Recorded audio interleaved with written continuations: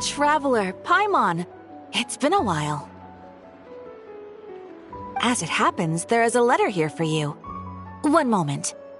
Here. A letter? From who? Dear Diary, I'm Kale. I work as a trainee forest ranger under my master, Tainari. I'm also studying at the academia. I've been getting better and better at reading lately. Mr. Al-Haytham says that the written word is a crucial medium for exploring the world and understanding oneself. That's why I decided to start this diary. That said, what should I write about? Things are pretty quiet in Sumeru these days. Life is good. Every day is a fulfilling and happy one. When I think back to the days when I suffered from Elazar, or way back to when I was injected with God remains, I'm in a much better place now. I hope it stays that way forever. I'll leave it there for now. Master said he'll take me shopping in Sumeru City today, which is great because I've been meaning to visit the toy seller at the Grand Bazaar for a while now. Kale, time to go. Yes, Master! Huh?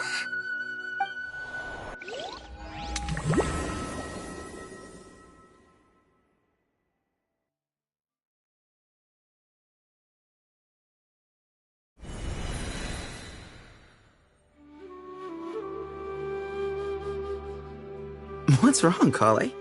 Is there something on my face? No, sorry. I didn't mean to stare. Did Master Tainari send you to pick me up? Master Tainari? What are you talking about? Tainari is the General Mahamatra. He's probably busy arresting criminals in Sumeru City. I mean, if that's what floats your boat, I can introduce you, but... Wait, Master Tainari is the General Mahamatra? But what about Mr. Sino? Sorry? Oh, you mean that guy who just joined the Vahumana Darshan? Rumor has it he's the leader of the Temple of Silence. If that's true, it's pretty impressive. Sounds like you've been getting to know more and more people since you joined the academia.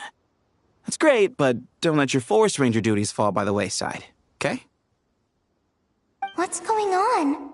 Sethos is acting like he's my master, and Master Tainari has taken over Mr. Sino's job. Is this some kind of prank? If so, it's a weird choice of prank.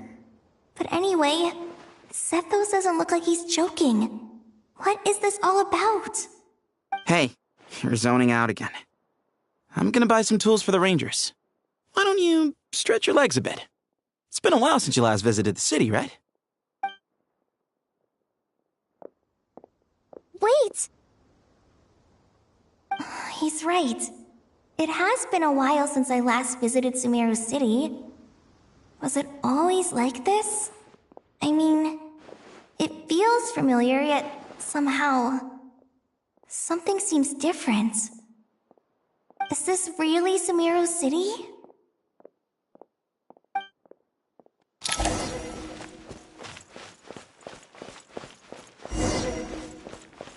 Hey, did you see who just walked by? I think she's that famous merc. Hey, did you see who just walked by? Would you like some fruit?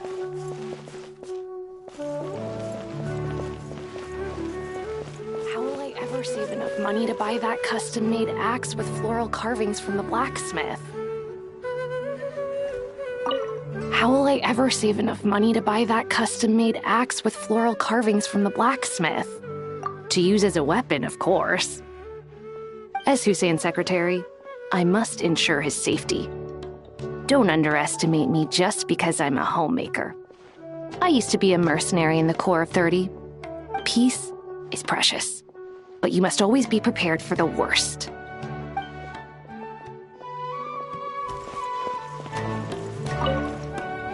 It takes courage to maintain a peaceful life, too. Hello, my name is Hussein.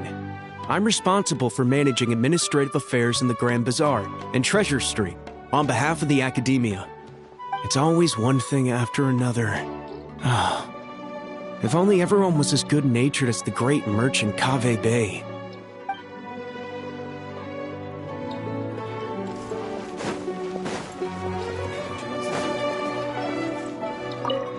Would you like some fruit? Hey, did you see who just walked by? I think she's that famous merc. Yeah, it's gotta be her.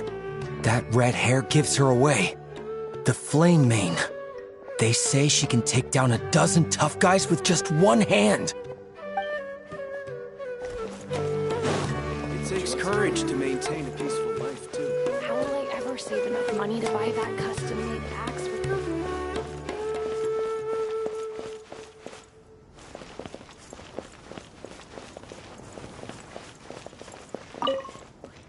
When I grow up, I'm gonna join the Eremites and protect Sumeru City.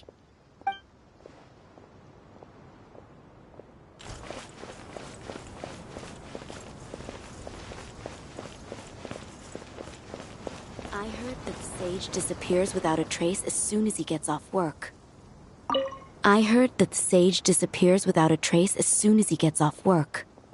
It's a little mysterious if you ask me.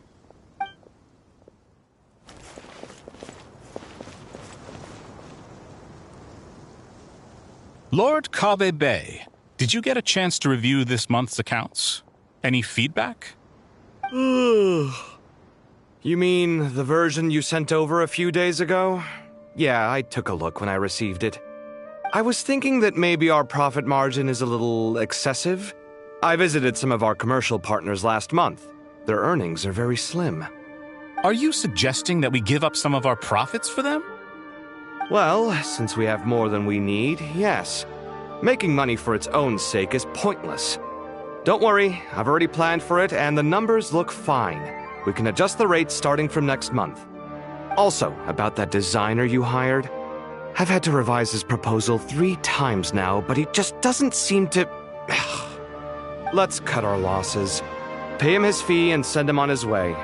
I'd like you to get Layla on this instead. She was Cyrus's student, and she designed the Palace of Alcazarzare. Seems like a much safer choice. Who's sneaking around over there?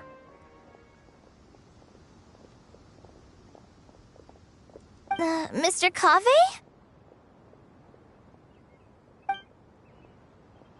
Do you recognize this person, sir? Yes, it's all right. We've met. This is Kale, Sethos' trainee. He brought her along the last time I went for drinks with him. What brings you to the city, Kale? Is your master here too? No, this is all wrong! Why is Mr. Cave saying that too? Tainari is my master, not Sethos. This can't be real. I have to ask someone else. There's gotta be someone else out there who still remembers the truth. Hey, wait! Don't run off! How strange.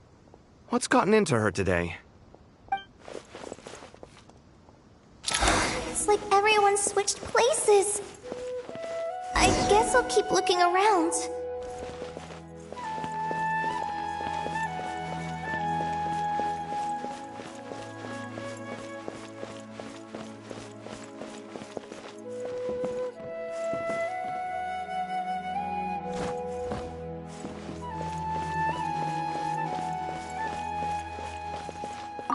The Grand Sage always used to disappear the moment he got off work, but recently, for whatever reason, he's been seen sifting through records in the House of Dana late into the night.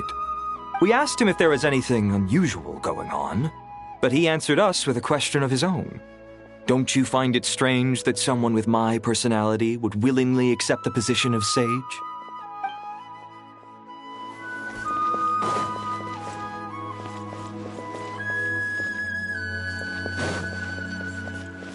Would you like a cup of coffee? This store's been pretty busy lately. Lots of customers have been feeding Ashru, who watches over the shop, and now Ashru's put on quite a lot of weight. Maybe I should put up a sign saying, "Please don't feed the cat."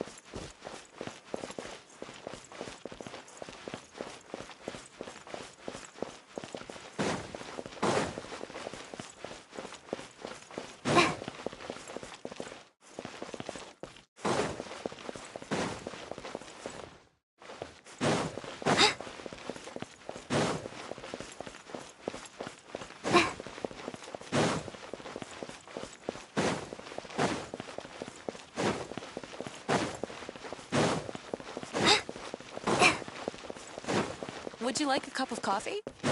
Students are under so much pressure these days. Students are under so much pressure these days. Sometimes, I just want to write their papers for them. Peculiar papers come to me for review every day. I really wish they were able to relax once in a while and not be constantly plagued by academic conundrums. It doesn't do a person any good to spend too long down the rabbit hole. Lots of visitors today, I see. Welcome all. It's been a while. Hey, Rahman. You know that guy who sells face powder on Treasure Street? I haven't seen him around in a while. Any idea what happened to him? Oh, you mean a Hongar? Yeah, he got into a brawl with Shavirme on Treasure Street. He's been banned from setting up shop there for now. Seriously? Oh, well, that's a shame. I was planning to pick out some makeup for you. Oh, don't worry about it.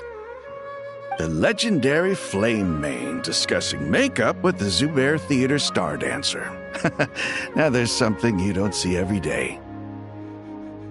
Flame Mane? You know, I'm not actually sure when people started calling me that. Maybe the other Eremites thought I needed a fiercer title to scare people off? To be completely honest, I think the title would fit you better than me, Dia. You think? Can't say I've never imagined myself as a merc. If I ever give up the dancing, maybe I'll head to the desert and give the Eremite life a try. You would? Is that so strange? Oh, not at all. In fact, I've actually had similar thoughts before. If I ever get tired of sleeping out in the wild, I think I might go look for a job at the Zubair Theater. I've adored the dance of Sub-Zero's ever since the first time I saw you perform it. If the chance ever came up, I'd love to try it out on stage for myself. Really? If our manager Sataria heard you say that, she'd hold you to it. Probably grab you by the sleeve and never let you go again. Hey, when that day comes, I'll do your makeup myself. How's that sound? Sure. If the day comes, I'd be honored.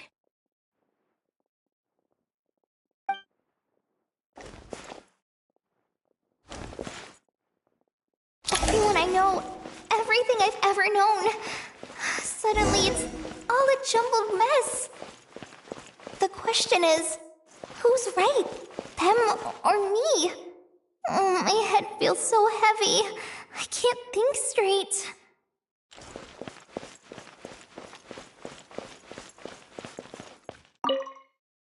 Hi, Mr. Sino.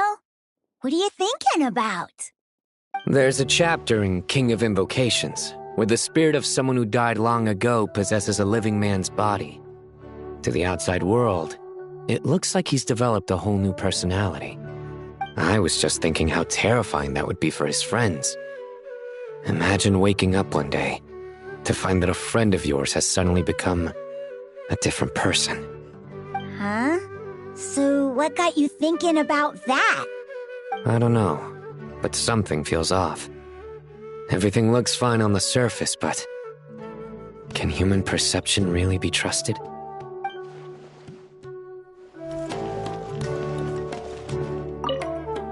Hi, Mr. Sino. There's a chapter in King... I was just thinking how... Huh? I don't know.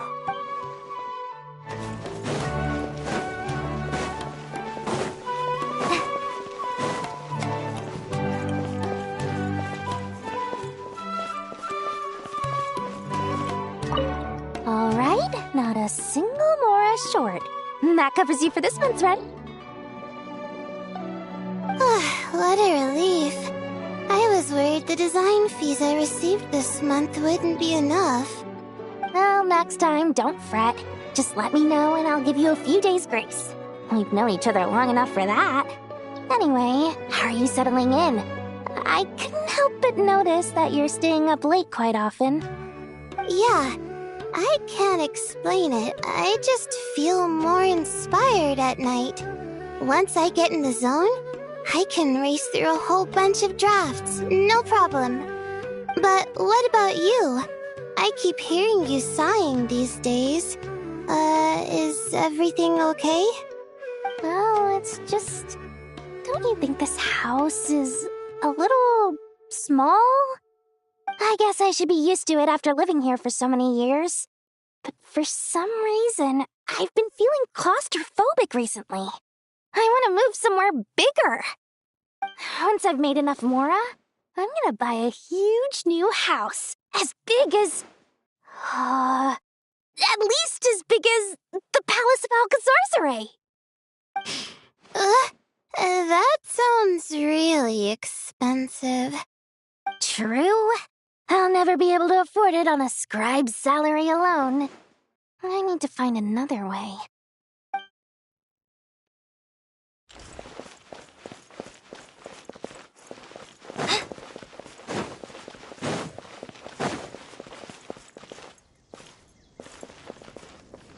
Mahamatra Tainari, we've apprehended the suspect. They say that the fool is prone to blind faith, but the wise man is not immune to it either. Suraj, do you have anything to say in your defense? Tainari, you were the one who turned the sages against me. Just a few words of caution from you was all it took to destroy my research. And now you're trying to stop me again? You should know that mechanical life is the future! We must cast aside our useless flesh and... That's enough. I'm not in the mood to listen to your lunacy. Anyone could tell you how amateur your work is. Karina, Ilias, put him somewhere safely out of the way. Yes, sir. Next on the agenda is... Master? What is it? Wait, did Professor Zahahati send you? She's been encouraging me to take on an apprentice. Might be getting a bit ahead of herself there, though. No, Master! It's me! Kale! Listen to me. Something really weird is going on in Sumeru City. It's like everyone's identities have switched around. You're not the General Mahamatra. You're a Forest Watcher. Just yesterday, we agreed to come to Sumeru City today to go shopping together and... All right, there's no rush. Let's back up a little. Your name is Kale, correct? Although this is our first meeting, you do seem strangely familiar somehow. Is there anything I can help you with? No.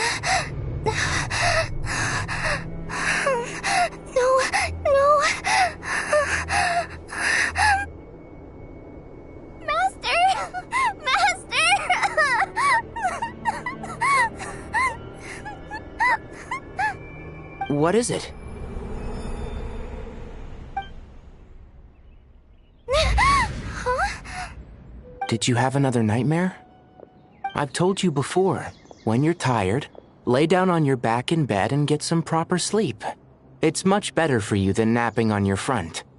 Poor posture obstructs your breathing, which can lead to all sorts of weird dreams. Now, we're supposed to go shopping in Sumeru City today, remember? Cheer up. I'll take you to Hushang's. I heard he's got some new toys in stock.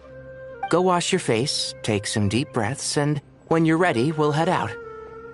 Okay. Thanks, Master Tainari. So it was just a dream. And yet, dreams can sometimes be a warning of things that will soon come to pass. Who said that? That dream felt unusually real, didn't it? Here's my suggestion. Since you're heading into Sumeru City anyway, you may as well tell Lesser Lord Kusanali about everything that happened. And just to be on the safe side, I think you should also inform your 2 traveler friends who once helped save Sumeru. I'd write them a letter if I were you. Time is short. A storm is coming from beyond the bounds of fate.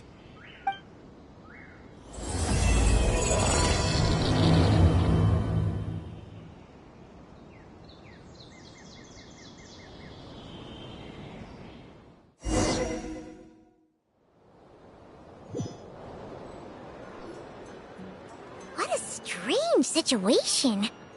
No wonder Kale was in such a rush to write us a letter. Imagine waking up one day to find that everything around you has changed. You might not even recognize Paimon anymore. Oh, that's a scary thought! Let's get to Sumeru and find out what the heck is going on!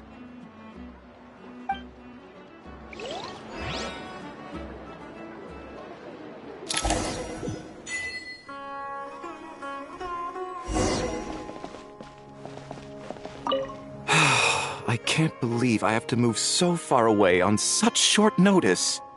I made an automatic watering device so that my flowers won't wither and die while I'm away from home. Hey, do you think renovation works is the real reason they're moving us to Caravan Rebot? There's a rumor going around that Sumeru City's buildings aren't earthquake-resistant enough. Maybe that's it? All we know for sure is that the order came down from the Dendro Archon herself.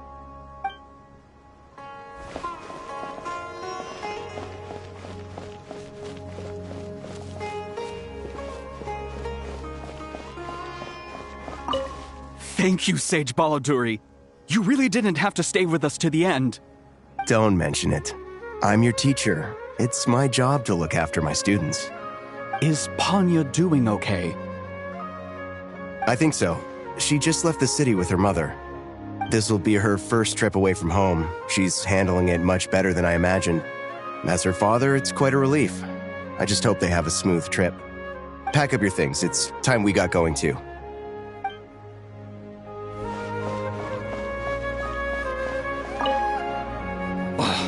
As if work and family aren't enough to deal with already. Now they're telling us to move to Caravan Rebot because of renovations? Huh. I bet it's just some vanity project. I don't trust the Dendro Archon, nor any of the sages. Especially not that new Grand Sage, what's his name, Nephis? If you ask me, he's the worst of the bunch.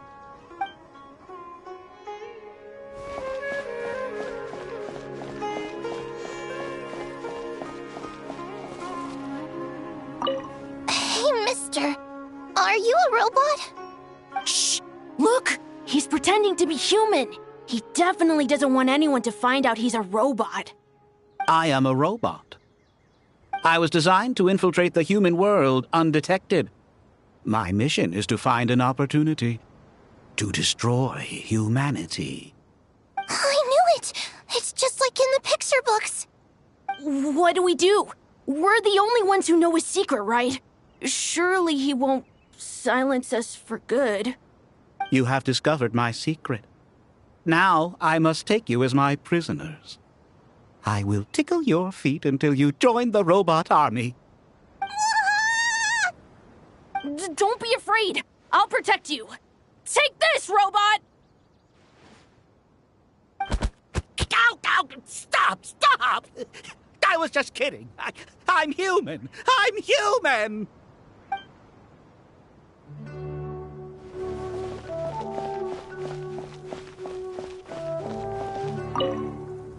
Hey, now's not a good time to visit Sumeru City. We're actually getting ready to move out ourselves.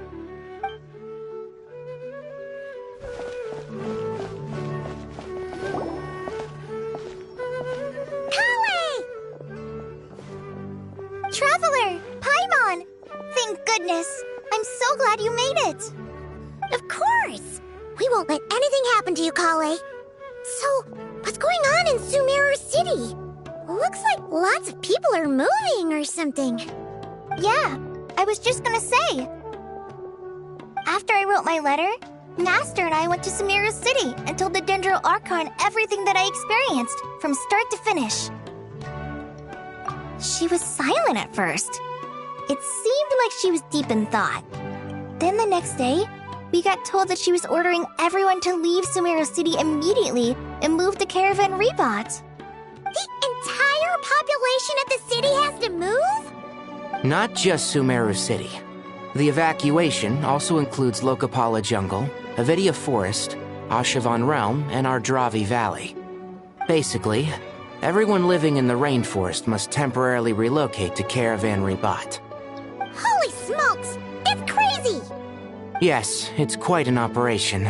Even if people only bring the bare essentials, the scale is simply enormous.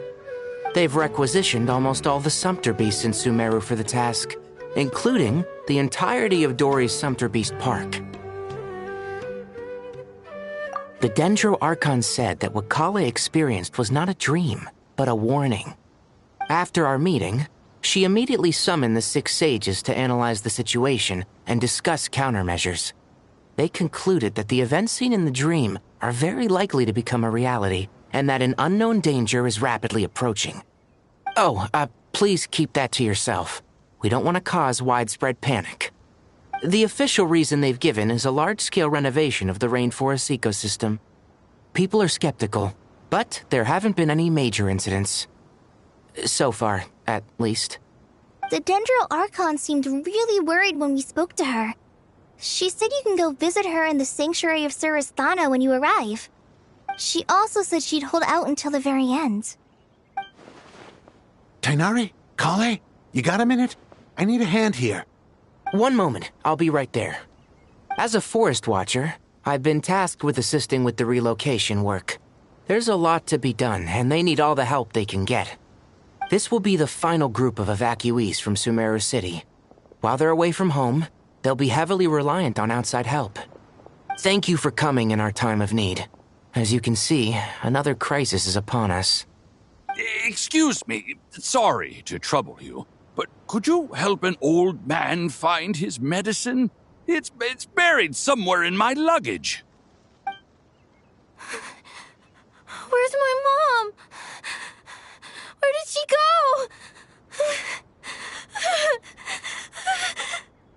go? Don't worry, it'll be okay. Those items are worth a small fortune.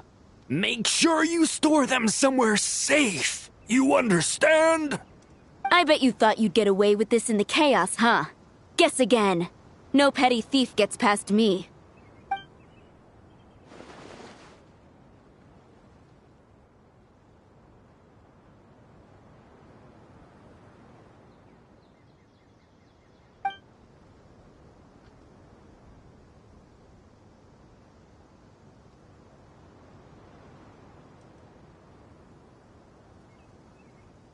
We should go help the evacuees. See you around. I'm so glad that you believed me and came all this way to help. It means a lot. Please stay safe. Don't worry. We may not know exactly what's going on yet, but as long as we stick together, we'll find a way through this. Goodbye! Look after yourselves! Will do. See ya!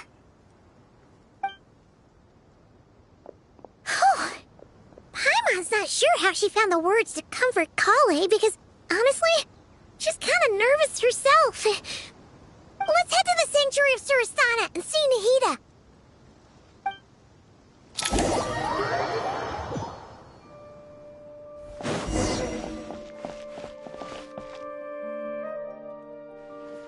Who goes there?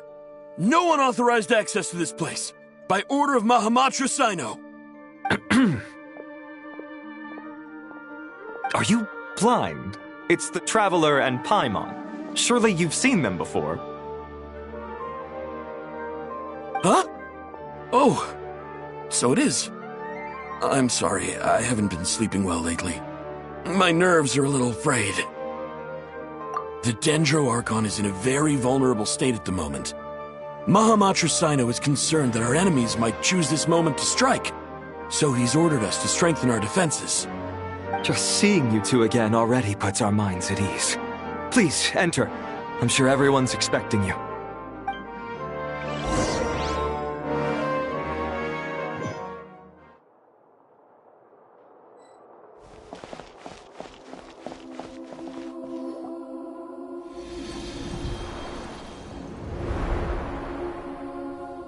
Traveler, Paimon, you made it. Aha! Perfect timing. Reliable helpers like you are just what we need right now. Oh, it's good to see everyone again. Kale gave us a rough idea of what's going on, but we still have a lot of questions. What kind of danger is Sumeru City in exactly? And how come everyone has to move to Caravan Rebot? At this stage, we can't be certain. We're investigating, but no definitive answers yet. I take it that Kale told you about her strange dream? Yeah. Apparently, everyone in Sumeru City was acting super weird. Even you guys.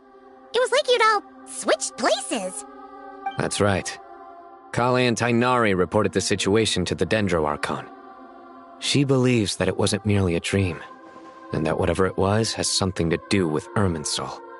It's a reasonable inference.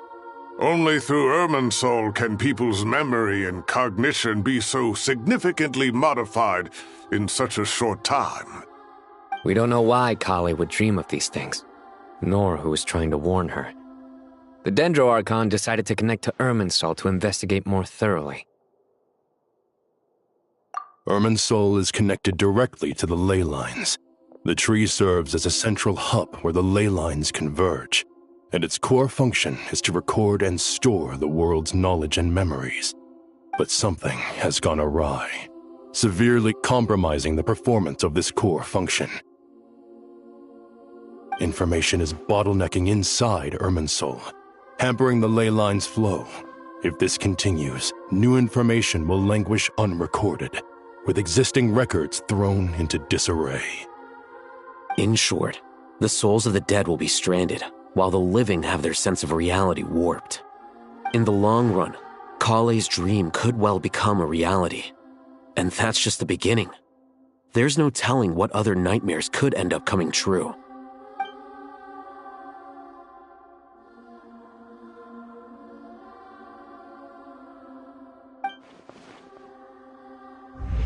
I have come this far, to use my death to open the gates of the ley lines to my people.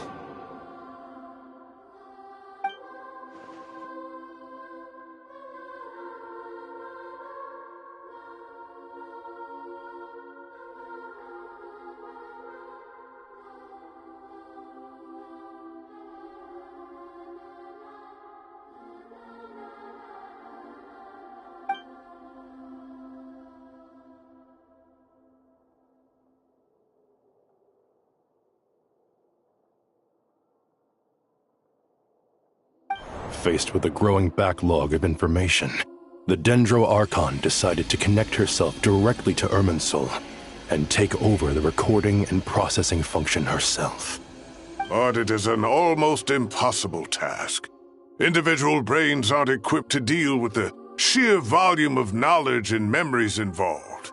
All that information flooding in at once would instantly fry any human mind. And for a god, even for a god, the suffering must be unimaginable.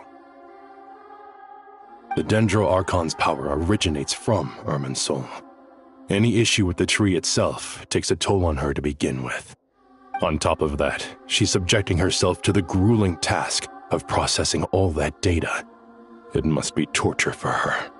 And despite all of this, she is somehow finding the strength to investigate the Irminsul situation from within and send us her findings. I finished analyzing the latest data. Looks like our working theory was wrong. There's no signs of Irminsul having been attacked from the outside. So it's internal then? Some sort of disease, perhaps? No. I've spent half my life studying the ley lines. If Irminsul malfunctioned this easily, the world would have met its end long ago.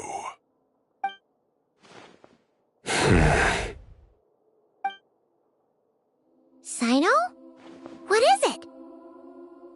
Not long ago, I got a tip from the Corps of 30 that a large number of unidentified merchant caravans had recently been spotted entering Sumeru through Beta Harbor. At first, I suspected that they might have something to do with all this, so I sent some people to investigate. But if Irminsul wasn't attacked from the outside...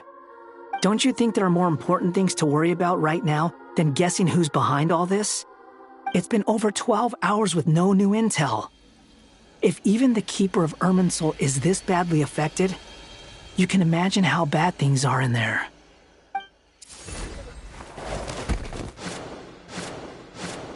Dendro Archon.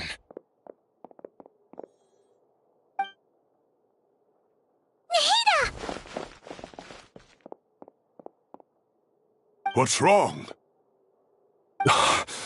Her breathing is weak, and our elemental energy levels are dangerously low. Looks like it's time to move to the backup plan. What's the backup plan? Get out of the city and take the Dendroarchon with us. The entrance to Irminsul is directly beneath the sanctuary of Surasthana. That means this is ground zero if anything goes wrong.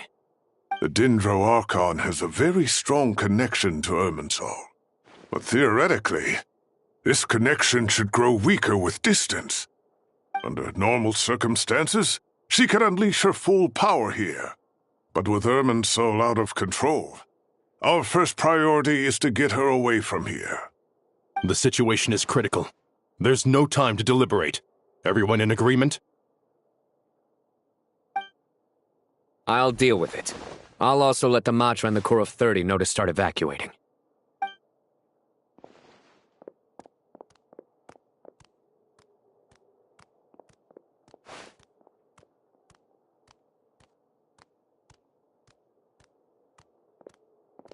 Let's go. No sense grieving when there's nothing more we can do. Agreed. We'll be back as soon as this is over.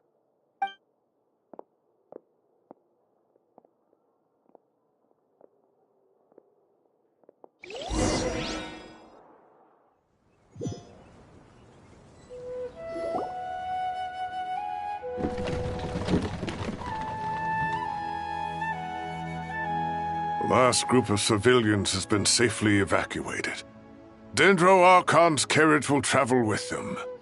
Sino and Hat Guy will protect the convoy. With the Dendroarchon in a coma, we've lost our means of investigating the situation. And with Irminsul still deteriorating, we have no choice but to evacuate Sumeru City. Feels as though we're being pushed along by an invisible hand. Stop moaning, Cyrus. We're the teachers here. We should be showing a little more confidence, don't you think? A wise judgment. Let's move out to Caravan Rebot.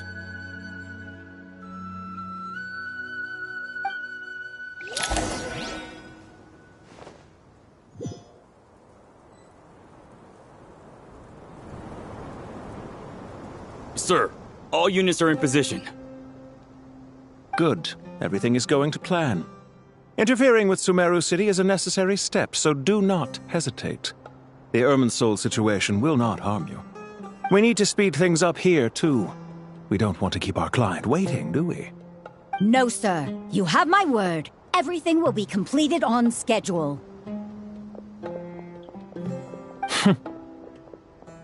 They say that fervent ambition attracts the favor of the gods, and with it, a vision. But we appear to be the exception. So, is our ambition not strong enough? Or does it threaten the very foundations of this world?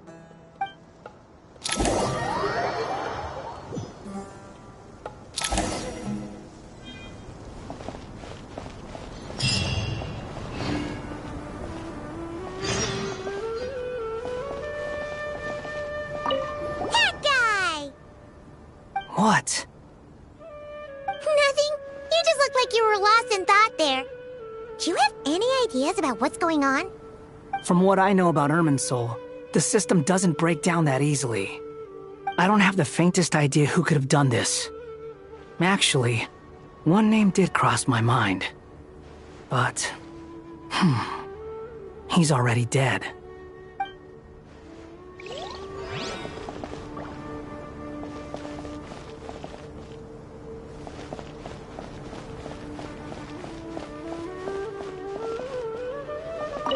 So, can I assume that this period of time away won't count as part of the rental period?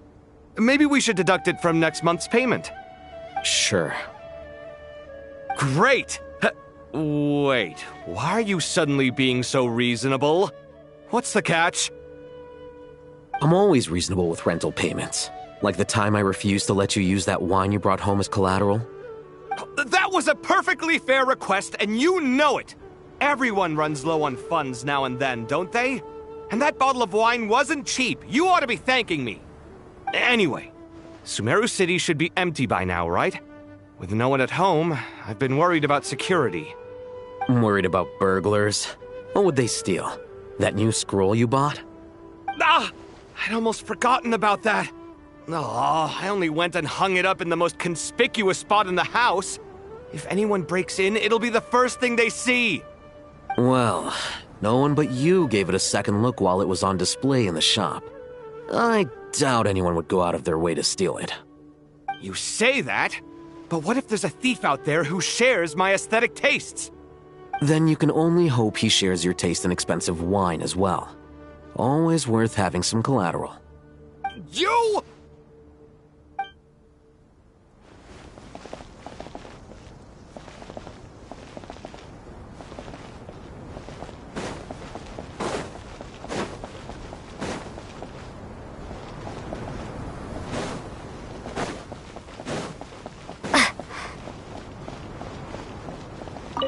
Keep your eyes peeled.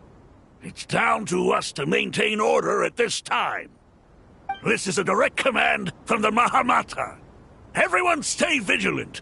We cannot allow bad actors to take advantage of the chaos.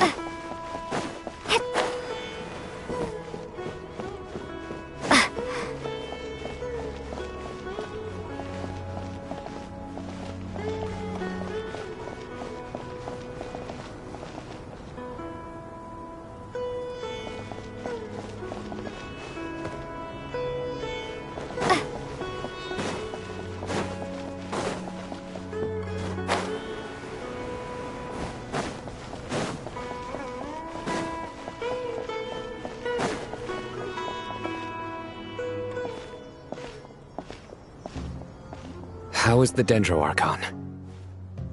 Her breathing is steady. I prepared some therapeutic incense for her, but it hasn't had much effect. Her vitals are still very weak. Based on the information you've provided, I have a working hypothesis.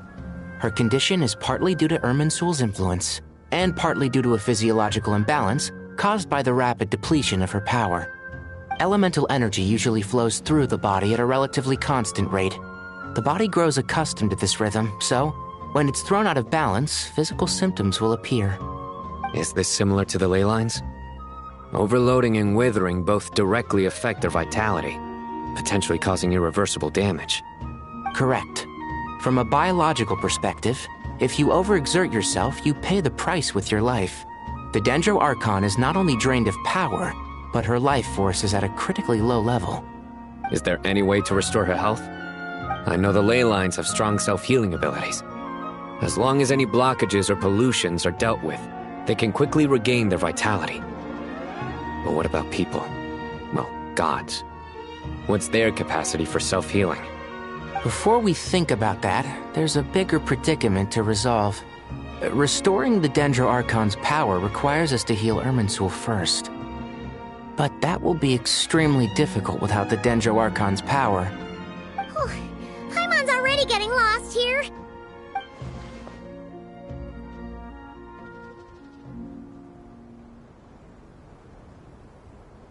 Master Tainari and Sino look so serious. I've not heard Master speak in this tone for a long time. Tainari.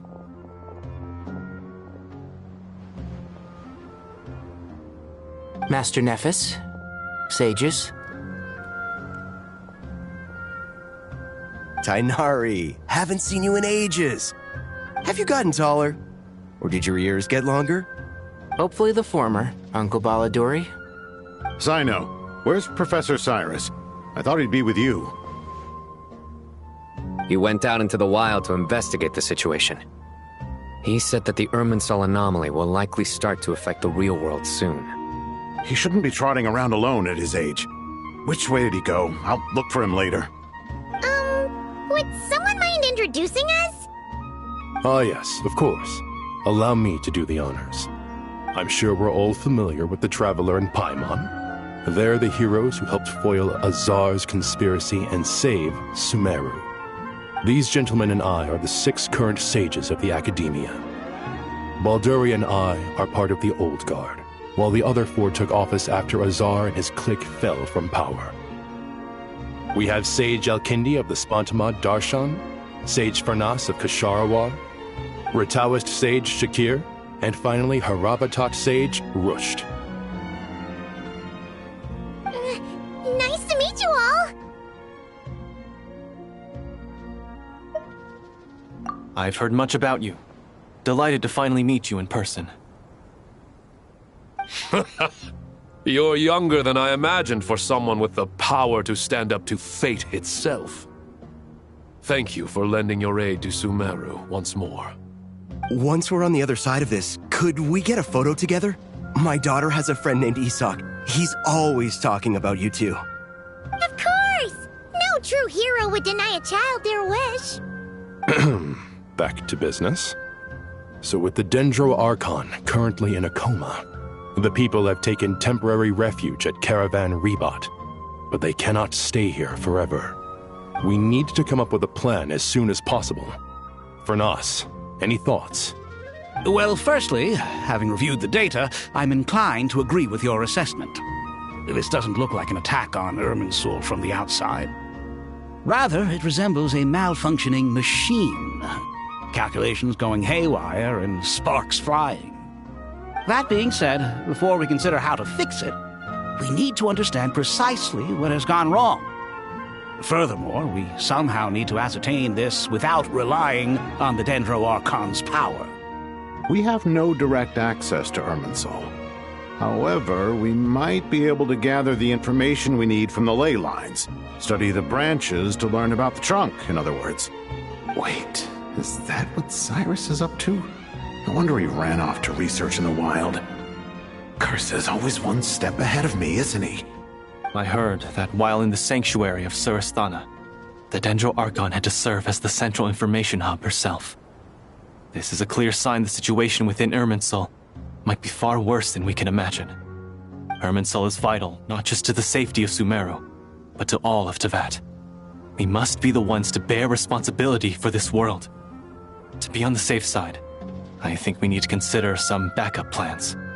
Are you saying we should consider a scenario in which Irminsul is completely destroyed? I'm merely pointing out that the possibility exists. You have a valid point. But until worst comes to worst, I believe we should focus our efforts on resolving the Irminsul anomaly and helping it recover. Kale, I understand that you were the first to foresee this crisis. If it's all right, I'd like to talk with you about it in more detail.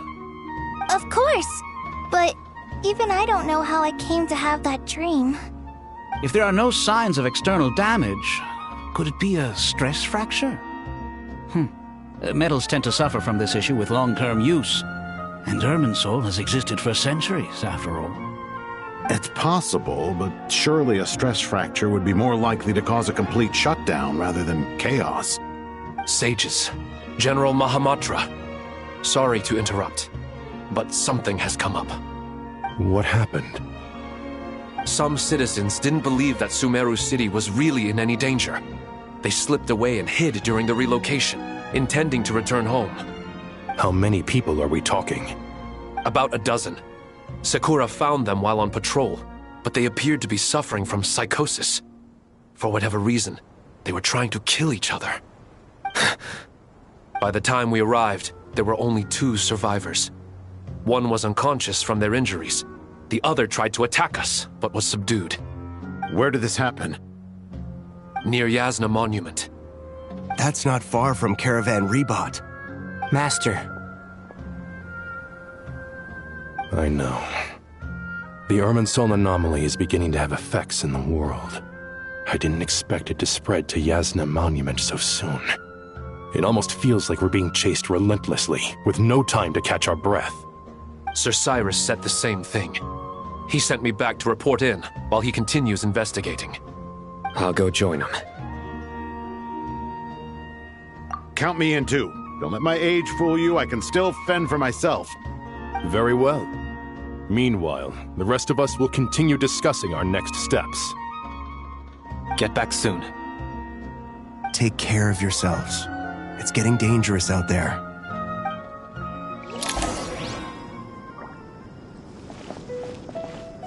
I thought we'd be safer once we got to Caravan Rebot. If the Irminsul anomaly's sphere of influence continues to expand, our only option will be to move into the desert. To Aru Village? We should check if they can accommodate so many people. Essential supplies will also become an issue. We were only able to relocate here so quickly because Caravan Rebot is well stocked. If we move to the desert, we'll need to carefully calculate how much food and water to bring.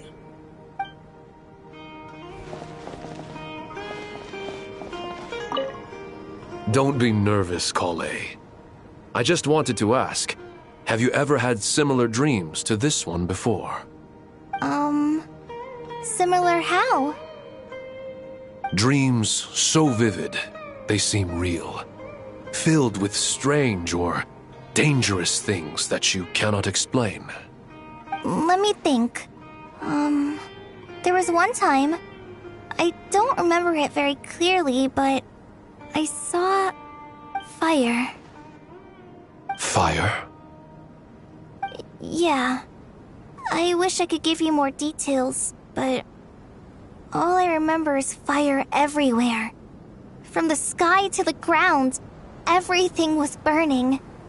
The heat was unbearable, and ashes were blowing in the wind. I doubt this dream was a mere coincidence. Perhaps it was some kind of prophecy? And yet, you've never studied astrology. I'm at a loss to explain it.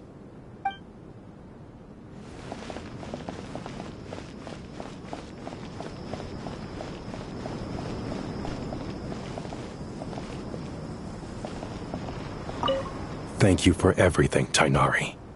Don't worry about me. I'm fine. But if you don't mind me saying so, Master, you're looking a little nervous yourself. I only just got appointed as Grand Sage, and now this happens. It's quite overwhelming. Looking back now, I don't think I handled the situation with Azar very well at all. Yes, I protested, but I went about it the wrong way. Instead of helping, I just ended up getting locked away. Now that I'm the Grand Sage, I have to be responsible for everyone's lives, including the dozen or so who fled to Yasna Monument. I can't help but blame myself for their deaths. It's only natural that you want to do the best job you can, but Master, we both know perfection is impossible. You're right. We may well be heading into the desert before long. Feeling up to it? We left in such a hurry that I didn't bring any sun lotion, but I'm sure I can make some from local ingredients here. That was a big part of my graduation thesis, after all. Still remember? Of course, like it was yesterday. I remember asking you if you'd like to stay and teach, but you turned me down without a moment's consideration. Anyone else would fight tooth and nail for the chance to research by my side, but you couldn't get out the door fast enough. Weren't you afraid I'd hold up your thesis and stop you from graduating? If you'd pulled a move like that, I would have reported you to the Matra right away. You wouldn't give me a second chance? What about the bond between mentor and student? No, Master.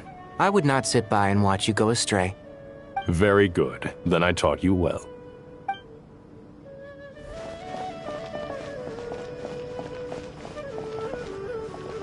That guy! What? Nothing. You just looked like you were lost in thought there. Do you have any ideas about what's going on? From what I know about Irminsul, the system doesn't break down that easily. I don't have the faintest idea who could have done this. Actually, one name did cross my mind. But, he's already dead.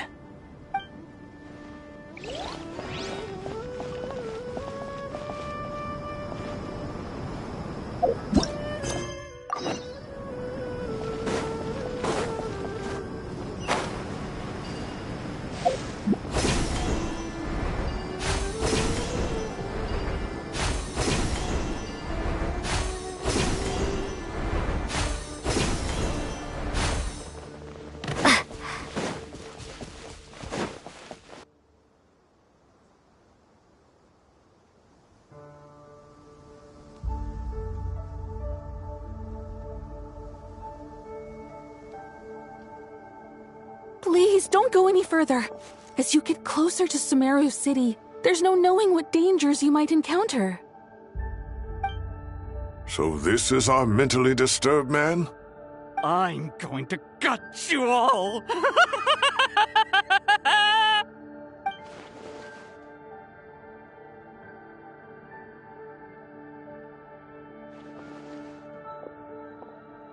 Cyrus, you didn't even bring a single guard? Do you think you're some sort of warrior? It's fine. Come here and look at this. Oh, it's... That's right. Flowers that bloom from openings in the ley lines, indicating some sort of anomaly. I don't believe I've ever seen a color like this before. Did you discover it nearby? Not just here. Way over there, too. They're everywhere. There's even more in that direction. How did you ascertain the situation further ahead? Didn't you just say that we can't go beyond this point? Yes. This area is relatively safe so far. But if you continue forward, delusions will start afflicting your mind. However, some vision-bearing mercenaries were able to maintain their sanity a little better. They're the ones who brought back news from further afield. Sino, do you remember the class I taught on dissecting ley line blossoms? I do, Professor. I received full marks in that course. Good. After all these years, it's time to put that knowledge into practice. There must be anomalous information hidden within these blossoms. Alkindi, I'll need your help as well. Been a while since we worked on a project together, hasn't it? Sure has. Well, what are we waiting for? Let's get to work. Anything we can do to help?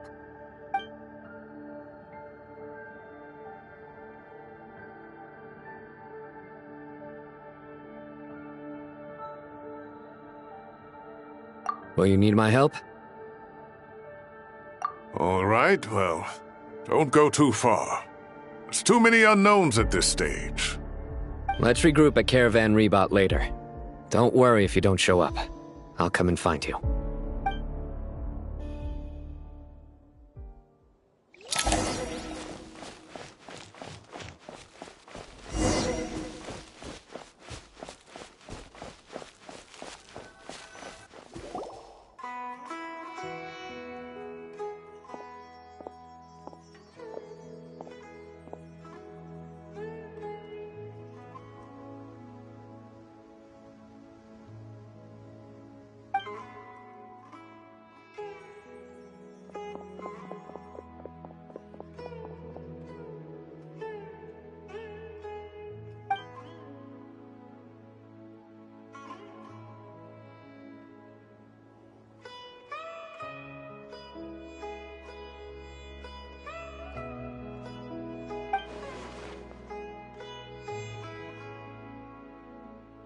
That should be the heart of Oasis.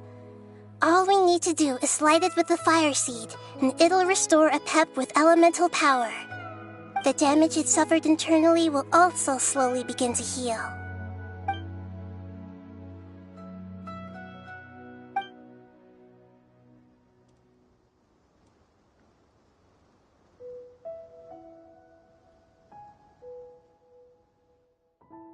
What is it? You thought of something?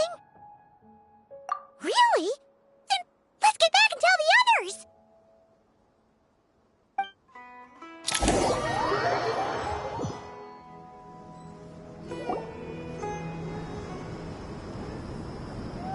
Whew. Glad to see you've returned safe and sound. Any longer and we would have gone out looking for you. Well, this is a nice surprise. Paimon sure feels better with everyone we know here. We've made some progress, so let's start by giving you and Paimon a quick update. By dissecting the ley line's blossoms, we've been able to deduce that although Irmin's soul is experiencing an anomaly, it has not completely rejected access from the outside. The Dendro Archon has the power to connect to Irmin's soul, but there's also another way. I assume you recall the devices everyone was wearing when you first arrived in Sumeru? Devices? Oh, wait. You mean... The Akasha terminals? That's right. Of course! It's been so long, Paimon almost forgot all about the Akasha. Wasn't it shut down, though? Yes, but although the system isn't currently operational, the technological infrastructure is all still there. And it turns out that a certain someone gets so bored at work that he's actually read through every single one of the instruction manuals. No prizes for guessing who that was. If praising others is that embarrassing for you, you can simply spare yourself the ordeal. As much as it pains me to say anything nice about him, there's no denying his intelligence. He rarely forgets anything he's read. The Akasha is exactly what Sumeru needs at this moment. Between us, we should have all the knowledge and expertise we need to get it up and running again. But if I recall correctly, doesn't the Akasha need a Gnosis to function? That's exactly right. The Akasha relies on the Gnosis as a power source, and in its absence, we'll need to find an alternative. To tackle this problem, it looks like we'll be relocating once again. Mainly to the Temple of Silence. Ring any bells? It's the only major institution in Sumeru dedicated to preserving the knowledge of King Deshret's civilization. You might find the answers you're looking for hiding there. I agree. There's a good chance. Master Nephis and the other sages have discussed it. As the chaos from Irminsul continues to spread, Caravan Rebot won't be a safe haven for much longer. We have to move into the desert next. The scholars and sages will head to the Temple of Silence, while the civilian population seeks refuge in Aru village. The Eremites will keep everyone safe during the journey, and Candace will be there to receive us at the village. This leaves us just one thing to worry about. The Dendro Archon. She's very weak. We can't afford to wait until Irminsul is fixed. There has to be another way to help her. Huh. Wow. Luckily, the Traveler had a eureka moment while we were out investigating. Really? Wow. Nice one, Traveler. Let's hear it. What say our Amorta experts? Theoretically, it's feasible. From what you're saying, although elemental life and elemental energy have their differences, the Dendro Archon has explicitly stated that she can imitate the power of the former. In which case, as long as Apep is willing, she should be able to convert her own power into a form that the Archon can use. It wouldn't be difficult for her at all. The only problem is convincing her to help.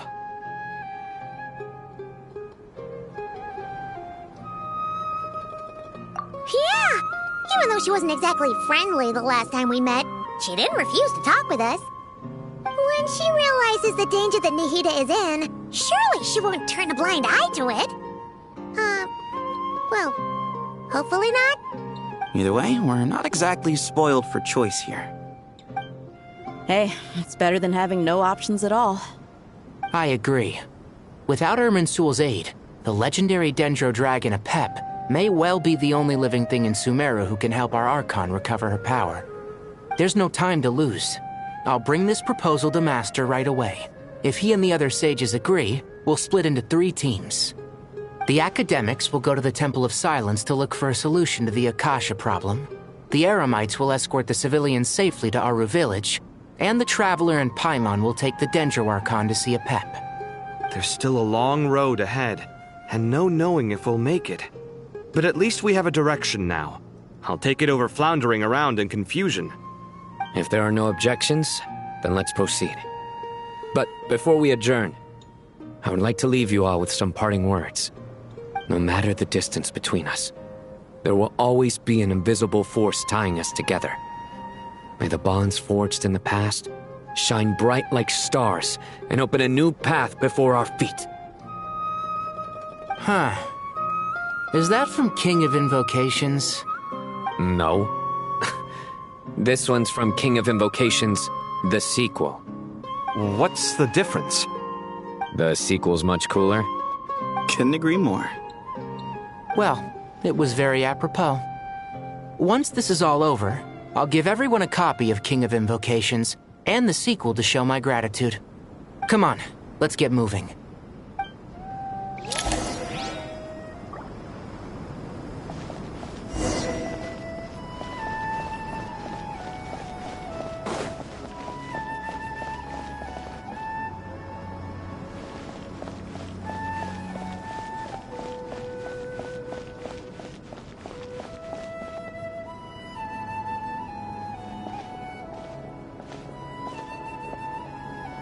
Tainari has brought me up to speed. I approve of your plan of action, but we can't proceed with everything right away. The people need to rest. For many of them, this will be their first time in the desert, so we'll need to find additional personnel to help escort them. You two, please go on ahead with the Dendro Archon. Let's rendezvous at the Temple of Silence later. No problem. We got this. Words can't express my gratitude, so let me just say, I hope everything goes smoothly for all of us. Goodbye for now. All right, let's get going. If Paimon remembers correctly, the last time we saw a Pep was in... Traveler, Paimon. Could I borrow you guys for a moment? It'll only take a second. Kale, what's the matter? Well, the thing is, Master Tainari once told me, after you raise a problem, you should think about how to resolve it. But ever since I had that dream, I feel like I haven't been of any help at all. I tried my best to keep up with the conversation, but there was so much new information, I couldn't take it all in. So, I just wanted to ask, do you have any tips for me there? Paimon knows exactly how you feel. But fear not, everything you need to know is right here in Paimon's notes. Sumeru chapter. It's got tons of info about all the things we've seen and heard on our adventures. Some parts are a little simplified, but hopefully it all makes sense. You see? Being the greatest guide in Tibet isn't just a fancy title. It takes a lot of hard work. Paimon doesn't always understand the things you're talking about with other people. Whenever that happens, she notes down the confusing parts and goes over them in her own time. This is perfect. Could I borrow it? Sure. Matter of fact, you can keep it if you want. Paimon has another copy. The spare copy was originally meant for the Traveler. Paimon used to worry that one day she might not need a guide anymore, so she wanted to have a gift for her, in case we ever parted ways. But it doesn't seem so necessary nowadays. We have so many more places to see together. One copy will be enough for both of us. Thank you so much. But still, these are your treasured memories. I think I'll make my own copy and then return the original to you. Anyway, that was all. I won't keep you any longer. Have a safe trip. See you again soon. See ya! Alright, time to bring Nahida to see a Pep. Let's hope that old grouch is in a negotiating mood.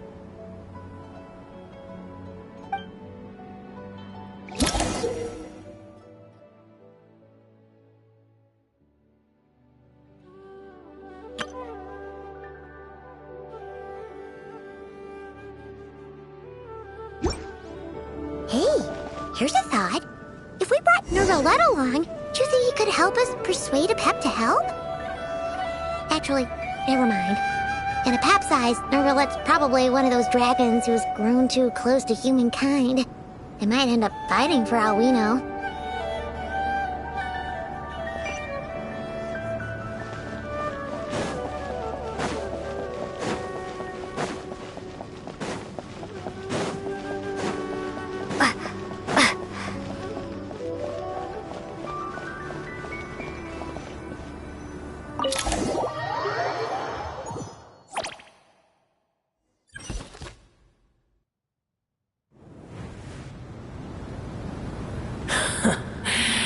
I had a feeling your kind might come calling.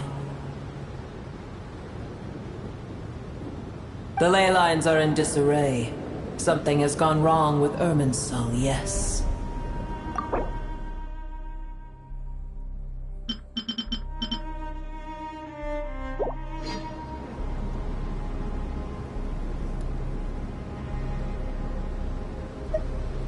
Even from a great distance away, I can sense that Sumeru is headed for destruction.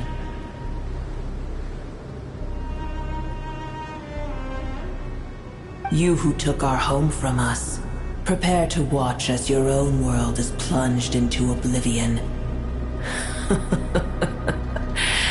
Oh, how the cycle of history comes to a poetic conclusion.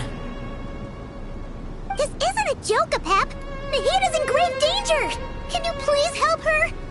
Is she now? Then do explain. For what reason should I lend Buer my assistance?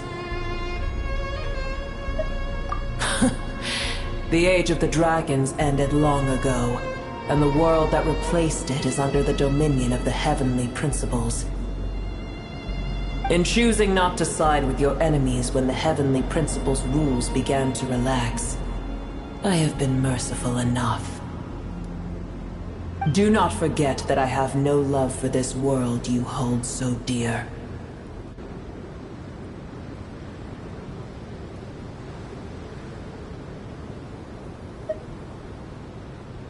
Apep, if you truly despise gods and humans so much, well, after the great humiliation of being helped by a god in the past, shouldn't you be jumping at this chance to balance the scales? Now that is a compelling reason. When El Ahmar plotted against me and I was tortured by forbidden knowledge, it was Buer who saved me from agony. And though I regard with shame the pity of my enemies, to receive aid without repaying it would likewise tarnish a dragon's dignity. Oh, tiny Buer, puny humans. Just this once I shall deign to show you the true power of dragonkind. Whoa! It's happening again! We're gonna get sucked in!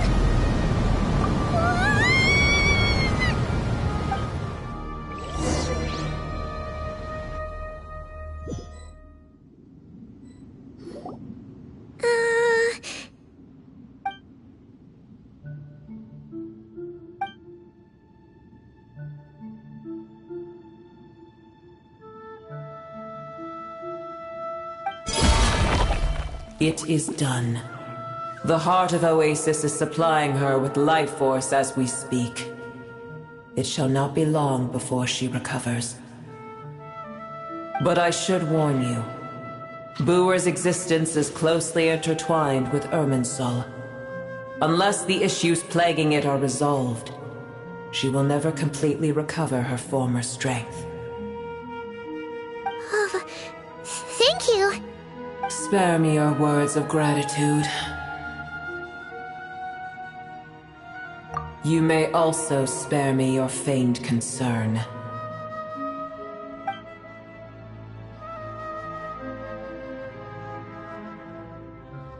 A dragon's sovereign's power is far greater than you can imagine. While I was indeed weakened when the heart of Oasis ran dry, providing tiny Buer with a morsel of my life force shall have little consequence for me. Oh, good to hear.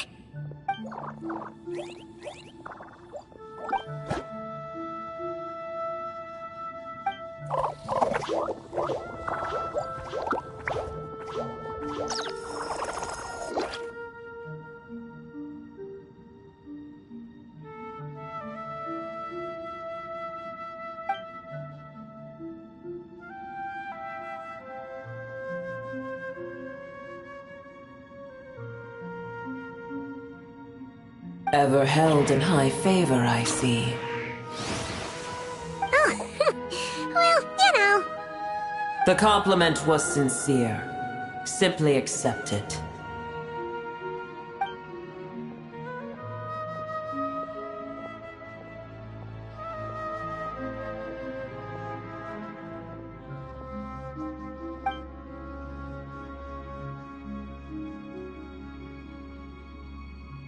I did once. That tree was not planted by the Heavenly Principles.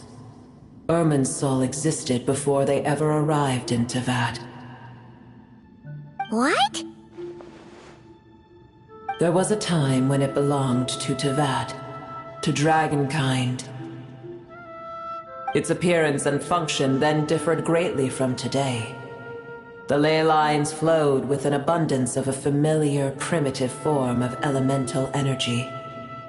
You may know it as the power of the Light Realm. The heavenly principles usurped and refashioned Irminsul, made it serve humanity, and used it to anchor the fate of the world. Yet in the end, humanity has failed to protect it. Heavenly principles, God of gods. It makes me sick. The enmity between your kind and mine can never be bridged.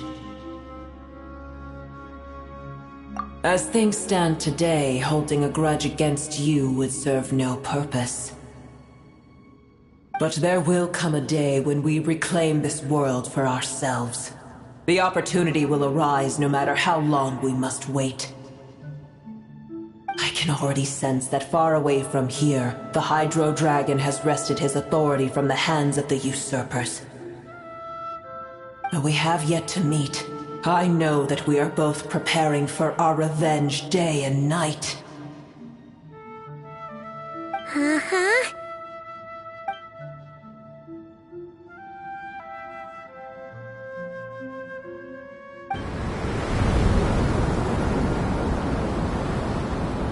I hear a great disturbance out there.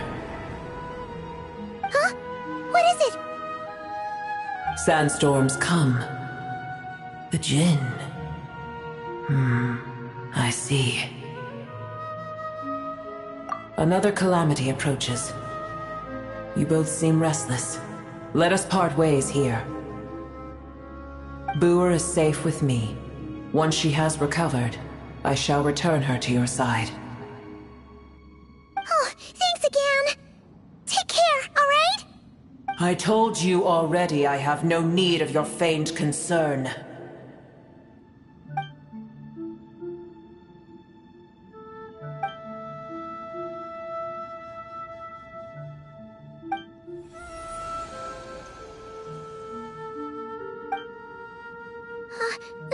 Nahida? You're awake! Are you okay? Cease your interrogation. Yes, she awoke for a brief moment, but she has now lost consciousness again. Take it. We shall talk more at another time.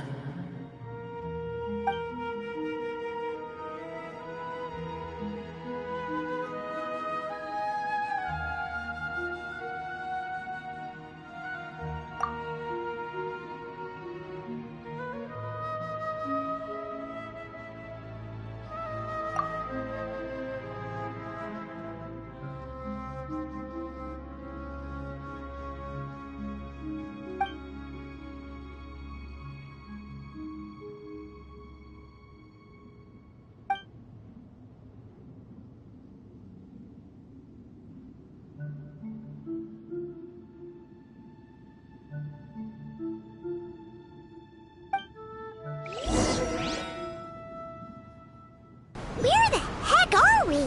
Did you just dump us in the middle of nowhere? Wait. No. Paimon remembers now.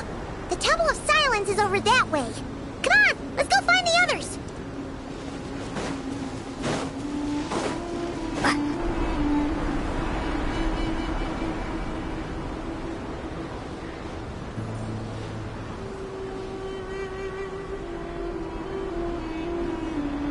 There's no need for everyone to stay here. I'll protect the sages. The rest of you, return to Aru village. Yes, Mahamatra Sino.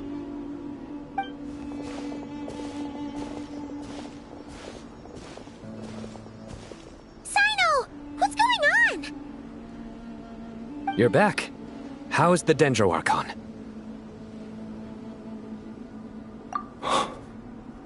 What a relief. It's the Jinn. Countless Jinn have stirred up violent sandstorms across the desert, blocking our path to the Temple of Silence. Tainari and Kale have returned to Aru village to help. The Jinn are being highly aggressive, So both the village and the merchant caravans require protection. It's just one thing after another. Where did all of them come from anyway? In all my trips to the desert, I've never seen anything like this before. As I see it, the only possible candidate is Gurabad.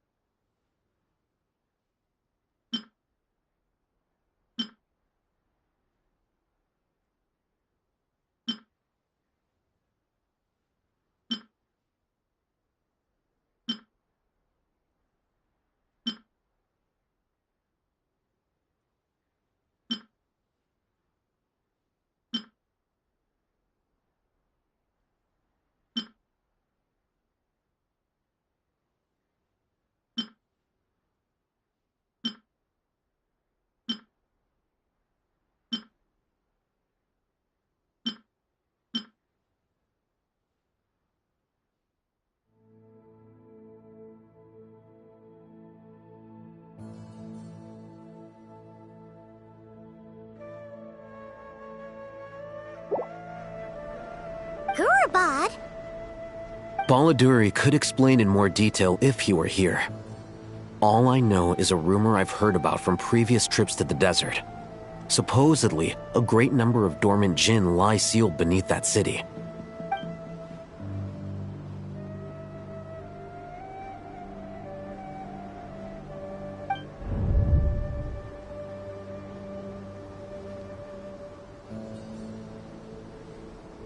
Gurabad is, for me, a fated land.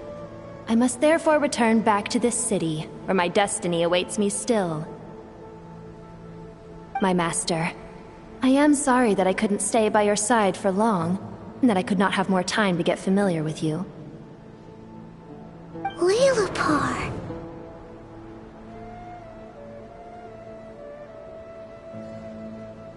Yeah, we once said goodbye to a friend there. Well, maybe not a friend exactly, but someone we met on the road anyway. She was a strange bottle. If we can find a way to wake her up, maybe she can help solve the situation in Gurabad. Well, be careful. You may find there's more than just the jinn to worry about. You mean, there are other dangers in Gurabad? It's a sensible assumption to make. The moment we arrived in Caravan Rebad, the Irminsul anomaly started spreading in that direction. Now we've moved to the desert, and suddenly we're plagued by jinn and sandstorms. To call it a coincidence would be a stretch. Don't worry, we've gotten a lot stronger since our last stint in Sumeru.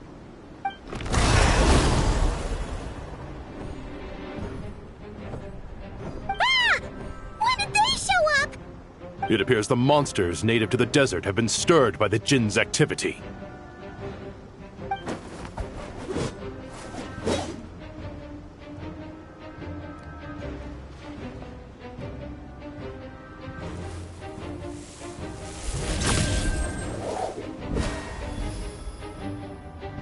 You should get going. We'll take care of things here.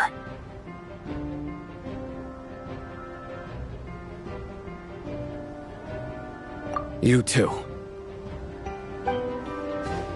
Don't do anything too risky. You got it?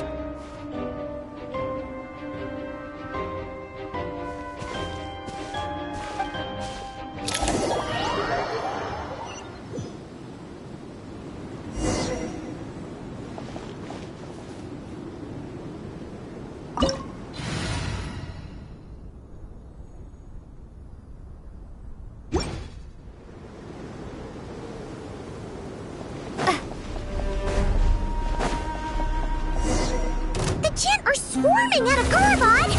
Looks like Awaken was right! Let's get inside and see what's going on! Such defiance. Heaven's will made muck.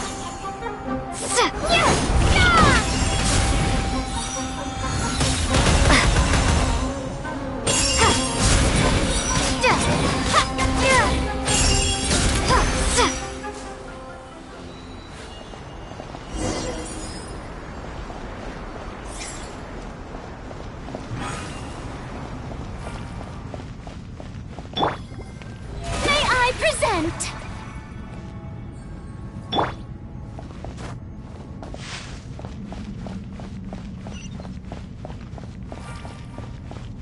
They just keep coming! How many of these things are there? We'll never take them all round! Let's just head further inside for now!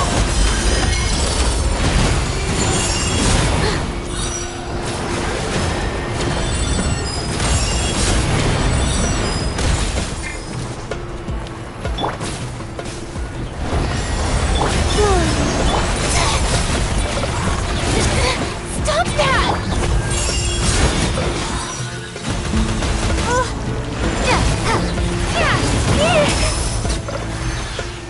A new dawn rises! Time to ignite!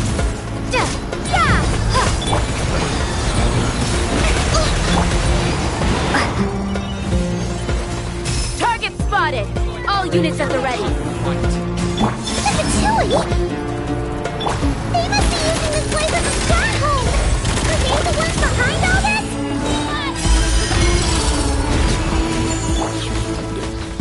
Unions converge.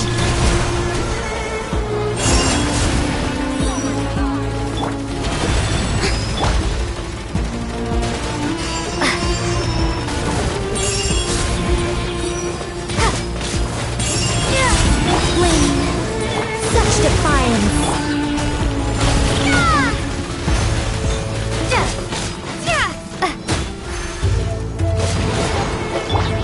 A moonlit night for all. I live within you.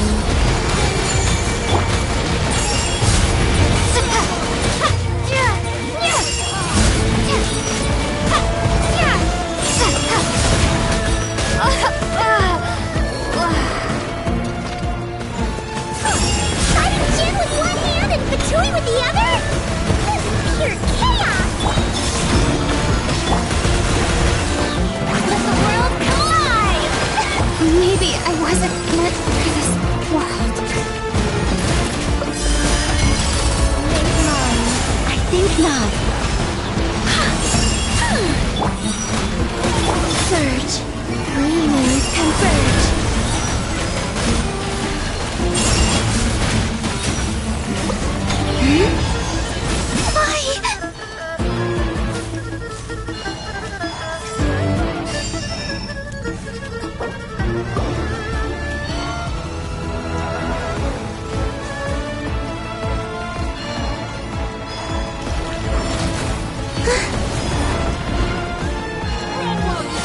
Wayne, there's nowhere to hide.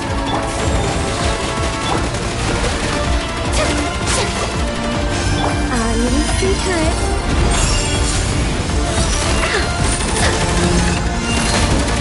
Did it take too long?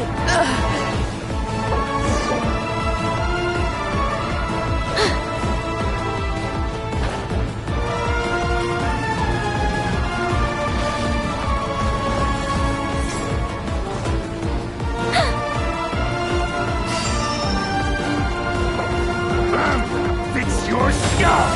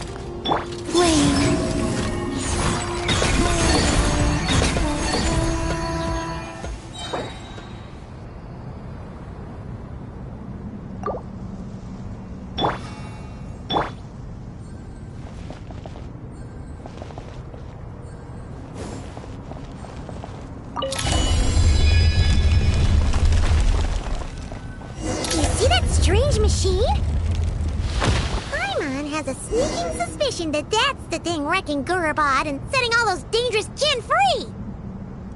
The target has reached the core zone! Requesting backup! Repeat, requesting backup! Backup en route! Stop her at all costs!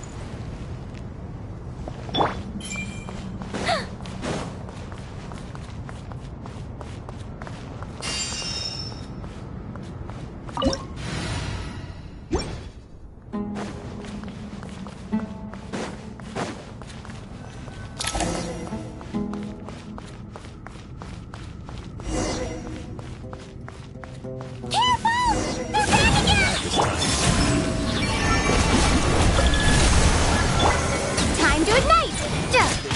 Do it! Heaven's will, made mine. Today I lost!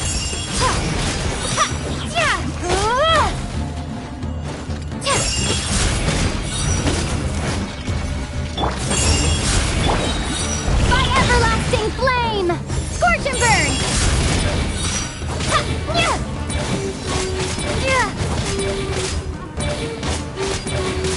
Success! Nice one, Traveler! Let's keep going!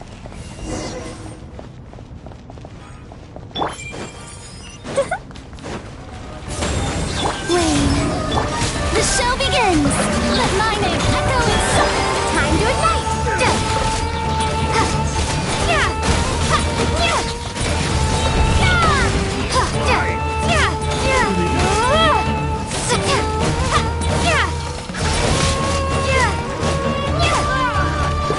Such defiance! I really see trick. Oh, brilliant! Surge, a moonlit night for all.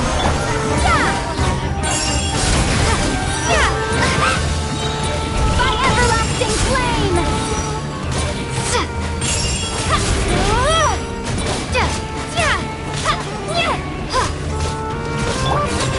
Heaven's will, made mine. Time to shine!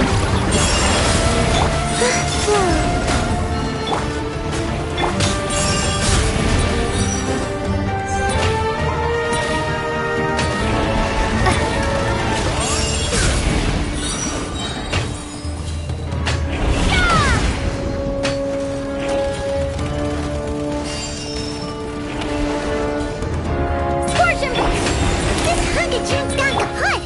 Now we can finally... It seems my subordinates failed to stop you in your tracks. Apologies, sir. There is no need to apologize. You did well to hold your ground against such a powerful adversary for as long as you did. I must commend your courage and perseverance. So, you're in charge here, huh? First the problems with Irminsul, now this mess in Gurabad? Are you the ones responsible for all this?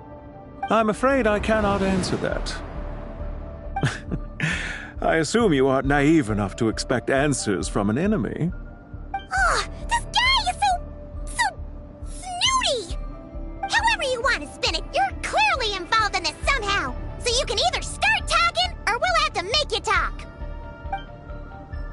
Let's get him! Traveler, what's wrong?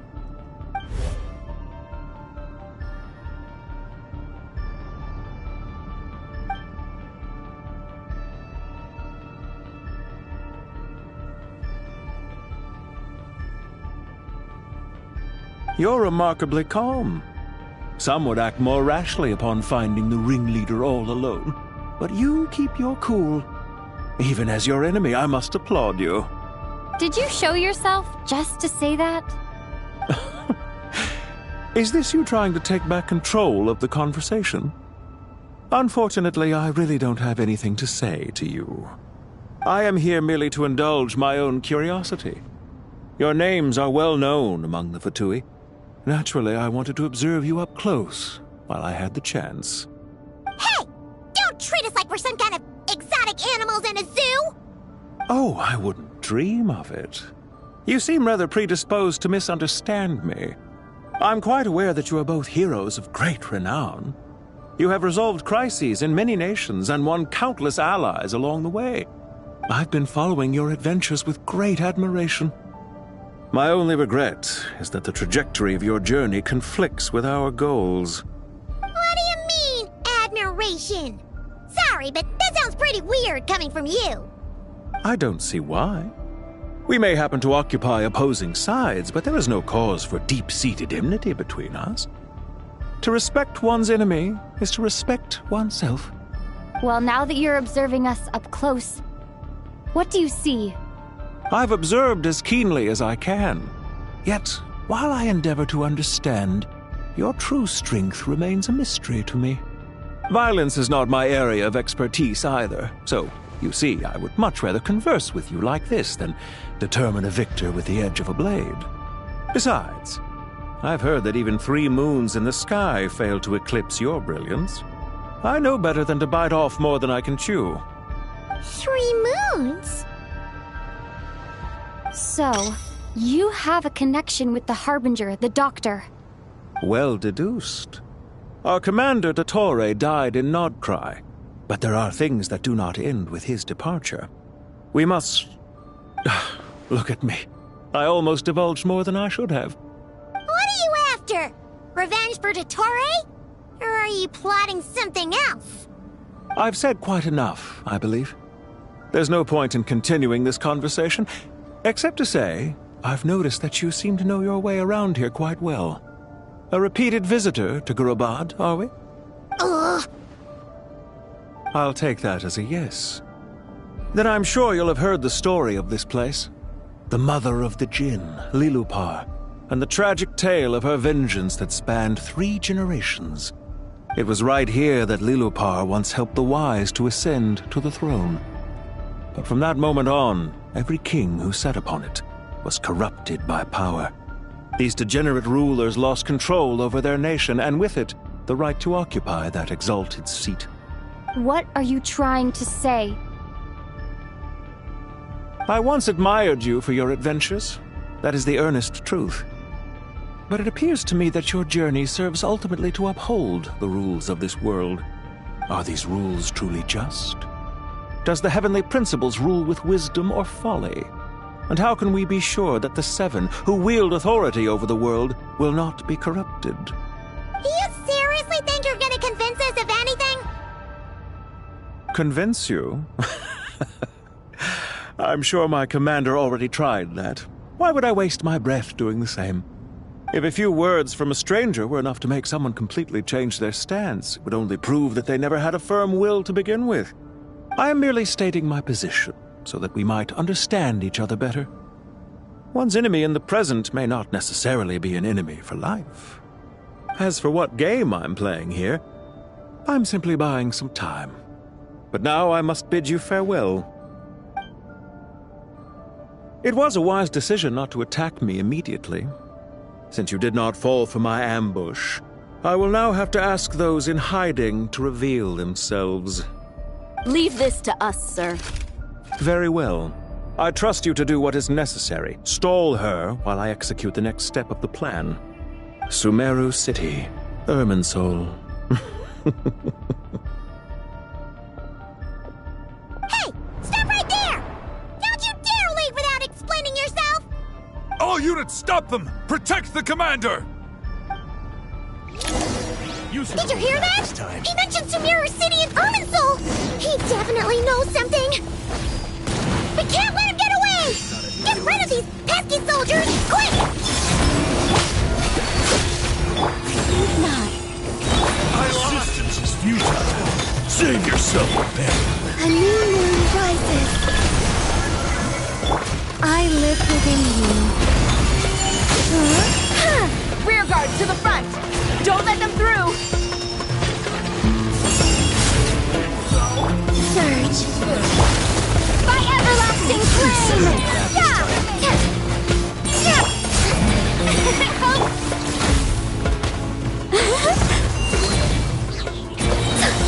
Heaven's will made mine. Get that thing in position! Let my name echo in song! Time to ignite! Do it.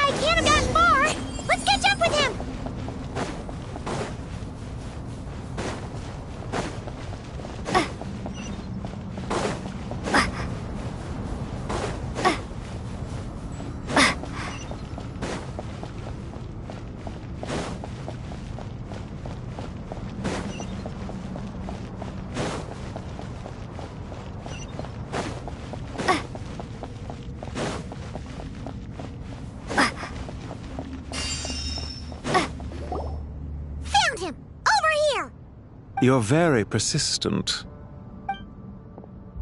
Hey, you! Stop running and explain yourself! What are you trying to...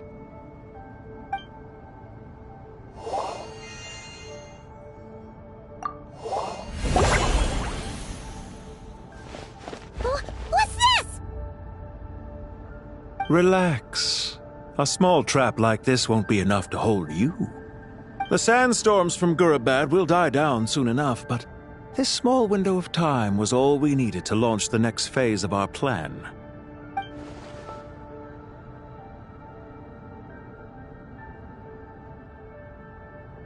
Don't be discouraged.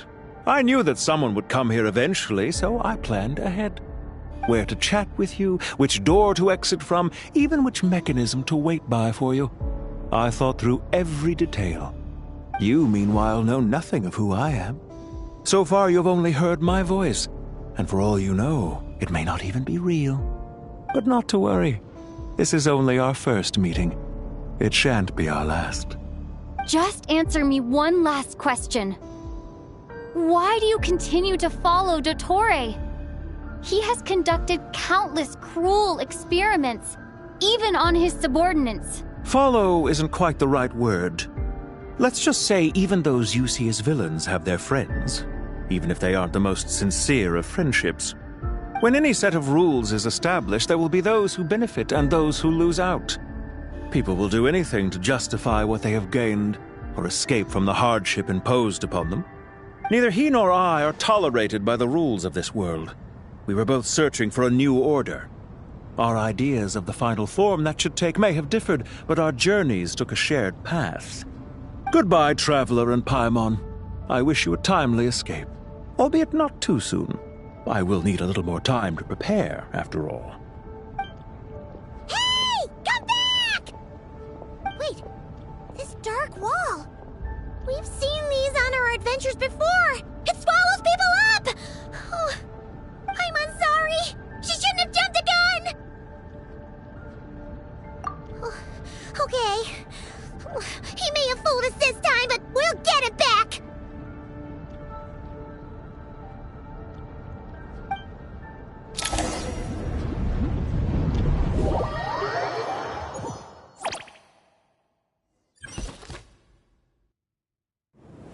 Sino and his team are guarding the north.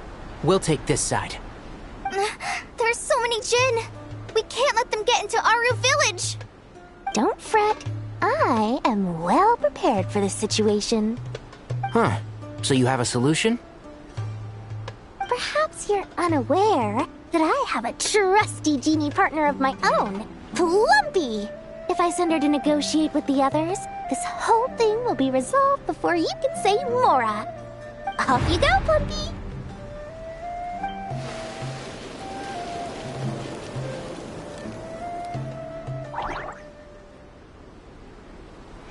Come on, what's the holdup? 5,000 Mora.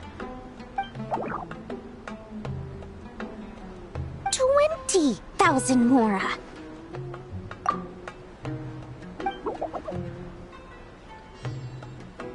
100,000 Mora. Final offer. Ah, so she's a hired partner.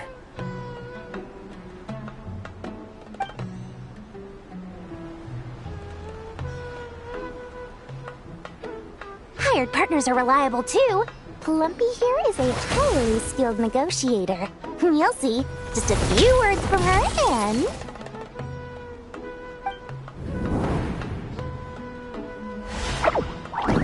Plumpy! Don't you Jinn have any respect for the rules? This was supposed to be a negotiation! How dare you treat my messenger like this? You wanna play rough? You can play at that game!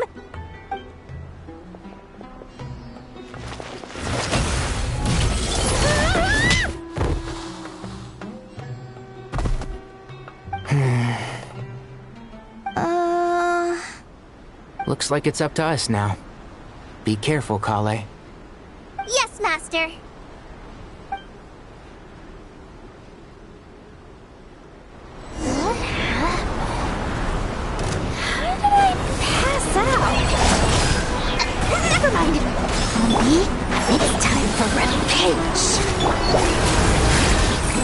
You know, this reminds me of when you first arrived in a video forest. You were trying to help a child retrieve a lost toy when you stumbled upon Spino Crocodile territory by mistake. Yeah, I remember. Our first time fighting side by side. Fighting side by side? I seem to recall swooping in to rescue you with the team of forest rangers. Please stop.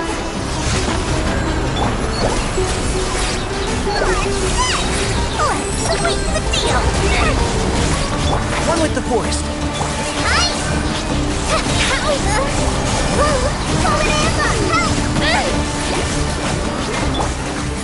Forest? Can't see?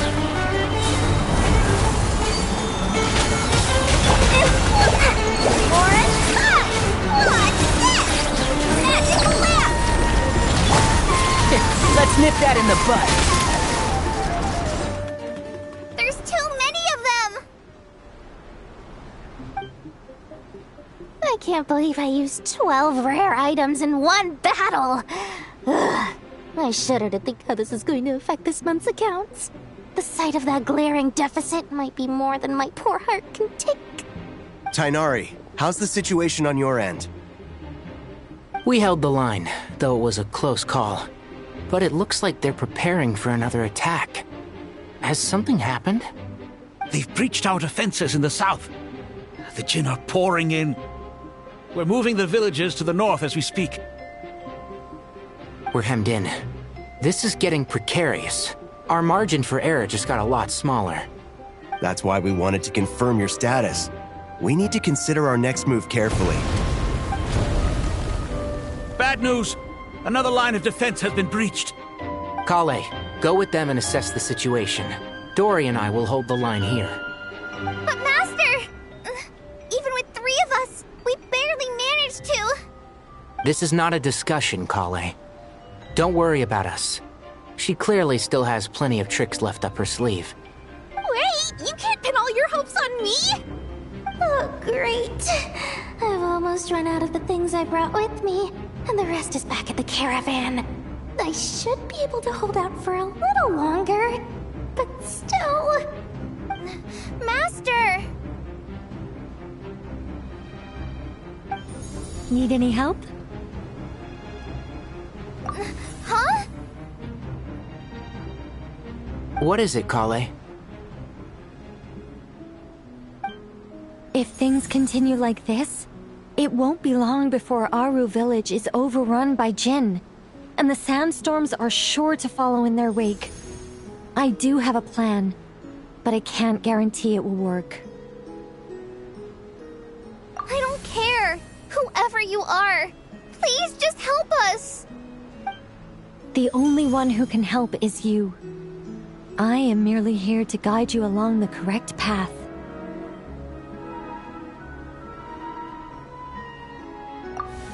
I am a spirit created at the beginning. I am a flickering illusion. I am the shimmering light that flows from the eyes of the Creator. What do you mean?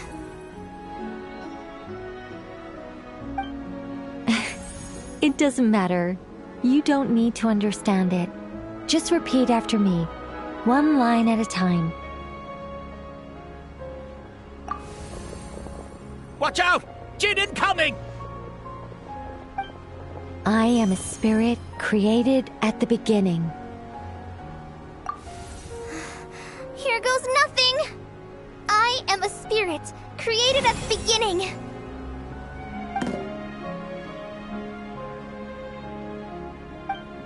I am a flickering illusion. I am a flickering illusion.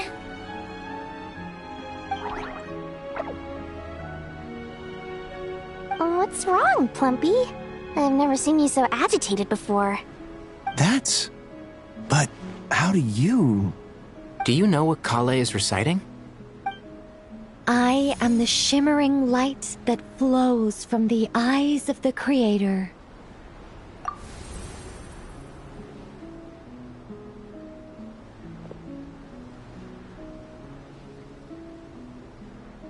I am the shimmering light that flows from the eyes of the Creator!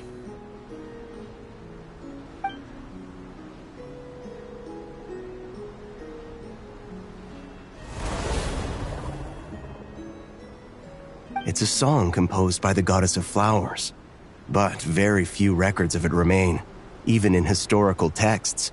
All we have is a few fragments. Is Kale an avid historian? Not to my knowledge. The Jinn have actually quieted down. Although... no, it's more than that. It looks like they're showing... submission. Clearly the songs left by the goddess of flowers have a soothing effect on them. At the very least, they're much calmer now. Really? Let me try. I am a spirit created at the beginning.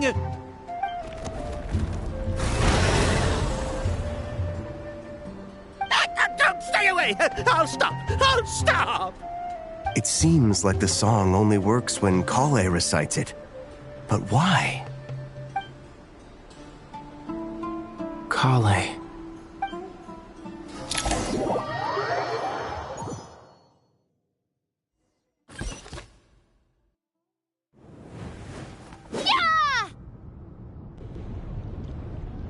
Any luck?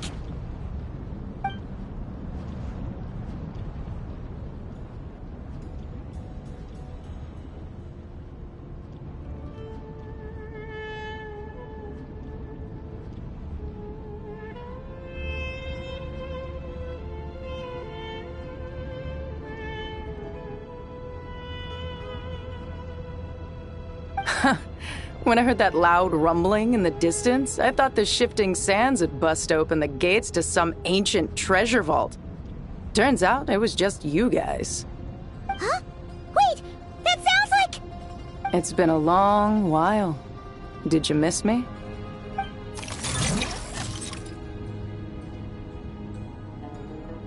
Jet! Ben! Let's save the catching up for later. First, I gotta get you guys out of there. This should be the right mechanism. Ben, can you handle it?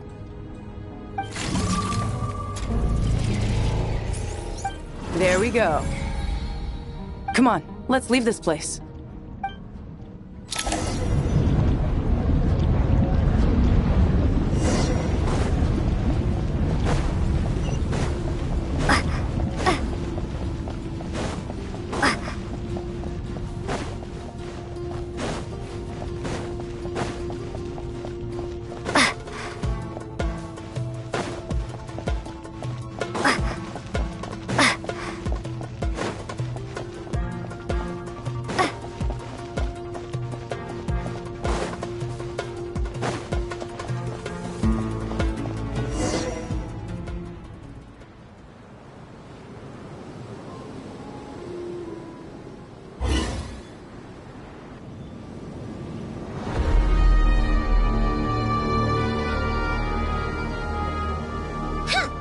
Fatui sure made themselves scarce.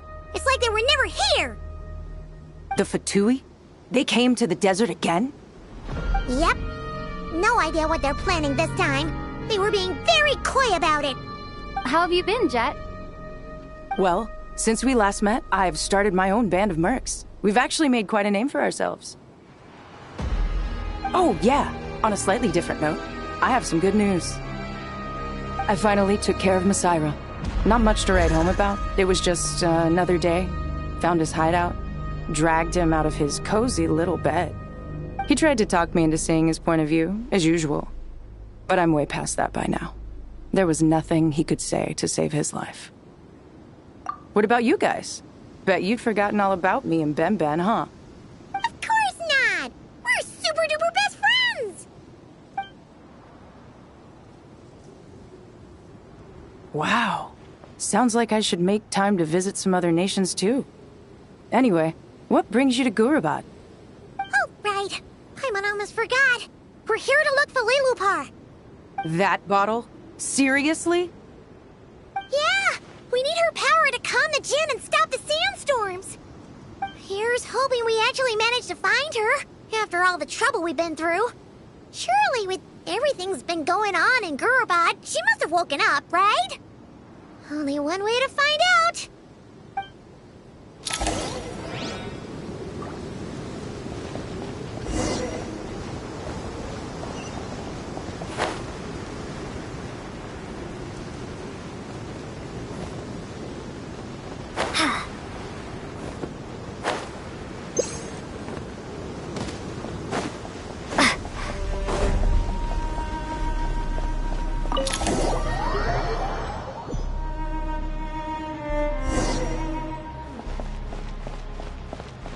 Let's see.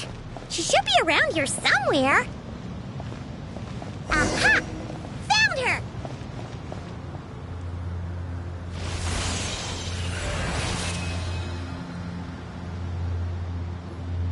Lillipar! What a long dream that was. It's been a while, my master. Oh, and you're here too, little wildcat. The four of us back together again. Imagine that. In truth, it was at first. I was none too pleased when those miscreants barged in. But it did give me the chance to reunite with you, dear master, so I shall overlook their folly. After we last parted ways, I merged with the land beneath Gurabad to suppress the dark calamity stirring in the depths. It rekindled the flame of vengeance within the Jinn, depriving Gurabad of any hope of peace. I fought against it for a long, long time, until one day, I sensed a change in a foreign land to the west. Suddenly, the pitch-black abyss fell silent.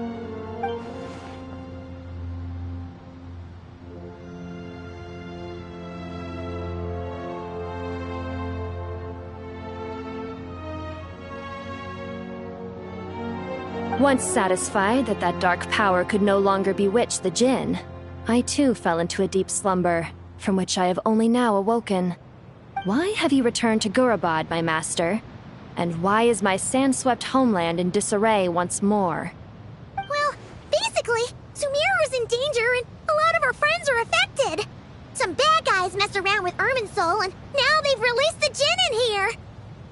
We managed to chase off the culprits, but we have no idea how to seal this place back up and stop the sandstorms.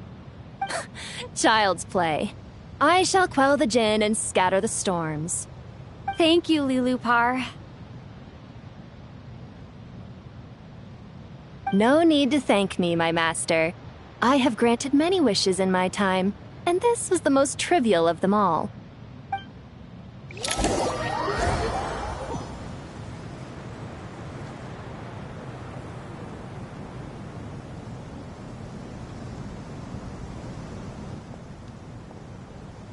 The sandstorm's gone. The sun shines bright again. When I said that we'd meet again under a lovelier sun, this was exactly how I imagined it. Yay! Although, honestly, Paimon would love to hang out with you more, even if the weather sucked.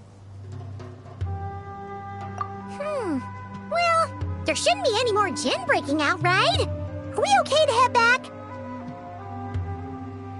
Sounds good. You can introduce us to your other friends. Another adventure begins. Lovely.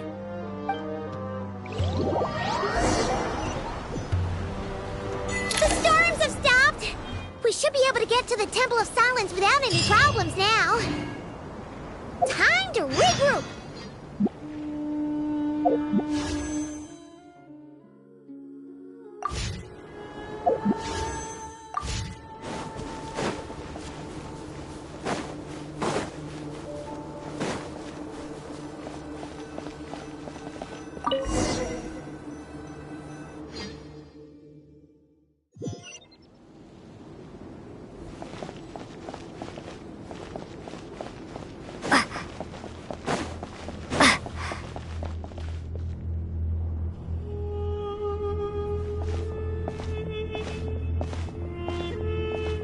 So, this is the Temple of Silence. I've heard the Nagarjanites mention it in passing, but I never imagined it would be this big. It's colossal. I thought the temple moved to the rainforest ages ago. When did they scamper back into the desert? I don't know. This plan sounds a little too risky for my liking. Even in King Deshret's day, this was experimental technology. We have no idea what could happen if we activate it. Well, unless you know of another viable alternative for the Akasha terminal, I'm afraid this is our only option. The plan is sound, and the risks are manageable. However, if we are to proceed, we must act quickly. The scale of this project is enormous. Even with Carvey, Faruzan, and every other scholar of mechanics working on it full-time, the proposed modifications won't happen overnight.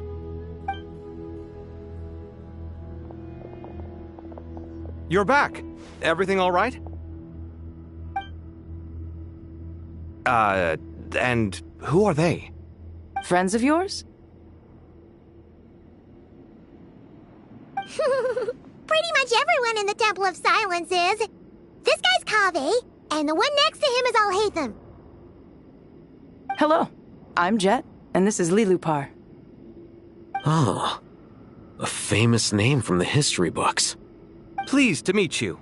A friend of a friend is a friend of mine, as they say. Who's they?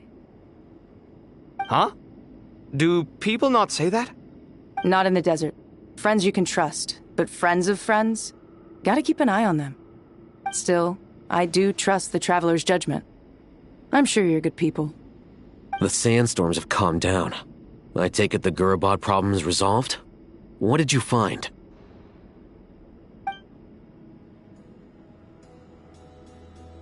And after getting all smarmy with us, he trapped us there. Luckily, Jet used the mechanism outside to free us, and then we got Lilupar to put a stop to the chaos. Wow.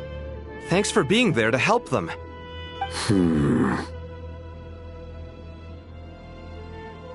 So, this mystery man openly admitted that he was merely a Harbinger subordinate. Yeah? Is there something weird about that?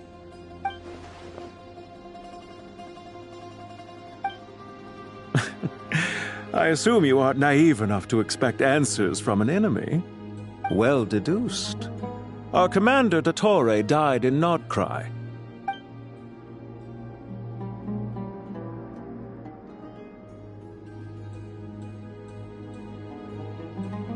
Are you wondering about his true identity? Or do you think there's a big conspiracy behind all this? I wouldn't go as far as to call it a conspiracy. Just the simple fact that having someone to shift the blame on tends to prove useful should trouble come knocking later. The most important thing for now is to solve the immediate problem. Perhaps that man knew you wouldn't have the resources to investigate his background and so didn't put much effort into disguising himself. This is all getting a little cryptic for me. I'll let you guys talk while I take a walk with Lilupar. Jet? Aren't you with the Blazing Beasts? What a coincidence. Didn't expect to run into you here. We're mercs. You can run into us anywhere. Who's this with you? So, did you find the solution you were looking for in the Temple of Silence? You bet we did. This place is incredible. It has everything. So far, we've discussed a plan and verified its feasibility. Building a new system from scratch is out of the question. So our only option is to modify the Akasha using certain resources we hope to find in the mausoleum of King Deshret. According to certain sources in the Temple of Silence, there is a core device in King Deshret's mausoleum known as Aru. Little is known about this device in academic circles, which suggests it was hidden quite effectively. If these sources prove correct, the energy contained within Aru may be sufficient to power our Akasha renovation plan. However, this raises difficult questions regarding technological integration. The sages are still debating it. Yeah, but I'm sure they'll reach a compromise once they've argued it out. The people of the rainforest are always cautious when it comes to desert technology. But times of crisis like this leave us with little choice. Wait, Paimon has a question. Is this the same Aru we've heard of before? It's sealed off, right? Some sort of prison where the Goat King, Ibis King, and Crocodile King are locked up. Well remembered. Yes, that's exactly right. According to our records, Aru was the most brilliant creation King Deshret ever conceived of. Built by divine and mortal artisans working together. It was a miraculous accomplishment, and it lies hidden deep within the king's mausoleum to this day. That being said, what Aru actually does and why it was built, those are deep secrets we are not privy to. Until recently, I wouldn't have been optimistic that the place even exists. The only reason I'm inclined to believe it now is because we heard it from the Ibis King Thoth himself at his temple. The tale of how the 3 retainers of Al-Akhmar were imprisoned in Aru. Paimon totally gets that. When Paimon first heard about it, she thought it sounded pretty unbelievable too. Do you guys still remember that? The Ibis King told us they were trapped in Aru and that they had to answer 3 questions to get out. I think I remember. What causes our rise and fall? What obliterates love and hate? And what determines truth and falsehood? Those were the 3 questions, right? Yeah. If only Nefer were here. She's dealt with the Ibis King before, so she might know more. Oh, Nefer is a friend we met in Notcry. Notcry? Funny. She showed up here earlier. Huh? Yeah. Had another lady with her, too. Both said they knew you. They contacted the sages, claiming they might be able to offer some assistance. Really? They came here to help out? Yes, really. It was just before you got back. One of them said she's made Notcry her home. If she's the person you were talking about, then... Looks like betting on Aru was the right choice. See? They're right over there. Nicole! Nefer! Why, hello! We're here to help.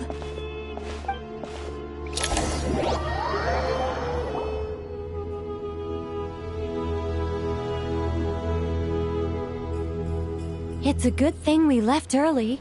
We almost got locked out. Locked out? What do you mean? Oh, you haven't heard? An invisible barrier has appeared around Sumeru's borders, cutting off all travel in and out. No one can leave and no one can enter. Sumeru has become a lonely island. Are the Fatui behind this too? Actually, no. This has nothing to do with them.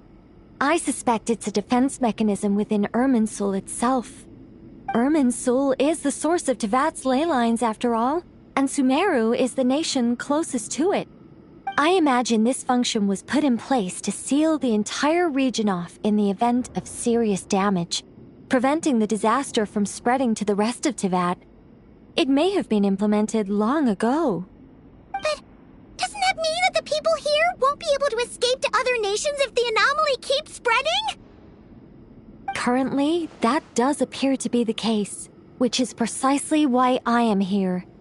This is a critical moment for the world, and Sumeru is the eye of the storm. Paimon's surprised you managed to convince her to come back to Sumeru. Indeed. Even for someone of my wisdom and eloquence, this tested my skills to the limit. And why should it concern me that Sumeru's in trouble? Surely you don't think I still have feelings for that place? Judging by your tone, I suppose you don't. Sounds like you don't know much about my past. And here I thought you knew everything. All I know is that the Ibis King is the source of your power. He was quite a prominent moon envoy once upon a time, so I do know a thing or two about him. As for your past, I have ways to learn the full story if I wish to. But everyone has secrets they'd rather keep to themselves, wouldn't you say? I'm glad you see it that way, Miss Nicole. I've chosen to call Nodcry home, which is why I did my part in its hour of need. That doesn't mean world savings become a habit with me. I have no particular desire to play hero in Sumeru, thank you. I understand. Human emotions do not appear and disappear without cause. There is always a reason to be found behind both salvation and destruction. Still, if time has taught me anything, it's that human emotions are often complex and in conflict. That's why people change their minds about things all the time. But that's where we angels come in. Our duty, ultimately, is to guide people towards their deepest, truest desires and help bring them to fruition. So I wish to hear about your past, because I do not believe you are motivated by hatred alone. And if we still arrive at different conclusions in the end, that's okay.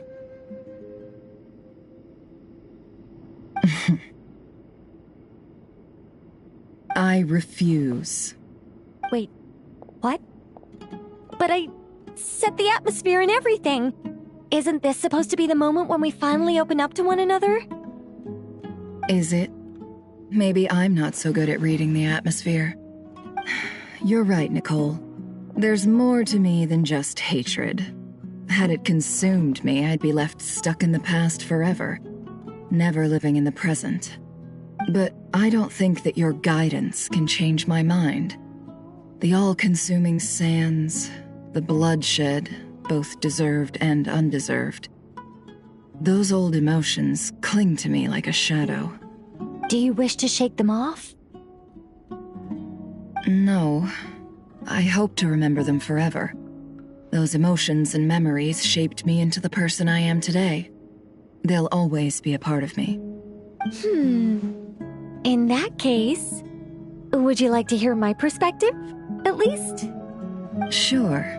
It's not every day you get to hear an angel's opinion. A long, long time ago, when the angels still walked freely upon the earth, I found life tedious. Monotonous work, lukewarm relationships. Things weren't nearly as interesting as they are now. And yet, since the angel's demise, I have found myself missing those days on more than one occasion. Human emotions are often attached to a person, a place, or an object. When those things are gone, the memories quickly fade, and the emotions slip away along with them. If Sumeru were destroyed, both rainforest and desert would be no more. With the object of your hatred wiped from existence, it would not take long for the memories buried deep in your heart to slowly fade.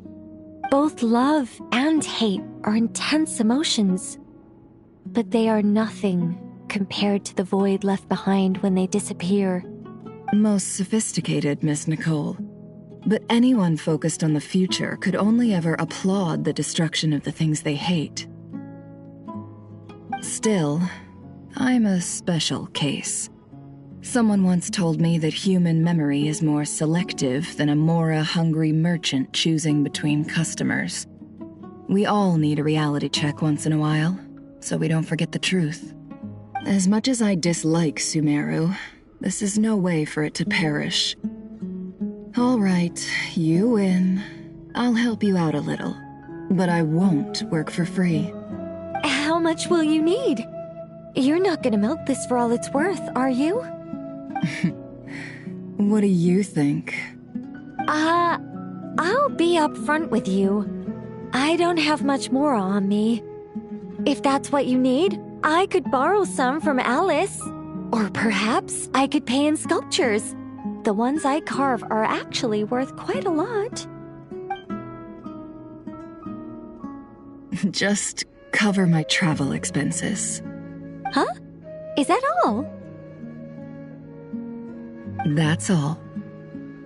Given all the people I owe favors to, I can just about justify a trip to Sumeru. Yehoda! Here, boss! What do you need? I'm going back to Sumeru for a while. While I'm away, you'll be in charge of the curatorium. Me? I'm in charge? Whoa! Don't worry, boss. You can count on me! And that was how the ingenious Angel Nicole brought you the perfect person for the job in your hour of need. Hip hip hooray! That was far more detailed than necessary. Not lacking in embellishment either. I never thought I'd return. Especially not the desert. But life doesn't always go as planned, I suppose. What's Candace up to? I don't think I've seen her yet. She is still taking care of things in our village. Should be joining us before too long.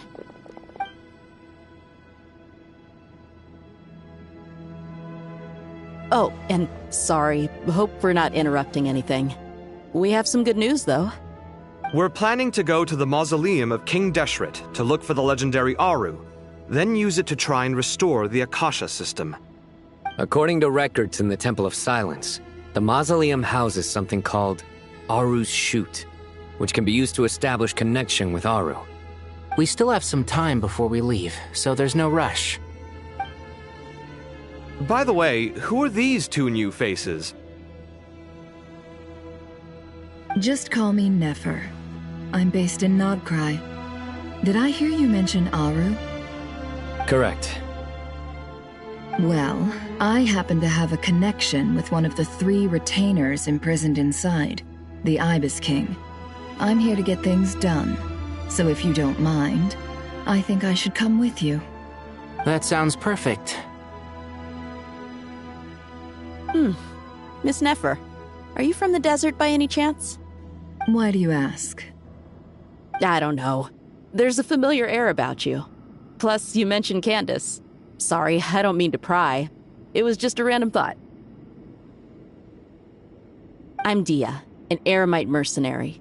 My work usually keeps me out in the desert. I'm on good terms with Dory, and she's mentioned you all before. It's nice to finally put faces to the names. However, my associate here is probably less well acquainted with you. Why don't you all introduce yourselves? Actually, I'm a little better acquainted than you might think. Huh? Huh. Are my eyes playing tricks on me? It looked like you spoke without moving your mouth. Ventriloquism. I have heard tell of it before. What is it, Kale? It's you! You're the voice who's been speaking in my head, aren't you? You encouraged me to report my dreams to the Dendro Archon, and got me to recite that magic prayer. Mm-hmm.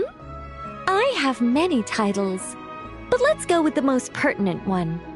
I am Nicole Rain, an angel who has lived since ancient times. An angel? Sounds like a big deal, but, what exactly is an angel? Oh, Well, we're a rather long-living race of beings. Not gods, technically, but we can still tell you a lot of stories from ancient history.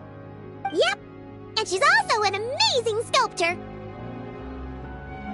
You could say she's a real creative type. Well, ma'am, if both the Traveler and Paimon give you rave reviews, you must be pretty impressive. Oh, please don't call me ma'am. I find it so awkward when people get too formal with me. Just relax and be yourselves. No need to be nervous.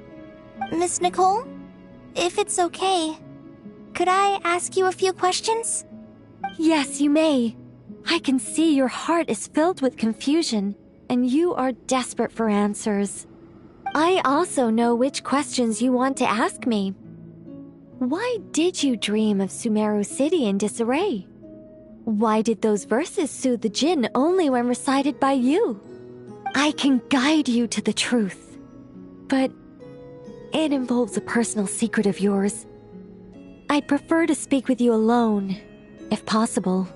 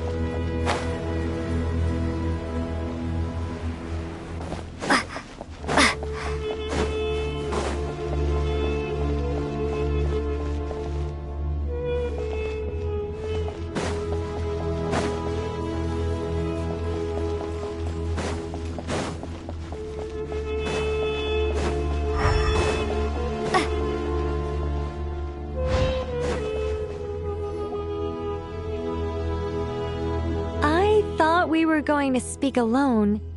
This is a lot more people than I was expecting. What's wrong with it? Even the doctors at Dar al-Shifa allow patients to be accompanied by family members. Well, if Kale doesn't mind her secret being revealed, I have no problem with it. Thanks for being so considerate, Miss Nicole. I don't know what secret you mean, but whatever it is, there's no need for me to hide it from my closest friends. Closest friends? It's so nice to hear that. All right. In that case, I'll get right to it. Kale, are you aware that there are god remains inside your body? I am. When I was young, I got sick with Elazar. Nothing could cure it. The Fatui convinced my mom and dad that they could help, and I was sent to an unfamiliar place. There were a lot of other kids just like me there. This creepy guy injected us with some strange medicine, which I heard contained god remains.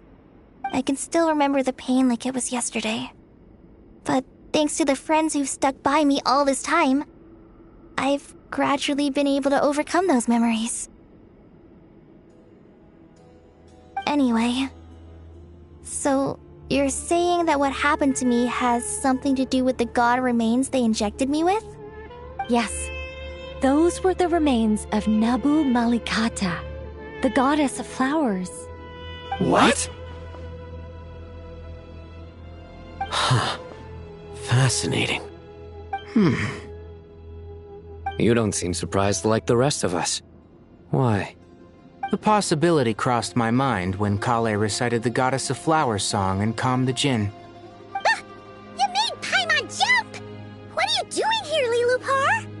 I was merely passing through when I heard the name of the Goddess of Flowers. Be assured that I share your surprise. You, with the hat. Are you certain? I sense no trace of the Lord of Flowers within her. Well, it is a very small fragment.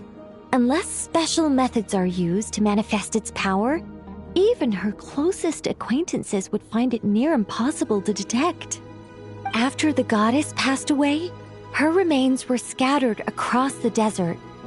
King Deshret gathered all the pieces he could find and buried them in the Eternal Oasis. But some fragments remained unaccounted for. Eventually, the Fatui must have found a way to track some of them down. Presumably for use in some experiment. It's not an uncommon occurrence. You're more shaken than I thought. In one sense, you've been extraordinarily lucky.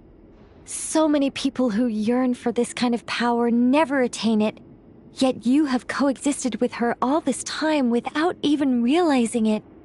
I don't know what to say. I'm glad that I could help everyone with this power, really. But knowing that a fragment of the Goddess of Flowers is inside my body is... it's a strange feeling. Well, people value their autonomy very highly. Even a well-intentioned intruder can shake one's sense of self. I understand how you feel, Kale. But once you get used to it, you'll find it's nothing to be concerned about. I guess you, of all people, have a good reason to speak on this. 2 good reasons, in fact. Incidentally, 3 is the maximum number of Hermanubis' Ba fragments that I could bear. Let me guess. Because 2's company, but 3's a crowd? Thanks for helping to explain the joke, Tainari. Not my intention. Goddess preserve me. I should take my leave. This boy in his wolf's head hat speaks much too differently from the Hermanubis I remember.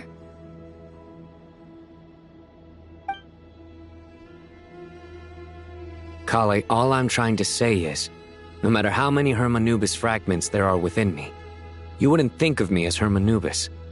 In the same way, you are simply you. Yeah, I know what you mean. So about that dream I had, was it a warning from the Goddess of Flowers? Yes. Just like me, she was an angel created by the primordial humans, born with the instinct to guide living beings. Though her body and soul have perished, Her essence retains its natural instincts. Even her smallest remaining fragments would do their utmost to send you that warning. The Mother of Dreams? Lord of Flowers and Oases? She must have had a premonition. That is why she gave that dream to you.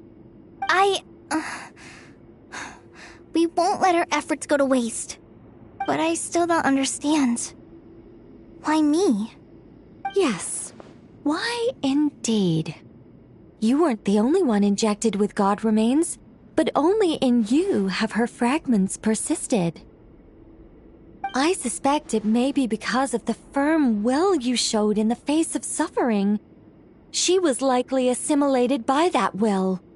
Of course, this doesn't mean you have to shoulder any extra responsibility. As this young man said, you are who you are, and that will not change. All right. Any further questions from the family members of the patient? If not, we should head to the mausoleum of King Deshret. Let's move out. Time to put our plan into action. We all hope it'll work. But will we really be able to open Aru? And even if all 7 pillars of King Deshret agree to let us proceed, the scale of the work to follow is daunting to say the least. Haven't you handled other big projects before? I mean, the biggest project I've worked on to date is probably the Palace of Alcazarzaray, I guess? But this is orders of magnitude beyond that. It's a total nightmare. Look on the bright side. At least this time you're actually here when Sumeru needs you most. You won't have to come asking me for details after the fact. Mock me all you want.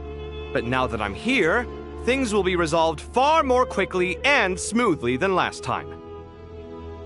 Kave's self-doubt disappeared in an instant. Like magic. Well, this confidence is most gladdening. Now, go and pack your things. We'll head to the mausoleum as soon as you're ready.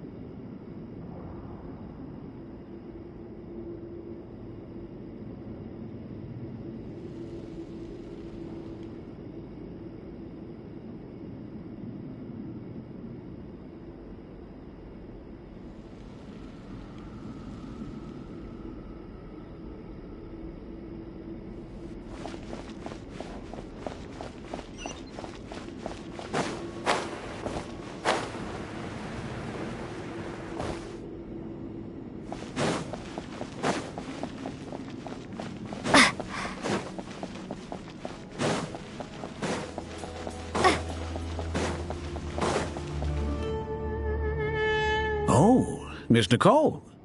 I heard you're a very talented sculptor. Is that true? Oh, I don't know. I wouldn't want to blow my own trumpet. Honestly, even though Kasharawar is best known for its focus on mechanics, plenty of Kasharawar scholars are quite serious about sculpting as a hobby. So if they rate your work, that's enough for us. We just have to take a look. Who's we? Myself and a few other scholars. Kashif, Daneshvar, come take a look. Oh, well, if you insist, I suppose there's no harm in showing you.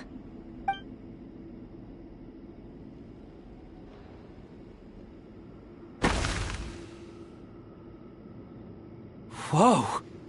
Where did that come from? Look at the level of detail. It's so lifelike. The squirrel descends from the heavens like a champion, and the earth trembles beneath its feet. What do you think? Striking, isn't it? Kaveh? Kaveh, come here for a sec. Oh, and Madame Farazan, didn't you used to study in our darshan? Come take a look. All right, but hang on a moment. I have to finish reviewing this proposal first. You called? What is it, youngster? This squirrel statue. Isn't it cute? Oh, a squirrel. I wouldn't say cute per se. The realism is what stands out to me. Were you trying to carve a statue of a hero, young lady? Oh, a hero? I suppose so. Actually, I didn't really have a specific theme in mind. I just started working on it, and this is how it turned out. I see. Well, do you tend to read novels about heroes in your spare time? As a matter of fact, I do quite enjoy those. Everyone loves a good tale of daring do, right? Then perhaps this statue represents the heroic tale you long to see deep down inside. Also on the subject of heroism, I feel that if the subject posed with a finger raised towards the heavens, it would lend a greater gravitas to the overall image. I'm sure some would call it cliché or old-fashioned, but not me. I think it would be a perfect fit. It has a certain classical beauty about it. Kaveh! Sorry, Madame Faruzan, I'm a little busy right now. Don't wait up for me. What a pity. That young man has excellent aesthetic tastes. I was hoping to ask him for his opinion. What a genius idea! Why didn't I think of that? Classical beauty is a great direction to explore. That's it. Once I get back, I'm going to sculpt a heroic squirrel pointing its finger towards the sky. Precisely. A declaration of victory. You understand my vision. Then place the two statues face to face.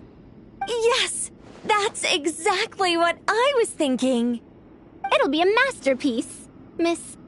I'm sorry, I didn't catch your name. Just call me Nicole.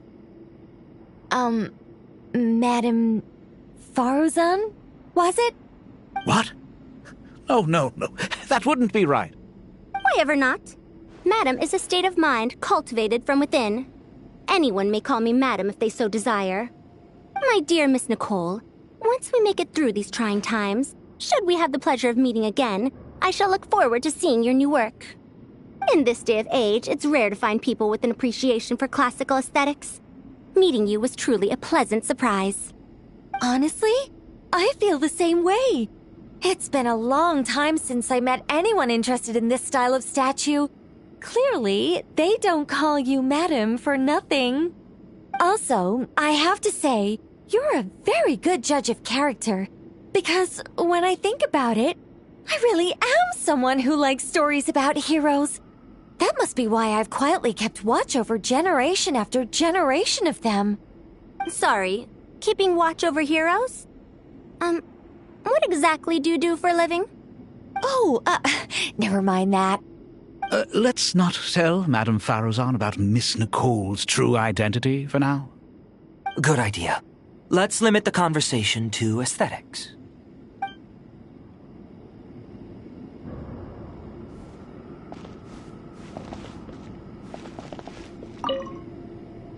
Let's not tell Madame Faruzan about Miss Nicole's true identity for now. Good idea. Let's limit the conversation to aesthetics.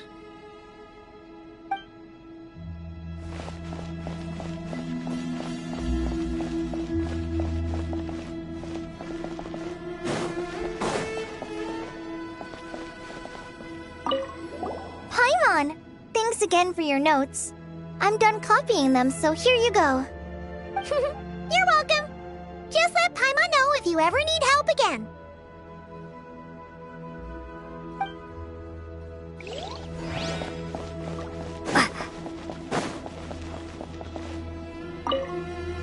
What's wrong? You look a little depressed. Kale got a fragment of the Goddess of Flowers, and all I got was one of the 7 pillars who served under King Deshret. I lost out, didn't I? That's what you're upset about? You're such a child.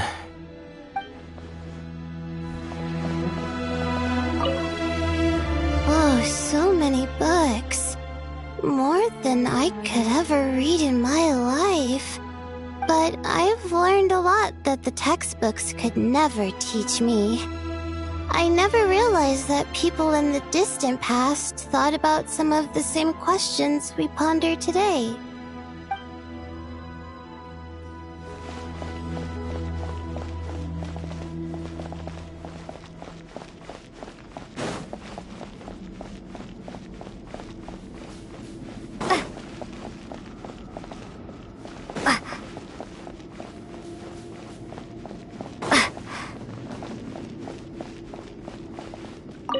good to finally meet you in the flesh. It's a little surreal seeing you here after exchanging letters for so long. In my head, the boss of the Curatorium of Secrets didn't look so young. Sounds like you have some history then?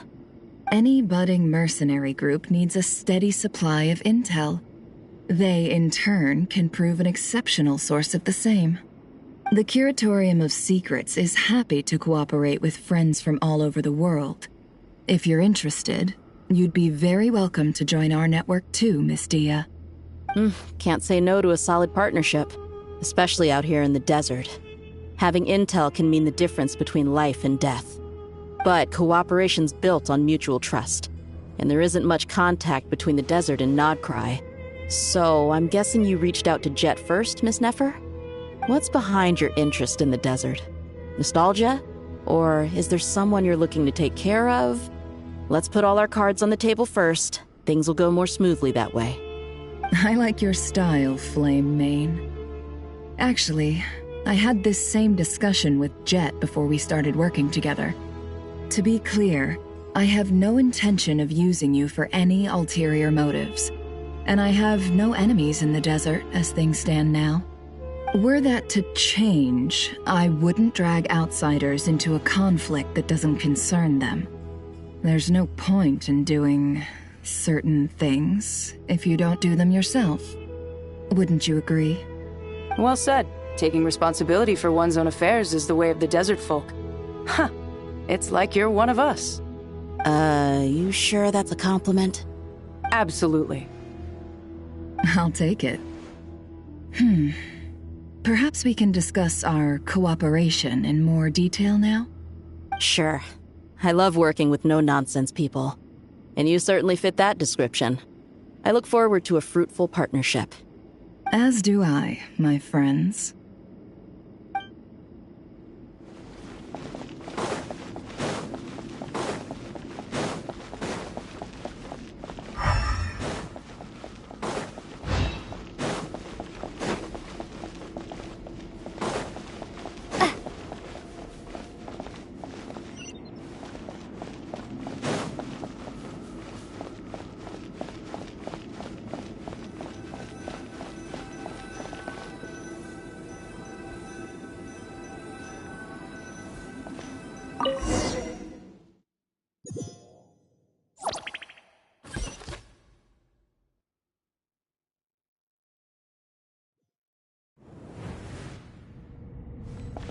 I hope everyone's ready. We'll be arriving at our destination very shortly.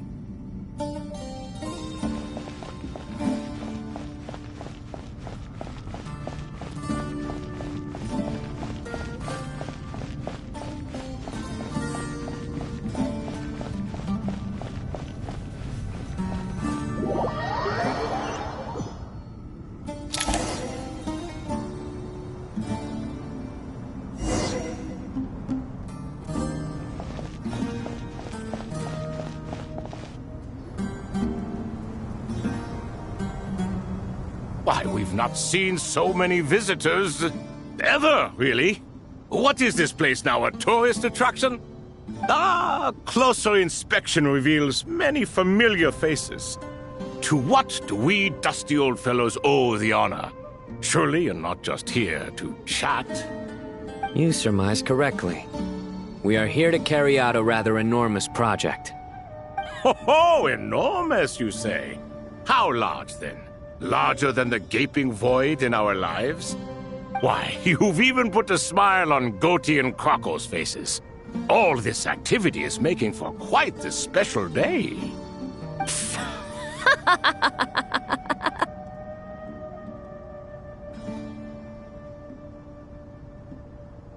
I know that laugh. Lilipar? What on earth are you doing here? Oh, this is hilarious. Turns out good things really do come to those who wait. As long as you stay alive long enough. When did you three get locked up in here? And still you act all high and mighty, putting on a show for the younglings. Truly hysterical. Why, you... Yes, I know. No need to shout. You're right, Lilipar. Goatee, Croco, and I all have the same problem. But didn't King Deshret seal you away? How did you break free, and how did you get in here? Who knows? Perhaps you can ask my master one day, should you ever get the chance. Behold, the executioners of old. Some have turned into fragments residing in human bodies, and others are imprisoned eternally, leaving not a single shard behind. It's almost tragic, watching lowly prisoners like you act all self-important. Curiosity gnaws at you, doesn't it? Your interest in the outside world threatens to burst you at the seams.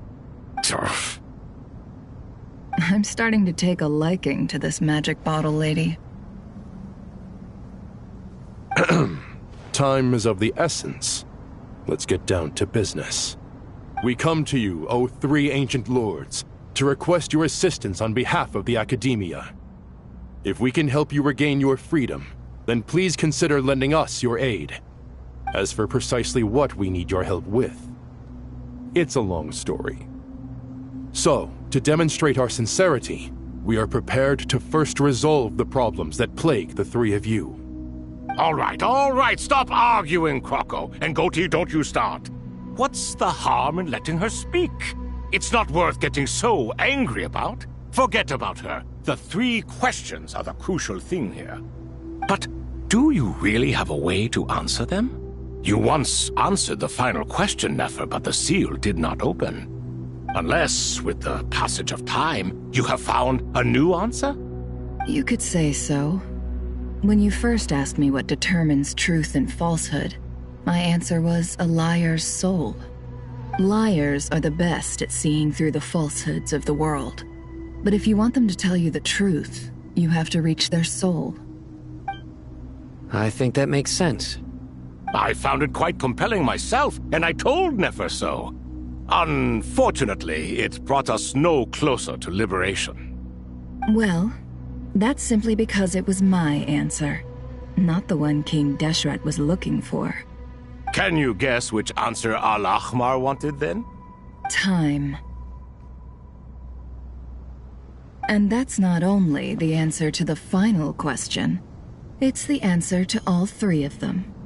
All things wax and wane with the passage of time. Love and hate eventually fade into nothing. Current affairs are always fraught with conflict and controversy. Only time can distinguish between right and wrong. You once described King Deshret as a proud man. I'd say that the prouder someone is, the more inclined they are to believe that only time is qualified to be their judge. Time. Well. Indeed. Perhaps in building Aru, our king was in fact attempting to reverse time, to bring love and hate, right and wrong, the rise and fall of all things back to their point of origin.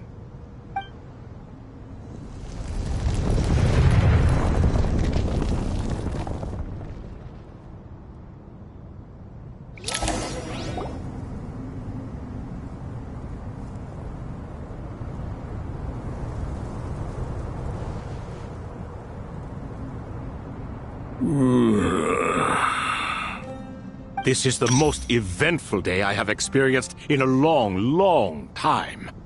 You have my sincere gratitude. Are those 3 of the 7 pillars? Turns out the statues were quite faithful to the source. You 3 seem to be in good spirits. Prison can help a person grow and learn to cherish what they have. Nevertheless, after everything you've done for me, I sincerely hope you never have to experience it for yourself. Hello, Nefer. It's good to see you, Thoth the Ibis King. Nice. Definitely puts my mind at ease, seeing you two getting along so well. Should we maybe introduce ourselves, or... Sure. I'm Sethos, the current leader of the Temple of Silence. This is General Mahamatra Sino, and this is the former Spantamat sage, Cyrus. But I'm guessing none of that means a whole lot to you. Everything is equally new to us, in truth. We've been gone from this mortal world for longer than you can imagine. Let's hold off on the introductions for now.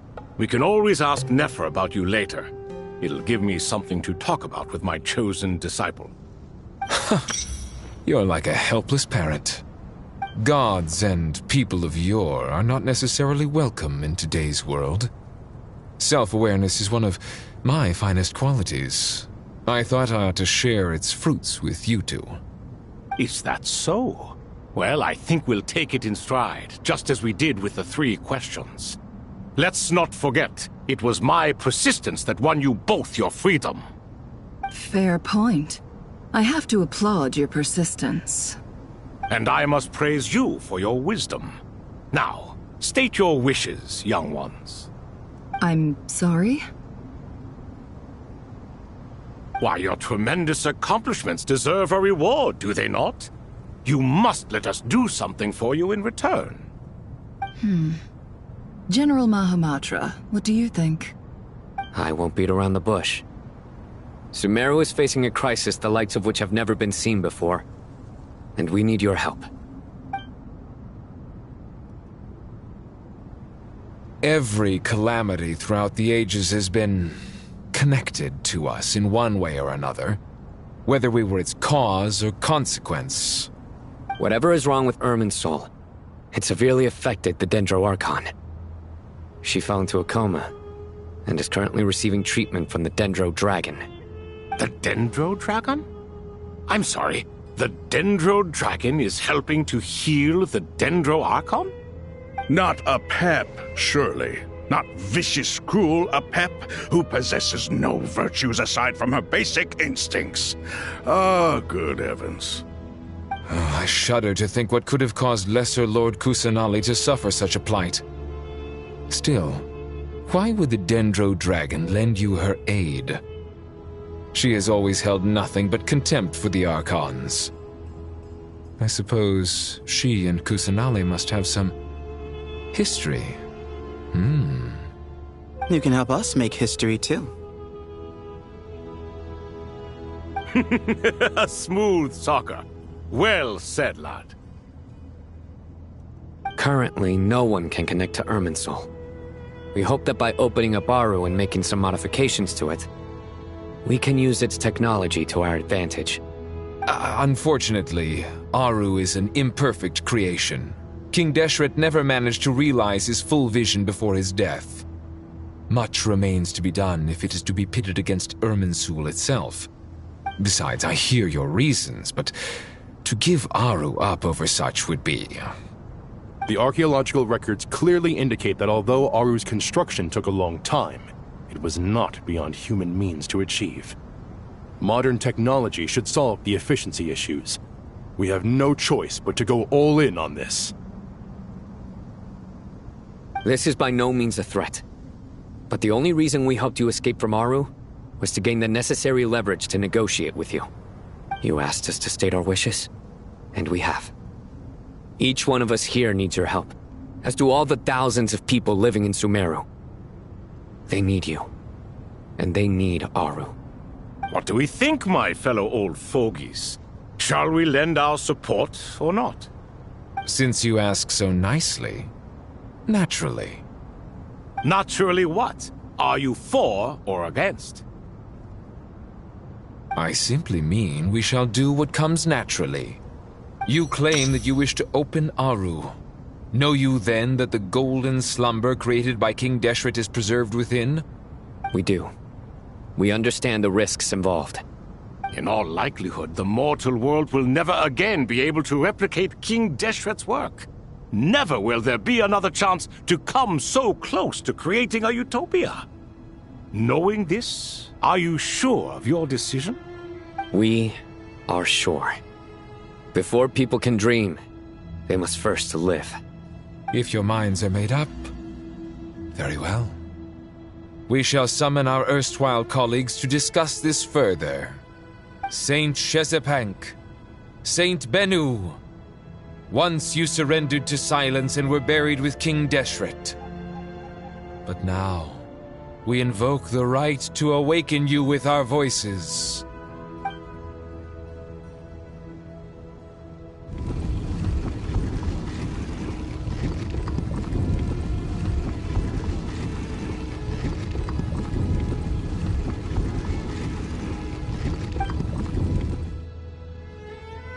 Saint Binu, responding to your call. 3 kings detected. Initiating autonomous will. Saint Shezbank, responding to your call. 3 kings detected. Initiating autonomous will. Ah, Lord Herreshoff. What a long time it has been. I trust you are keeping well. Then your trust in my well-being has long outlived your physical body. You have always opened with that same phrase, in life, death, and now even beyond. Al-Akhmar is long gone. What is the reason for this meeting? You're awake? Good. We are voting on whether to give the people of present-day Sumeru access to Aru and permit them to perform technological renovations. You have the right to support or oppose the motion. Aru is the pride of Al-Akhmar. Opening Aru requires the unanimous consent of the 7 pillars. I hope you have a convincing reason to present to us. Sumeru is currently in the midst of a major calamity. Let us not forget that while Al-Akhmar was a stern ruler, he was also a teacher of wisdom. A god without his people shall cease to exist, and King Deshret's greatest wish was to provide protection for his people. Let us then honor our God King's wishes as we consider our decision. I do not mean to mock these proceedings, but what is the point of a unanimous vote when we know that the last of the 7 pillars, the Dendro Dragon Apep, will never communicate with us? This will no doubt surprise your mechanical mind, and I have no intention of trying to persuade you it is true. But Apep is, in fact, healing the Dendro Archon as we speak. Huh? Can someone attest to this? Do we have any proof? I ask the 3 kings. Can any of you vouch for the truth of this claim? Naturally, the Ibis King, Thoth. What? It was Thoth's disciples who revealed the truth to us. We need not debate its veracity. Simply let Thoth bear accountability. That way the rest of us may have a clear conscience. Herreshoff, you diabolical fiend! I awakened our former colleagues for you, supported your opinion, and backed your decision. What sort of fiend would do that? I miss the days when Hermanubis was still around. At times like this, he would offer to take accountability. What are you trying to say? Is my word worth less to you than Hermanubis's? Hypocrite though you are, Lord Thoth, you are humorous in equal measure. How could we bear not to associate with a character such as you? I, Saint Shezbank, approve the Goat King's proposal. Since King Deshret is no more, we shall receive no reprimand for acting beyond our remit. Nevertheless, I sincerely hope that those before us understand the significance of what they intend to do. Remember, the moment that Aru is liberated, the myriad souls residing within the Golden Slumber will return to the ley lines. And once the ley lines flow again, these souls shall in turn be received by Irminsul. To take this step is to bring the perfect afterlife created by our king to a permanent end. We understand that well, and we have decided to proceed regardless. Furthermore, the contemporary human perspective would contend that confining souls in this way is no act of benevolence. The deceased have a right to rest in peace. King Deshret's creation is clearly a place of rest and peace. It is just that many do not see it this way. But no matter. Saint Binu approves. Hermanubis' representative and the Dendro Dragon Apep made their choice ahead of time, while the Goat King, Ibis King, and Crocodile King have also granted permission to liberate Aru.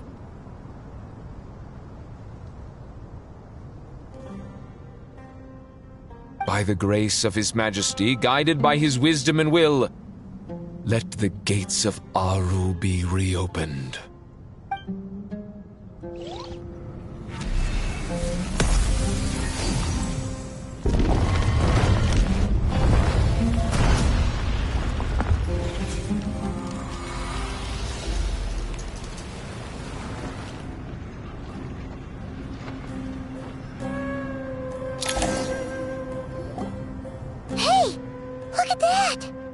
What's this? Are we under attack? No. Wait, it's...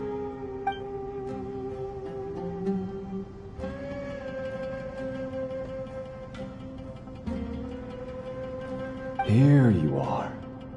Through the sands of time. I see you. Father. Father, is it really you? It's Chet's father, Jibriel! That's right! He entered the golden slumber, didn't he?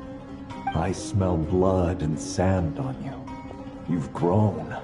Strong as a wild beast, and without shedding a tear. You have to leave, don't you? Please, just answer me this. What should I do for you? This meeting is a blessing from the gods.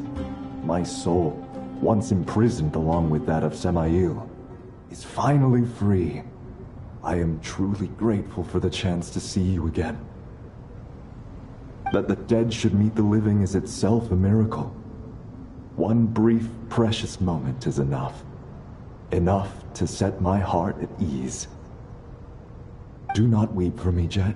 I know you will accomplish many great things in your life. You will go further and climb higher than I ever did. All I ask is that you take good care of yourself.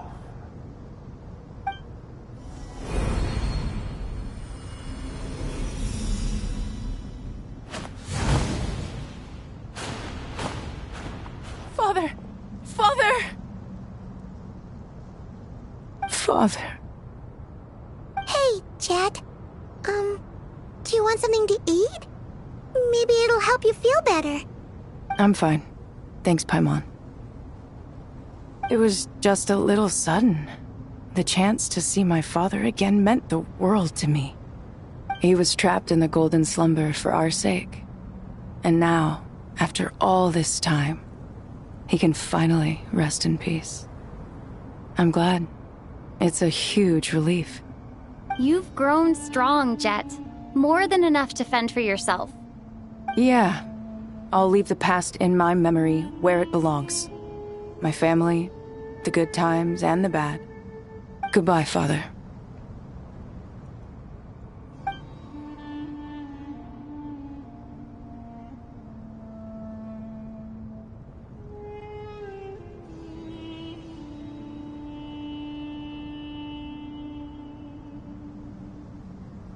Ah, me, what a touching reunion that was. It seems we did a good deed today. We three retainers, once imprisoned for our iniquity, are surely the least qualified to judge whether this deed is good or bad. Either way, Aru is open.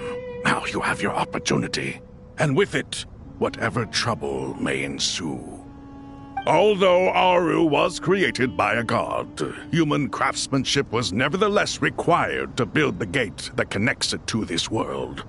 Perhaps the relationship between gods and humanity follows a similar principle. As for your proposed renovations, we cannot determine which functions to keep or discard. Proceed as you see fit, but please entrust the task to your most accomplished scholars, or Bennu will be most displeased. It matters not. The Ibis King shall be accountable if any problems arise. Ibis, you chose to take on disciples, and so it follows that you must accept the risks of associating with humans. If I'd known you'd be like this, I would have locked all of you away in Aru, never to leave again for all eternity. All of us? What does this have to do with me? Vilify me no further. Scholars, since you have liberated Aru, allow me to present you with a gift. Using Aru's power, we shall install a defense mechanism at our king's mausoleum. You must be guarded even against Irminsul itself. This shall afford you some convenience. Unseen and unheard. From this moment forth, none may by sight or hearing perceive anything said or done within the mausoleum. Amazing. And all this is achieved just with the power of Aru? With technology from the heavens, the possibilities are endless. Just because King Deshret did not use it for this purpose does not mean that it cannot be done. So, marvel away. This is the reward you have earned. All right. Well, that resolves the issue of confidentiality. What about the technical side? Do we have the manpower? Why, yes. I've already contacted them. They'll be here soon.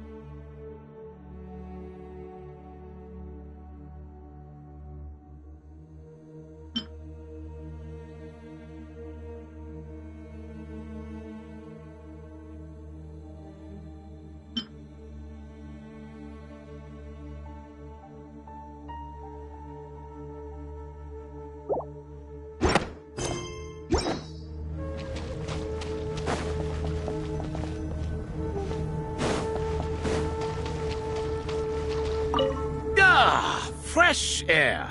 A wondrous feeling. Naturally. I have a sudden urge to stretch my legs. Can anyone recommend a suitable leisure activity? I might have had some recommendations for you were this the past, but here and now, for someone who has just left prison, there could be no greater joy than simply being outside of it at last. I could not agree more.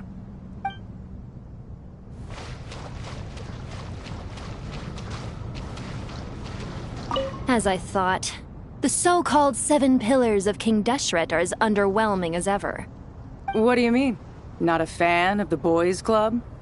As men, as individuals, and even as gods, they are entirely undeserving of my attention. Al-Akhmar once commanded me to select a king from among the people, so naturally my eyes will open only for one who is worthy. Ugh. Can we talk about something else? It all sounds pretty complicated, and I haven't read that many storybooks. You think this is a mere story? Well, many would also say that the journey you shared with your father is not but a tale. My life, your life, they are nothing but stories. Little girl, it appears that you really have grown. In the past, you would have flown into a blind rage at my words, but now you are unperturbed. Oh, it's nothing. I just feel like you're right. Getting all pissed at someone for telling the truth is pointless. It only makes me look petty. This alone is proof enough of your growth. You're doing well, my dear girl. You're becoming ever stronger. Strong enough to defend the people and things you hold dear. You think so? I hope you're right.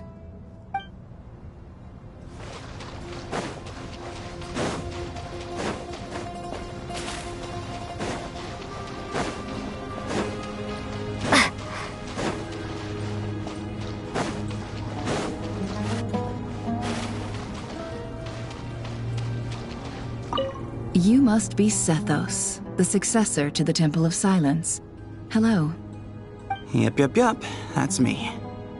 Nefer, right? That's what I heard the others calling you.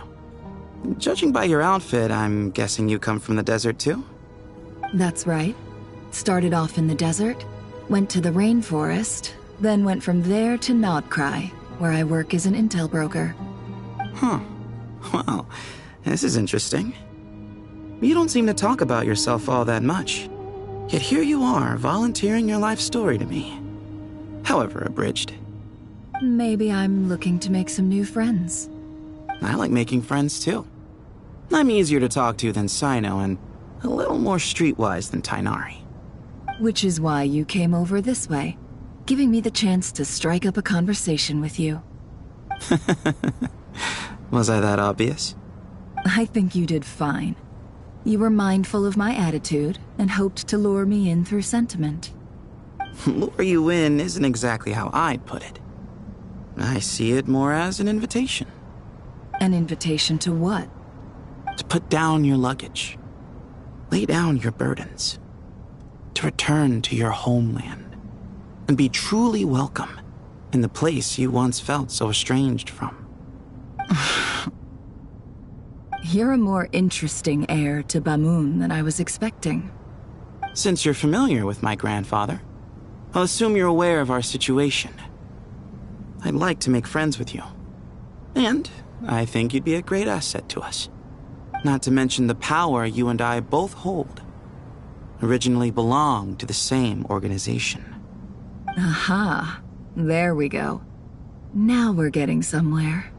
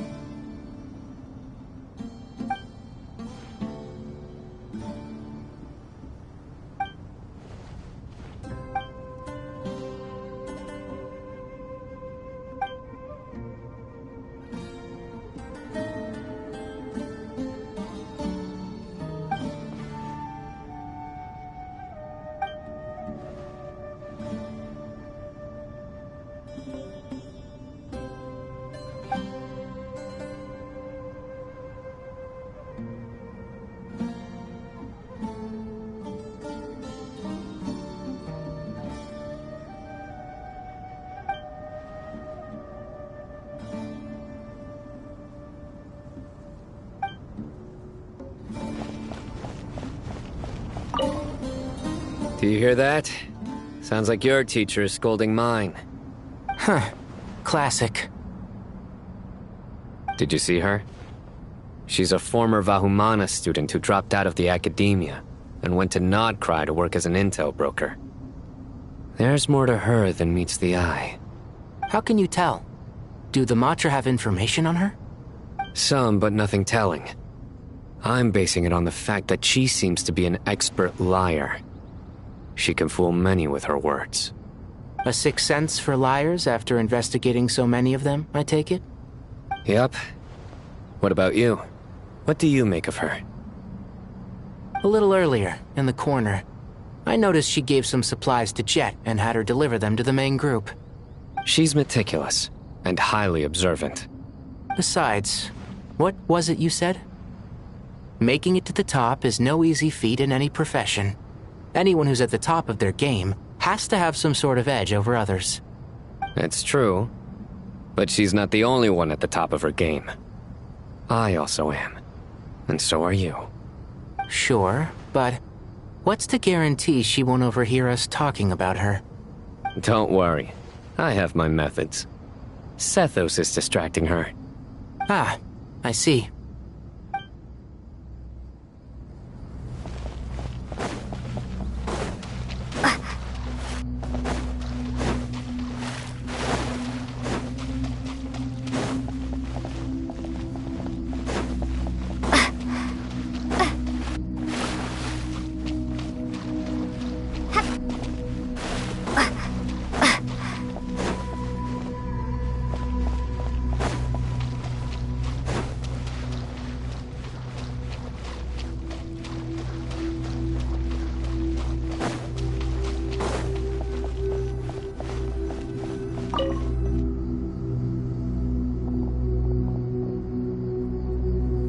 You must be the ones tasked by the Academia with renovating Aru? That's right. Good afternoon. I'm Kaveh, and these two are Termezi and Naisaburi. Hey, I'll hate them! Come and introduce yourself! We've met before. This is Thoth, the Ibis King, and everyone knows these two. Afternoon, gentlemen. I've only ever seen these two in murals! Ah, the paintings in the temple. They show us chatting, playing cards, playing chess. Precisely the activities we most enjoy, funnily enough. No, only you enjoy playing chess. We were just humoring you. I wouldn't go that far. Back to the matter at hand. A preliminary assessment by the Academia indicates that this project requires expertise in various disciplines, including the deciphering of ancient texts, mechanical engineering, the restoration of ancient ruins, and elemental theory. The most capable minds in their respective fields are here before you. If there are no objections, we'd like to begin our work. The artisans who built Aru for Al-Ahmar gave their very lives to create this splendid work. Follow their example by giving your utmost devotion to this project. I didn't know that. We'll do our best, of course, but we certainly won't be sacrificing our lives. Such brazen words. Humans these days are a far cry from their ancestors. What little respect you show for King Deshret. No, that's not what he meant. Please, don't mind him. He shares your sentiments, just not your, penchant for hyperbole. Assuming that's what you were going for? I just think it's important to manage expectations. Forgive my lack of courtesy, but we simply can't sacrifice our lives to the gods on completion of the project like people in the legends of old. Here's a first draft of the project proposal for your perusal. Please let us know if you have any requests.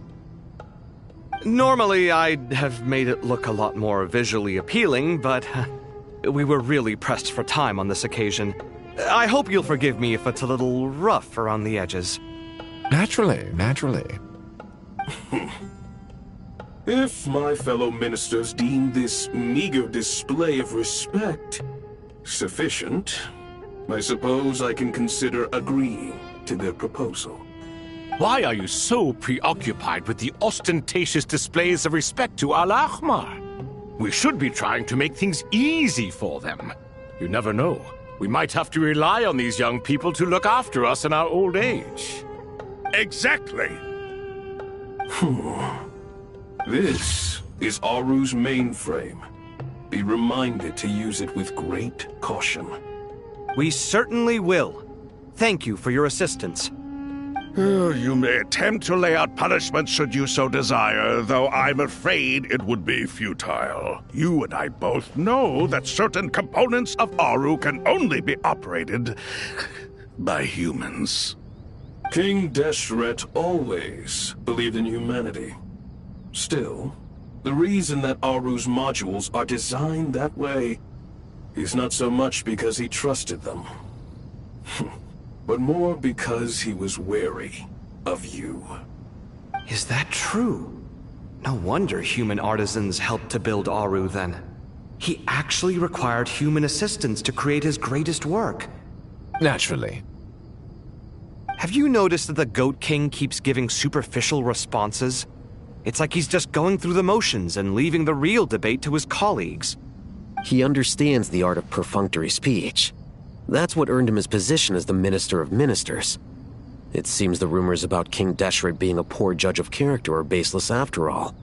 Excuse me for being blunt, but it sounds suspiciously like you're putting yourself on a pedestal and mocking me. You're mistaken. And while there's nothing strictly wrong with making every conversation about yourself, it's not exactly a positive tendency either. You? Whatever. I knew it'd be like this working with you. All right, let me past. I need to look at this console. It's your job to activate it after all. Let's begin. Everyone, please proceed with the external checks and preparations as per the procedures outlined in the engineering plan.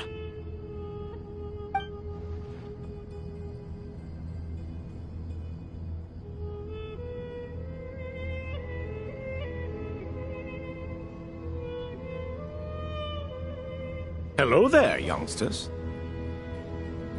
Whoa, the Ibis King came to life. What do you mean, came to life? I've been alive the whole time. You did say we could start our research, right? Are you having second thoughts now? I've reviewed the proposal. The work you're planning to carry out on this grand device is ambitious in its scope. You have ample confidence in your abilities, I take it? I wouldn't say I'm feeling hugely confident, but given how bad things are, I'd rather at least try something than sit around waiting to die. You are the top scholars of your day. I trust you are aware that there are countless links between Aru and the Akasha? Aru and the Akasha? But I thought the Akasha was the Academia's greatest technological accomplishment, created years ago by the Dendro Archon to help her people access knowledge. And you too? Do you not know either? You've read the instruction manual, right? You tell them. An instruction manual? The Akasha has an instruction manual? The Dendro Archon is a kind and thoughtful god indeed. It used to sit on a shelf in the corner at the House of Dana. Not the most popular read. If the manual is to be believed, Aru was in fact the original inspiration for the Akasha system. What? But there are so few records about Aru anywhere. And practically none of the scientific expeditions into the desert had anything to do with it. Ah, but this is something you could not possibly have known. You may have heard many stories about the desert, but what is the most important aspect of history? Consider this a quiz. Anyone from Vahumana present? I'm from Vahumana. It's, well, veracity. Precisely.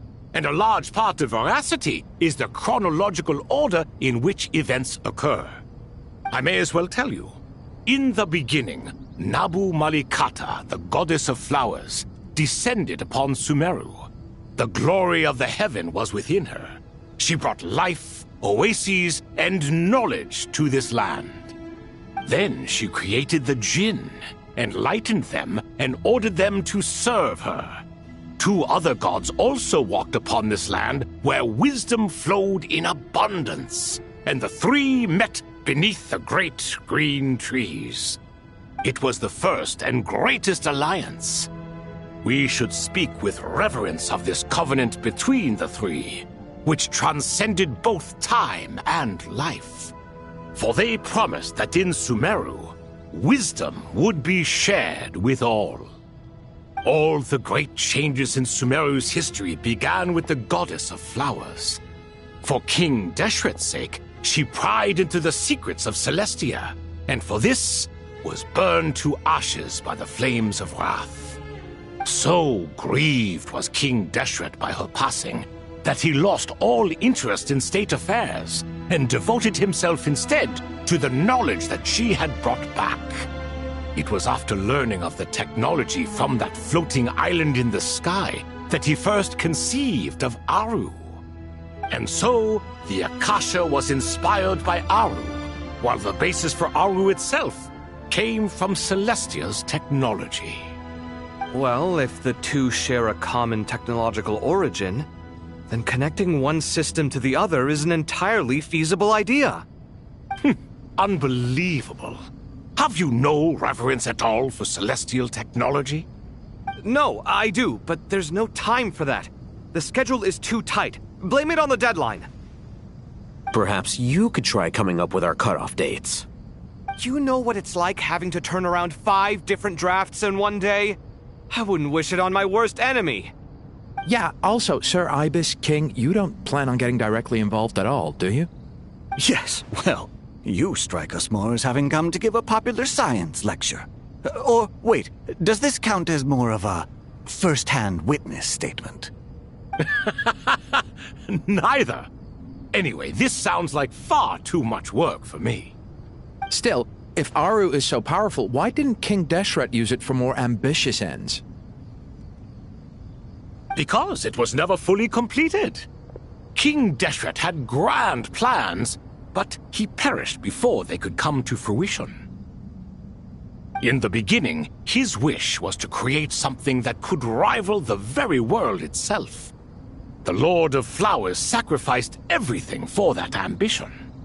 What he desired, she bestowed, and thus was knowledge brought into the world.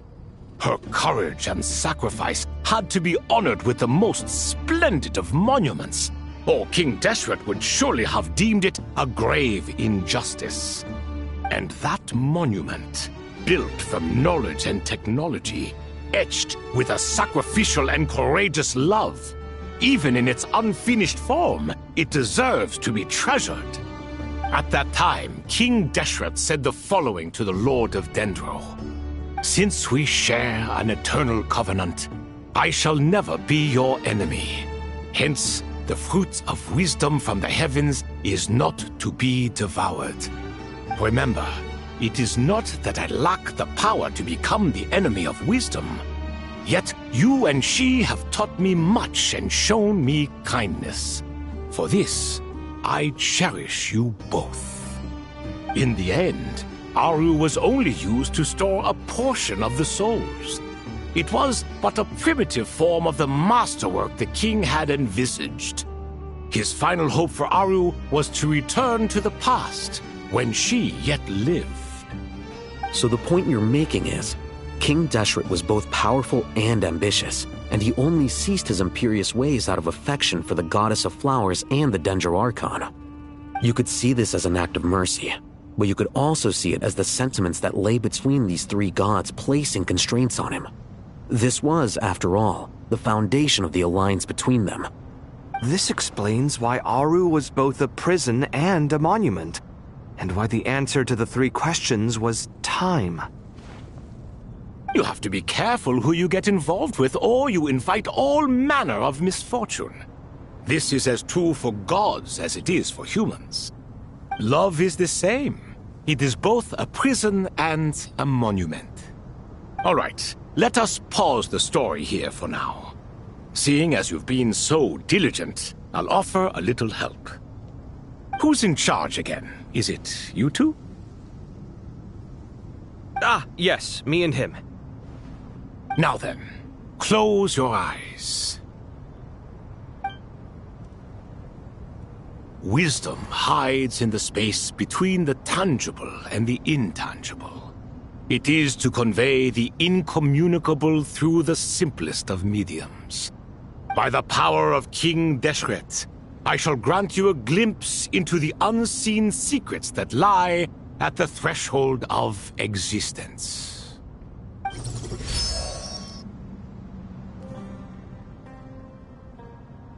Where did this come from? Is it a new mechanism? It looks more like some form of externalized information. You've rendered it visible? Just as the Akasha allows you to access a greater range of knowledge, the power of our king permits one to perceive ingenuities that do not belong to this world. This is no ordinary mechanism. It reflects the internal structure of Aru. Whether you choose to increase or decrease, keep or discard. Come, use these to achieve the outcome you desire. Looks mechanical to me. Better let me handle it, just in case. But wait, how do I get up there? Turn around. So that's where the elevator is.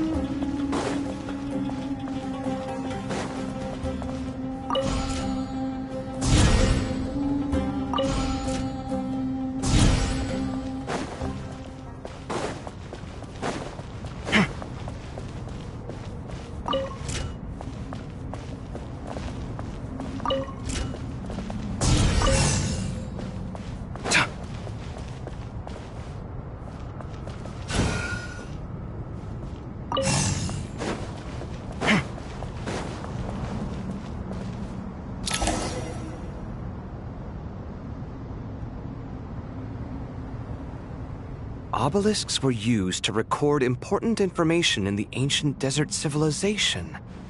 Hey, Al-Haytham, there's some writing here I'll need you to decipher. I've sent it to your screen. Do you see it? Got it.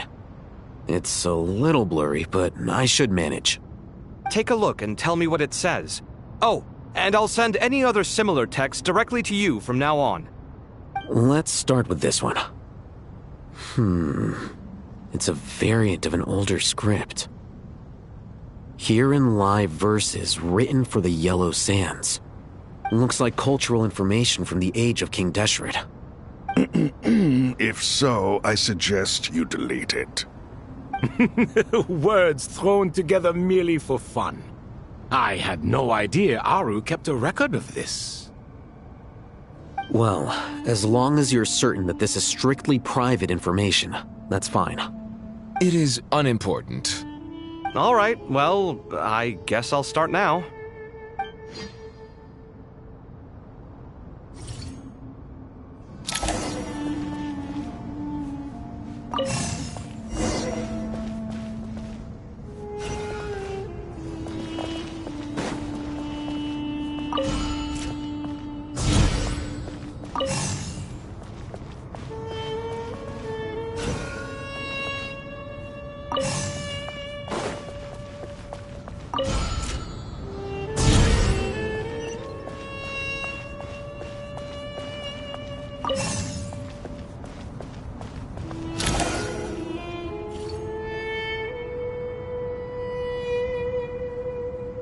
Found some more. Sending them over to you now.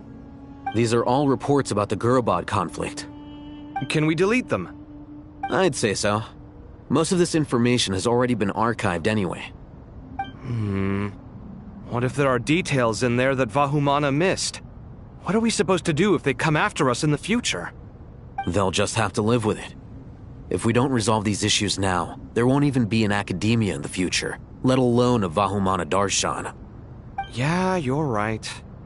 Okay, done. There's some other similar monuments nearby. I'll check them out.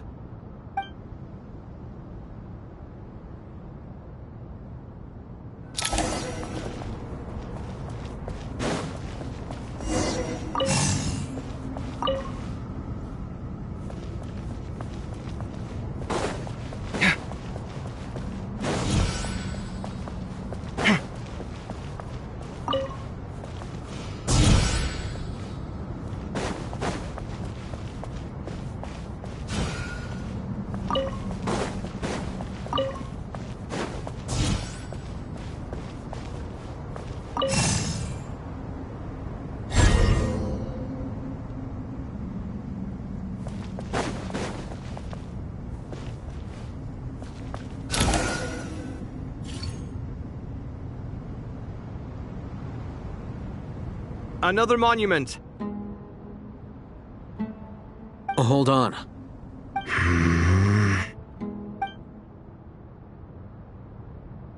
You're still reading it? How long is it? It records the development and governance of the Oasis civilization. Most of it concerns the Jinn, but it also contains records left by the artisans who built Aru. Is it important? Some of it. There was no way for me to read the whole thing in its entirety, so I had to rely on my intuition to pick the parts worth keeping. What about the artisans' records? What do they mention? They're speculations, mostly. For instance, they were wondering how to protect themselves if King Deshret decided to silence them after the construction of Aru was complete. Sounds like pure mythology to me. Surely that kind of thing didn't really happen. The records do emphasize that this was merely their conjecture based on various myths. Still, the artisans did leave details of their plans to survive, including blueprints for their escape route. Even that got recorded? Okay, well, I'll make a copy of this first before I delete it. Is that truly necessary? You won't be needing those. No, the blueprints are important. I want to keep them as a memento.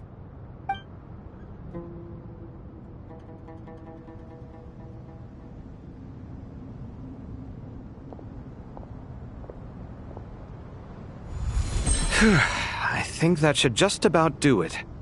It meets the requirements of the contingency plans, so we should be good.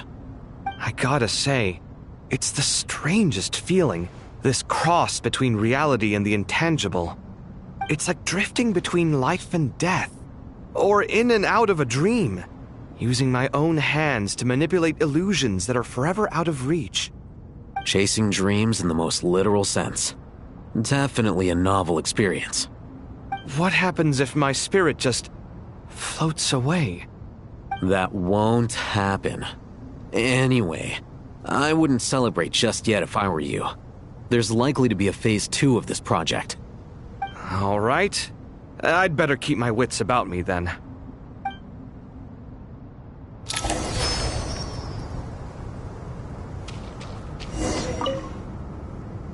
I expected that the outside world no longer respected the ancient gods, but even so, I do find the tone of these youngsters to be dreadfully impolite. It should hardly come as a surprise to you. I remember you saying the same thing last time. I assumed that was just a one-off. I did not realize it was the norm.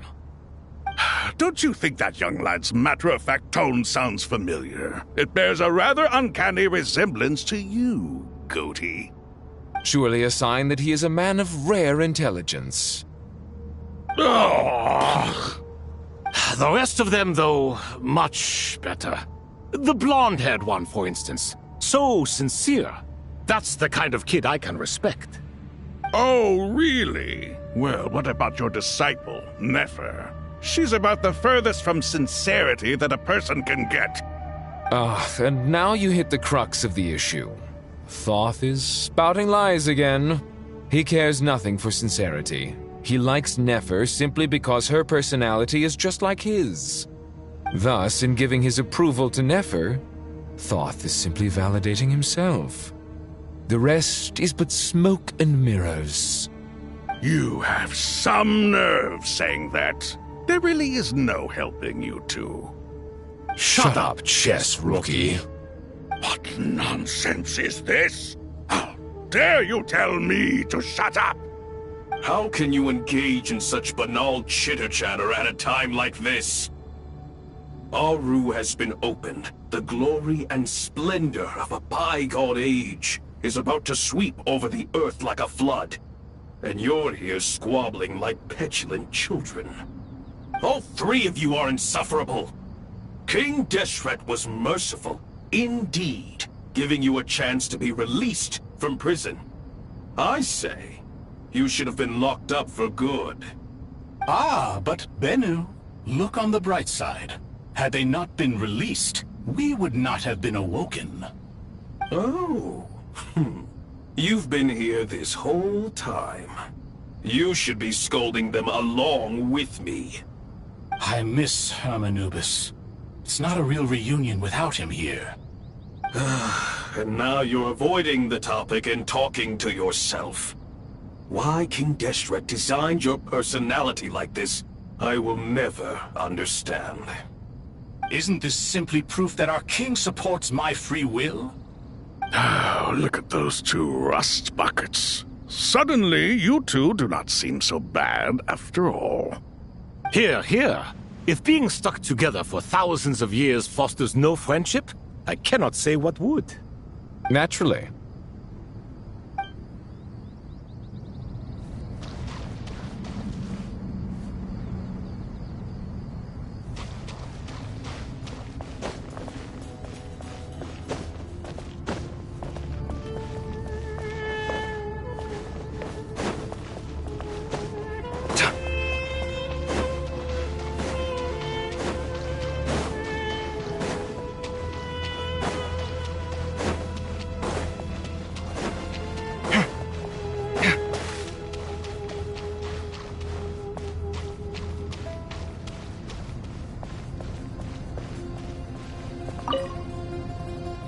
How's it going?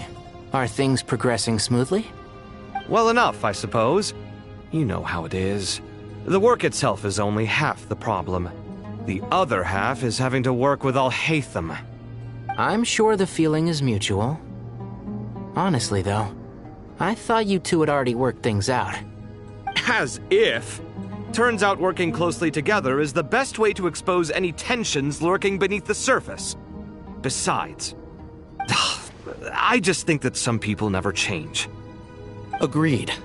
Case in point, you didn't make sure I was out of earshot before you started complaining about me. Old habits die hard. Actually, this is for your own good.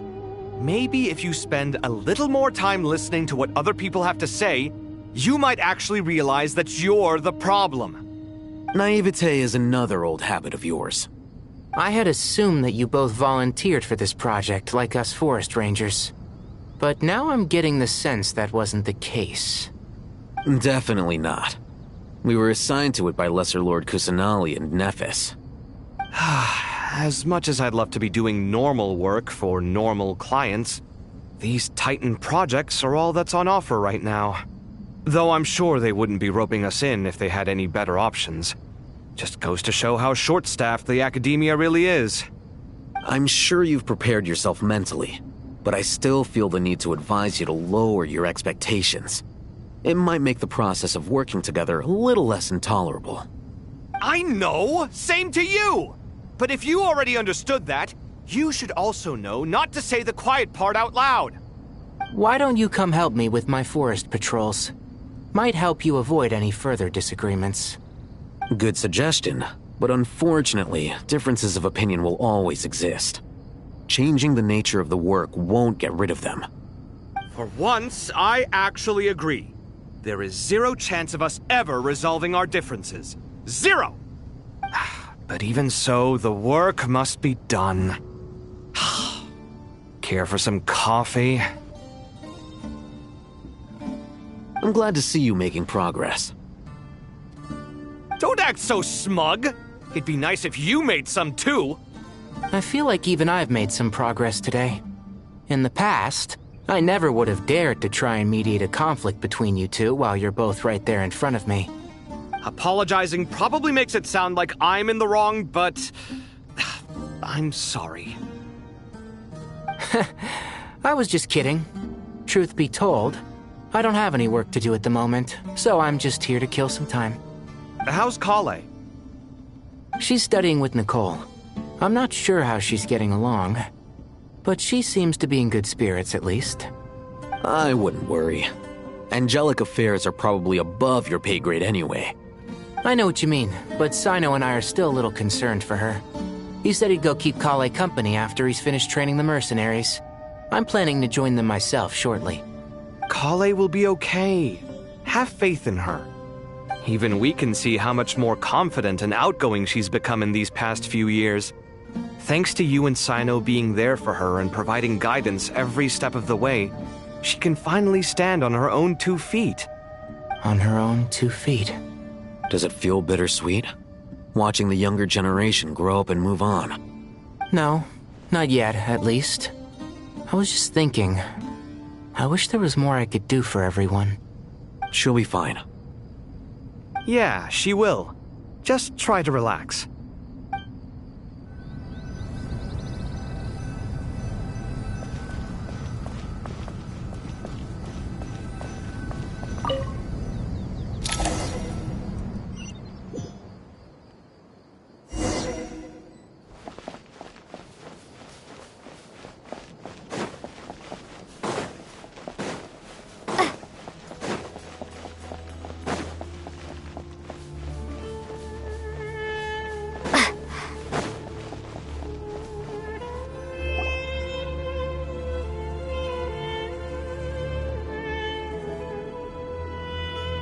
Traveler from afar, do you worry for the fate of Sumeru as well?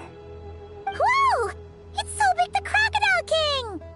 Greetings, Crocodile King. Please be at ease. I'm just here to chat with you about Lesser Lord Kusanali. Sounds like you really care about her. Yes, although to be exact, it is a mixture of both concern and curiosity that I feel. Speaking of Nahida, Paimon was wondering how she's doing. Wait a moment.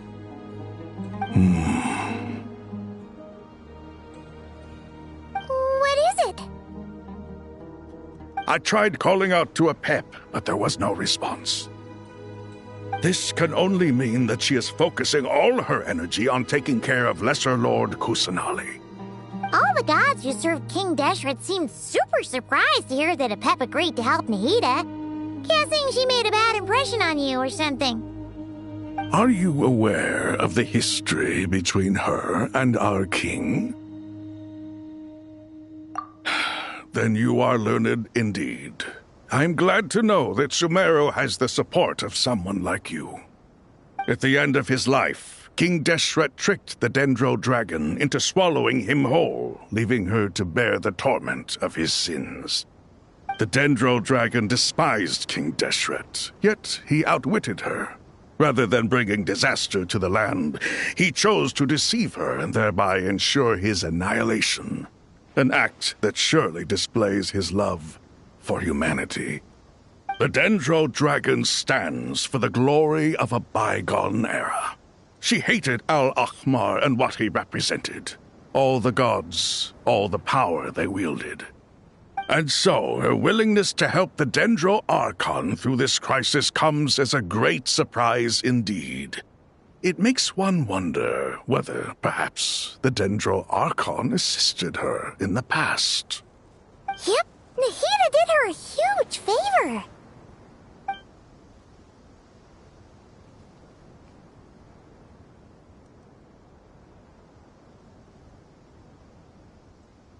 So Lesser Lord Kusanali put an end to the Dendro Dragon's many long years of torment. As much as she loathes the Seven, Apep knows kindness when she sees it. No wonder she was willing to make an exception. Yeah, that's the sense we got from dealing with her too. She is not incapable of coexisting with other living things. Rather, she actively chooses to avoid coexistence. And this despite the fact that she symbolizes life itself. How ironic. All of this being said, I wouldn't expect too much from her if I were you. Nothing will change her hatred towards humanity and gods. We'll keep that in mind. Anyway, how much longer do you think Nahida needs to stay with the Pep? For all we know, the Fatui might still be in the desert. Just to be on the safe side, why don't we grab anyone who isn't busy right now and go look for her? I'm alright, Paimon. Huh? Was that Nahida's voice? It seems the treatment was effective. Since when do my deeds require your evaluation? Ah! Here will do just fine. I had no intention of taking you any further. One ought not expect greater generosity than they have earned. You always hide your kindness away like an oasis within a sandstorm. Only those who make it through the swirling winds can know just how beautiful that oasis is, and how much hope it brings. You dare appraise my being? No, I'm expressing my gratitude. I want to thank you for sharing your precious life force with me.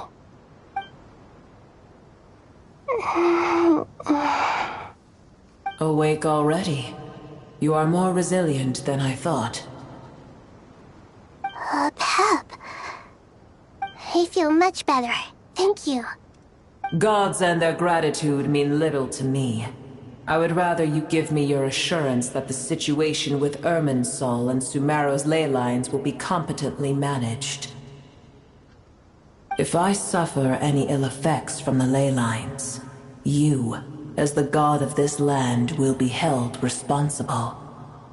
And you would not enjoy being held to account by me.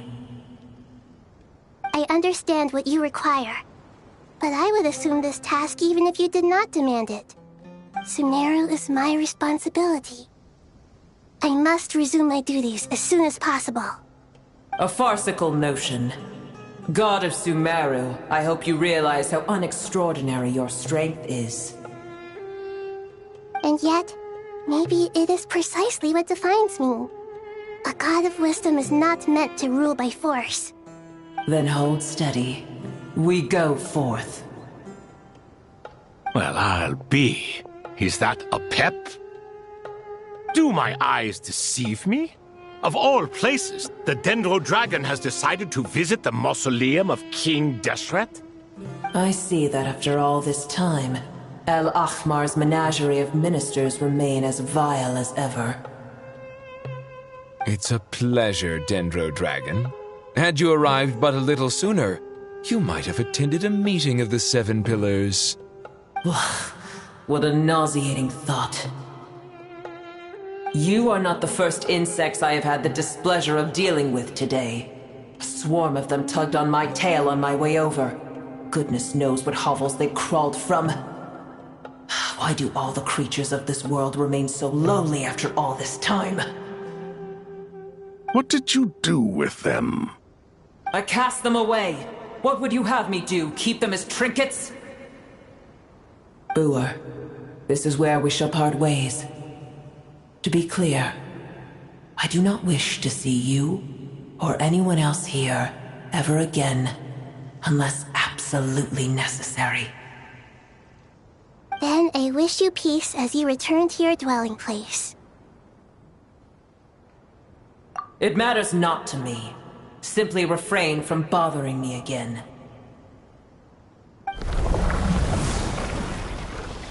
A force to be reckoned with. At times like this, I feel glad that she has no interest in any of this. Hold on, just hold on, okay? We're almost there. We made it. Huh? Wait, that voice! It's... Uh-oh, I'm gonna fall!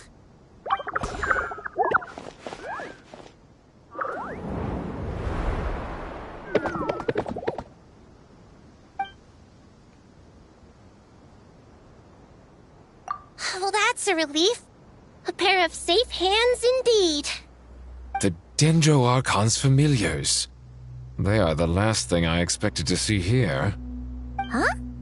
Wait, what are the Aranara doing here? Don't you guys hate the desert? Obviously I was worried about the Dendro Archon. I've been supporting them with my Pari powers the whole way here. Oh, you seem pretty nervous. Is it because there are too many people around? Not just people. It's all these non-human beings, too. It's hard on them. I can't believe you made such a long and dangerous journey just for my sake. I appreciate your support so much. Thank you all. I'll have to ask everyone to wait while I help our new arrival settle in. Once I'm done, I'll gather everyone to discuss our next steps. Traveler, Paimon, shall we find a place for our friends to stay? Awesome! Let's go! Well, first I have some questions.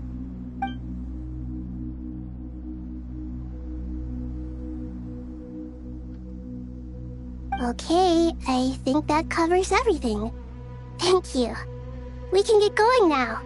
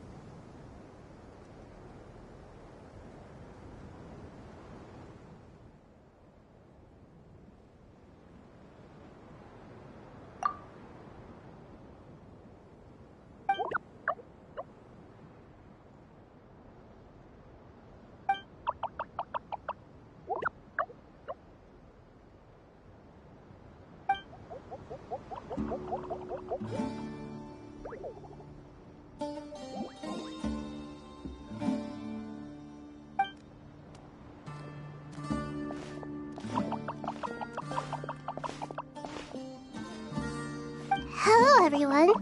It's only us.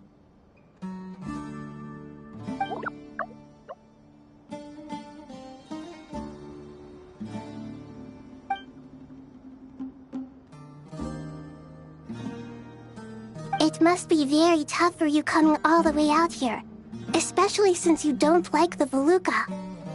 Is everyone back in Vanarana doing well?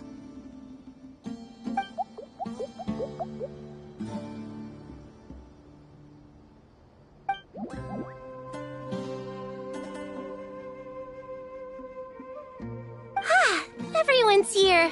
Good. Are you okay? You look like you were about to pass out back there. Then you're forgetting who I am. Don't underestimate me.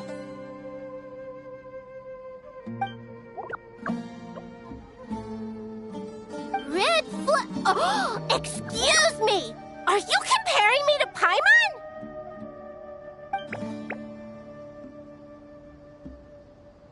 I suppose everyone is gathered here because of me. As we can see, the situation is critical, and everyone is very busy with their various tasks, so...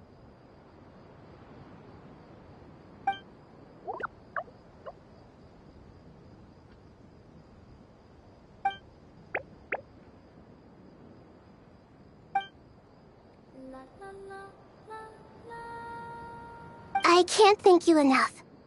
Right now, we're focused on restructuring Aru, processing excess information, and helping restore everyone's confidence. I'm sure you'll find it all very straightforward. I can help too. Just let me know where I'm needed.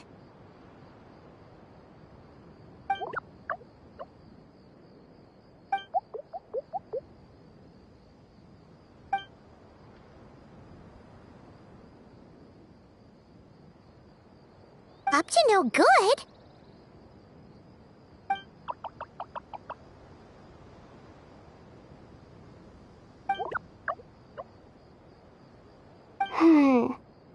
That definitely sounds suspicious.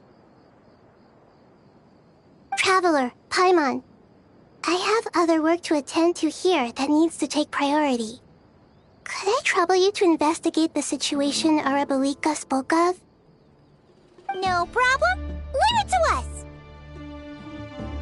Thank you. I'm counting on you.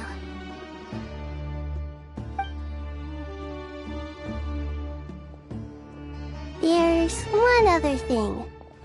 If you are to work alongside the people of Sumeru, you will need to make yourselves visible to them.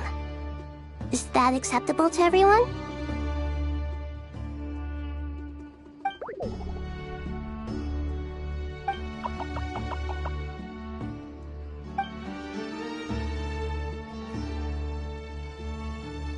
There's nothing to fear. No one here will hurt you. But if you do feel afraid, don't worry. Just call my name and I'll be there. Very well. Now, I shall bestow a small blessing upon you all. Whenever people see you and interact with you, from the moment their gaze meets yours, they will experience the most beautiful of dreams.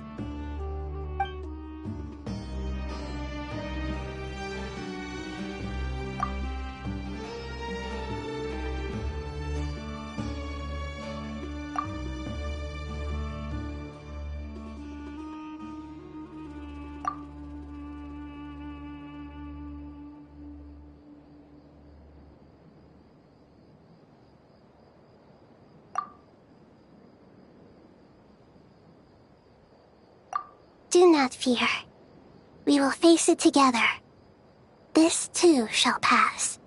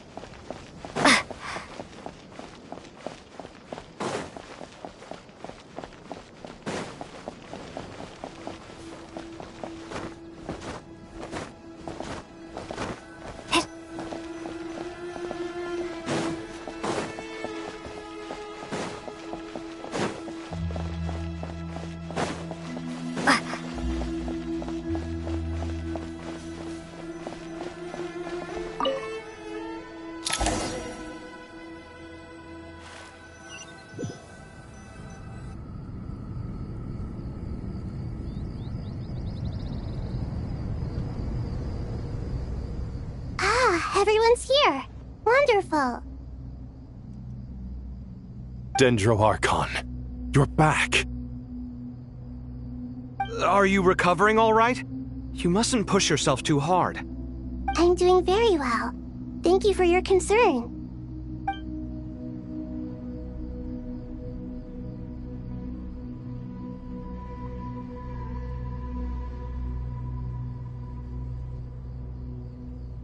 I see.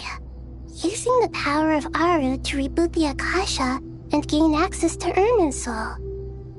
It's a sound plan, although... I regret to be the bearer of bad news, but with the state that Irminsul is currently in, it's impossible to access via traditional means. Even the Akasha won't change that. Alas, we had feared this may be the case. What about non-traditional means? Non-traditional means? Are you saying... Desperate times call for new measures.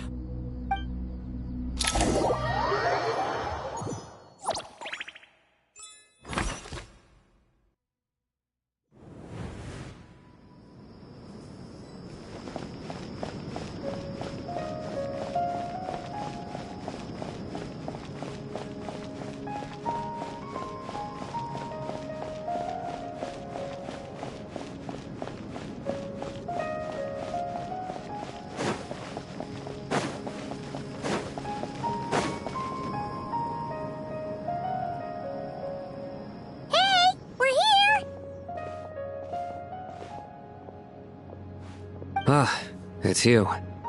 Is there a situation?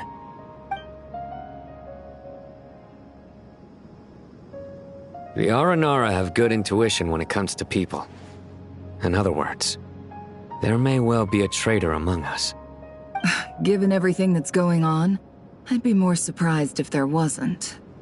Miss Nefer, as a professional intelligence broker, I trust you have a solution? Not one that I'm willing to volunteer. What's in it for me? Let's say I'll treat this as a pilot project aimed at expanding your intelligence operations. Whatever business you're in, an avenue to demonstrate your abilities could never hurt. I like the sound of that. Glad we're on the same page. Given that you rarely set foot in Sumeru, practically no one at Caravan Rebot knows who you are. I take it you've read the files on everyone in the area? Yes. I also skimmed the list of evacuees, and am more or less up to date on where everyone stands. Any initial suspects? Limiting the scopes to males whose recent activity could be viewed as suspicious. I've identified 3 names. The Aranara saw 2 people talking, but currently we only have 1 suspect. The other person was probably just a messenger, and in all likelihood has already left Caravan Rebot. Everyone is heading for the desert per the evacuation order. Anyone willing to turn back at this stage is almost certainly with the Fatui. There's no way it was a spur-of-the-moment decision to act at a time like this. This spy must have been planted long ago. We need to smoke him out from wherever he's hiding. Sounds like you have the beginnings of a plan.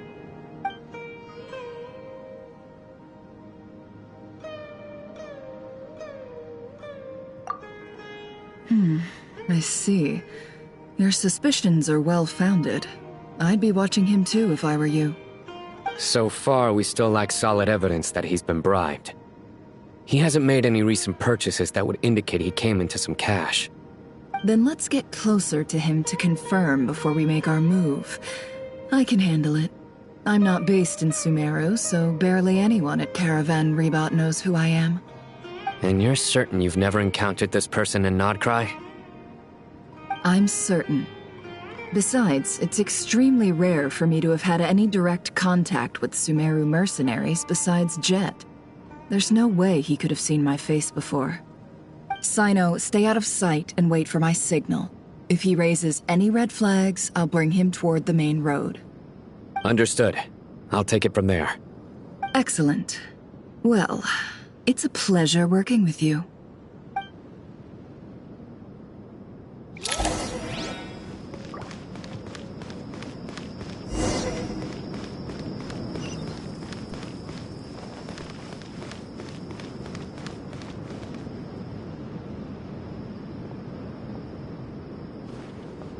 Darker skin, scars, frequents the desert and has ample combat experience.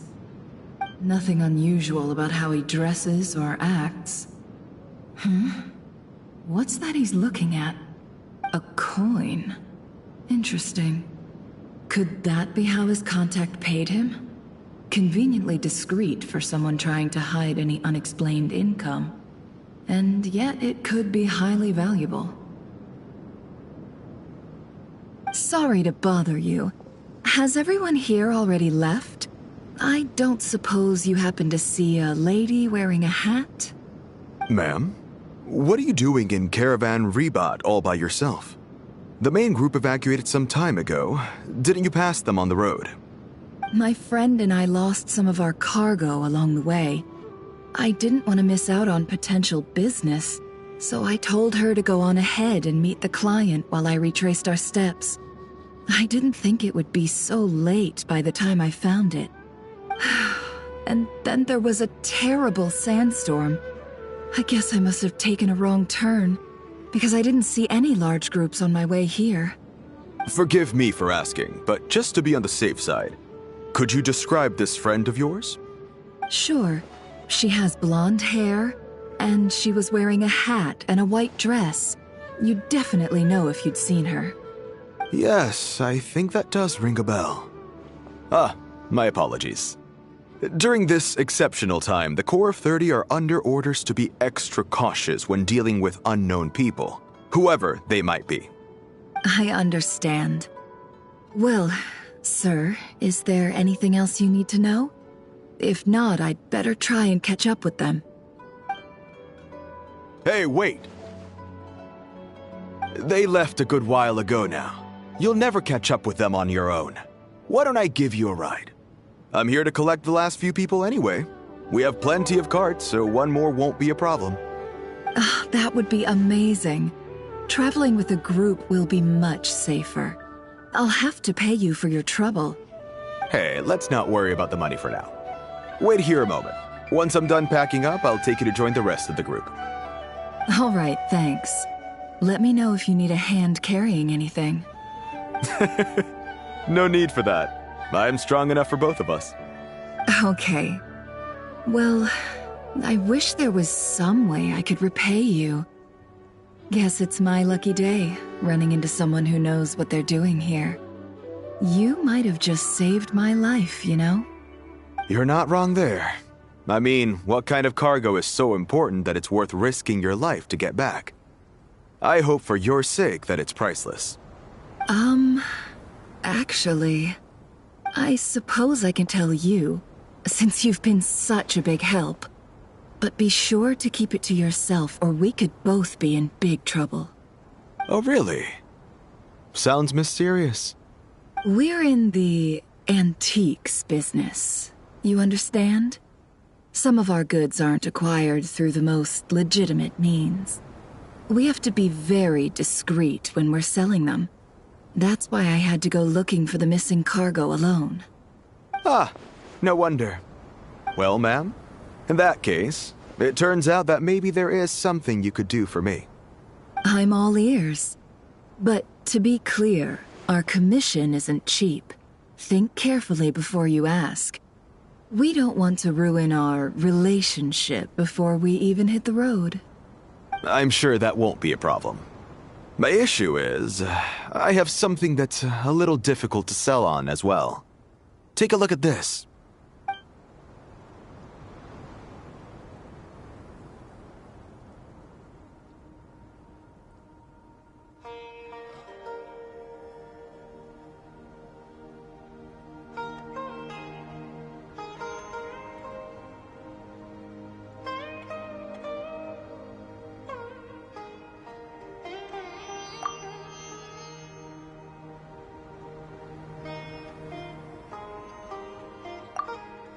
Pure gold.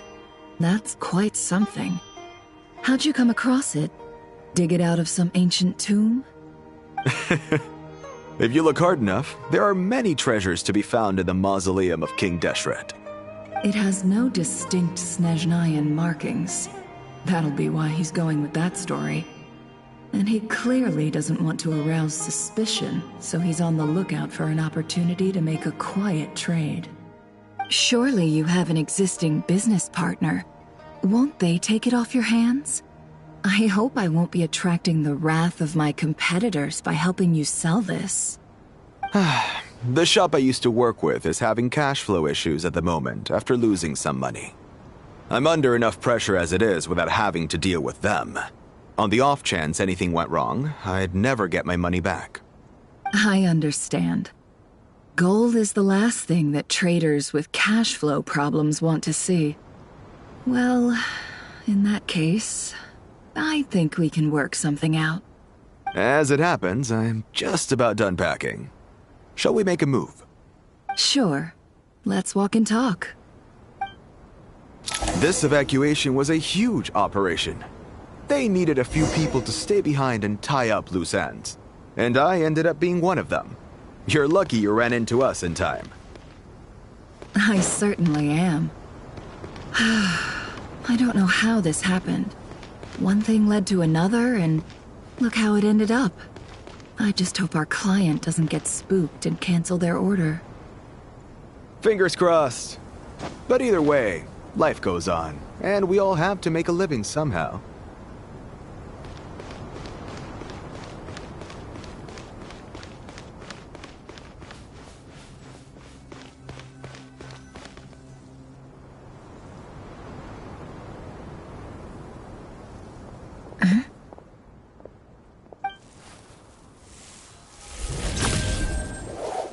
Hands where I can see them.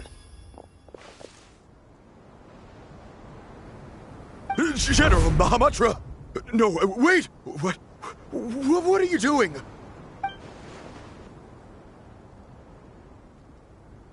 This is the coin? Good. Sadly, you won't have the chance to spend it. Nicely done. Looks like Sumeru's Matra are a well-oiled machine nowadays. Unmarked gold coins are quite difficult to trace. Thanks to you, we have secured the evidence. Here's what's gonna happen.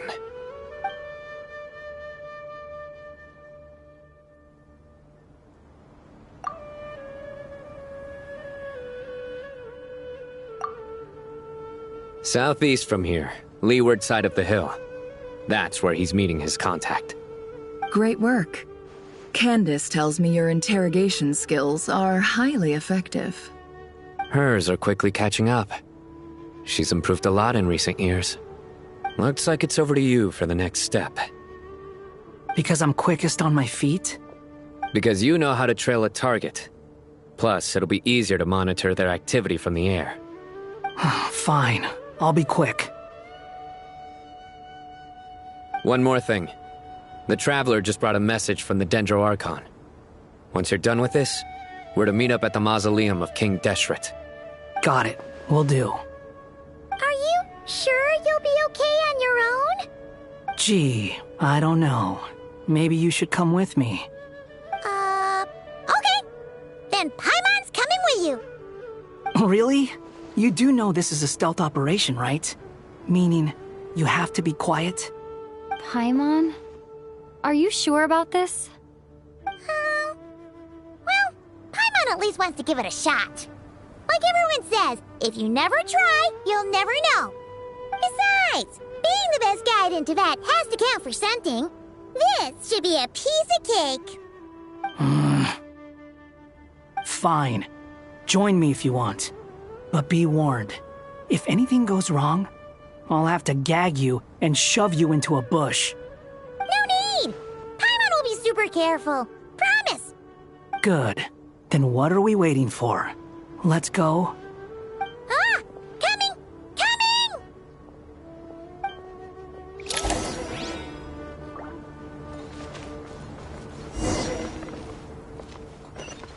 Squall Fury! Too slow. Quit following me.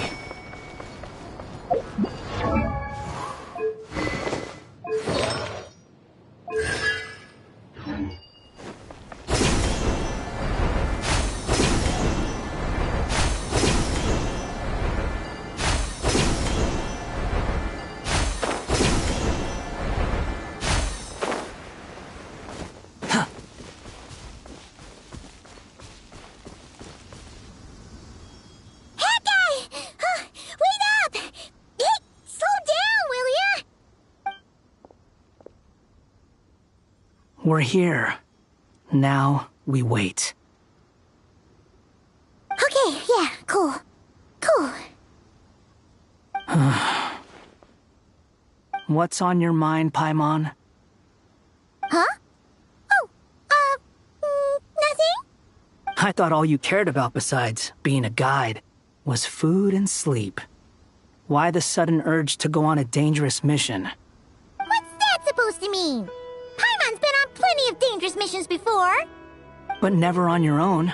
You hardly ever leave the Traveler's side. Just saying, I'm kind of at loose ends right now. So if you did want to share, I suppose I'd have to listen.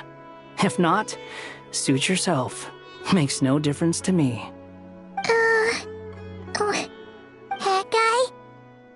Do you think Paimon is useless? What?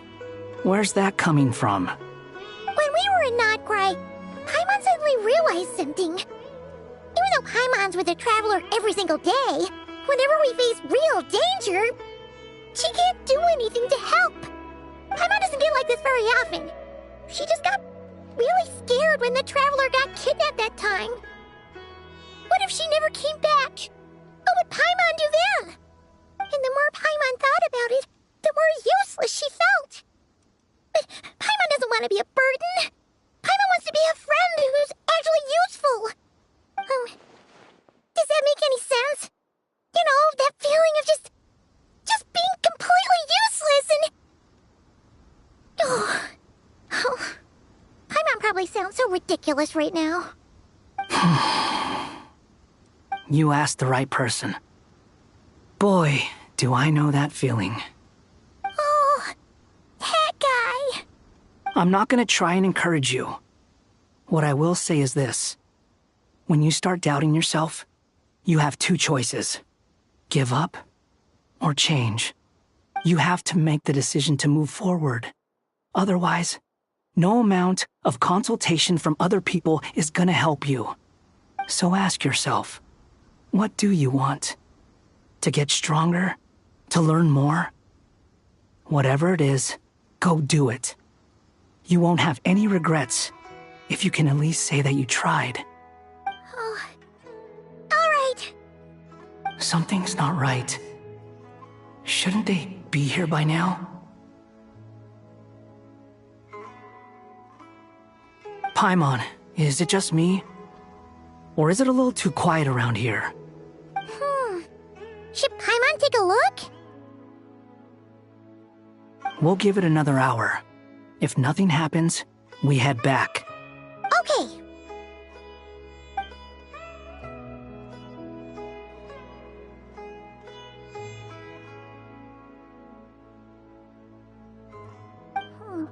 How strange. We've been here for ages. Where the heck are they?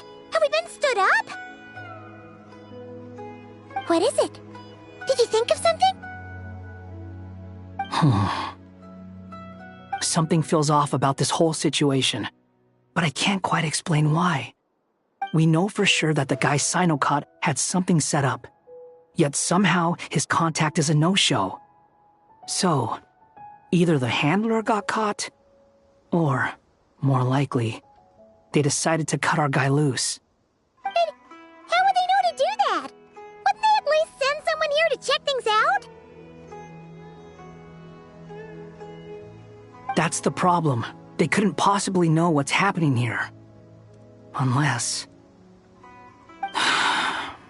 This feels all too familiar. Come on, let's head back.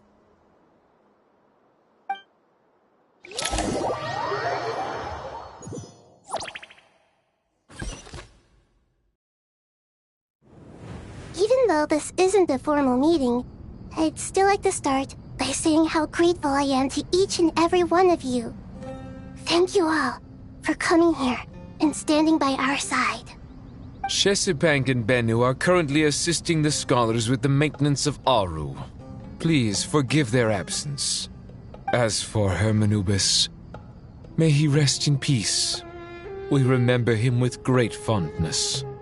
There have been times when I imagined what it might be like to meet you all. Now that it's really happening, I feel quite emotional. Time has taken many things away, but that which remains is all the more resilient.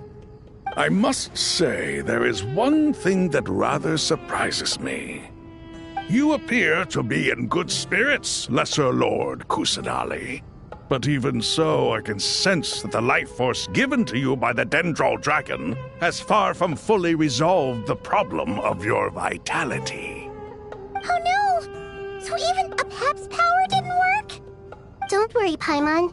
It worked very well indeed. The issue is how closely I am tied to Irminsul. Until the problem with Vid is resolved, there is no way I can fully recover. Sumeru has undergone tremendous changes during your absence. When gods pass away, inevitably, people's faith in them grows weaker.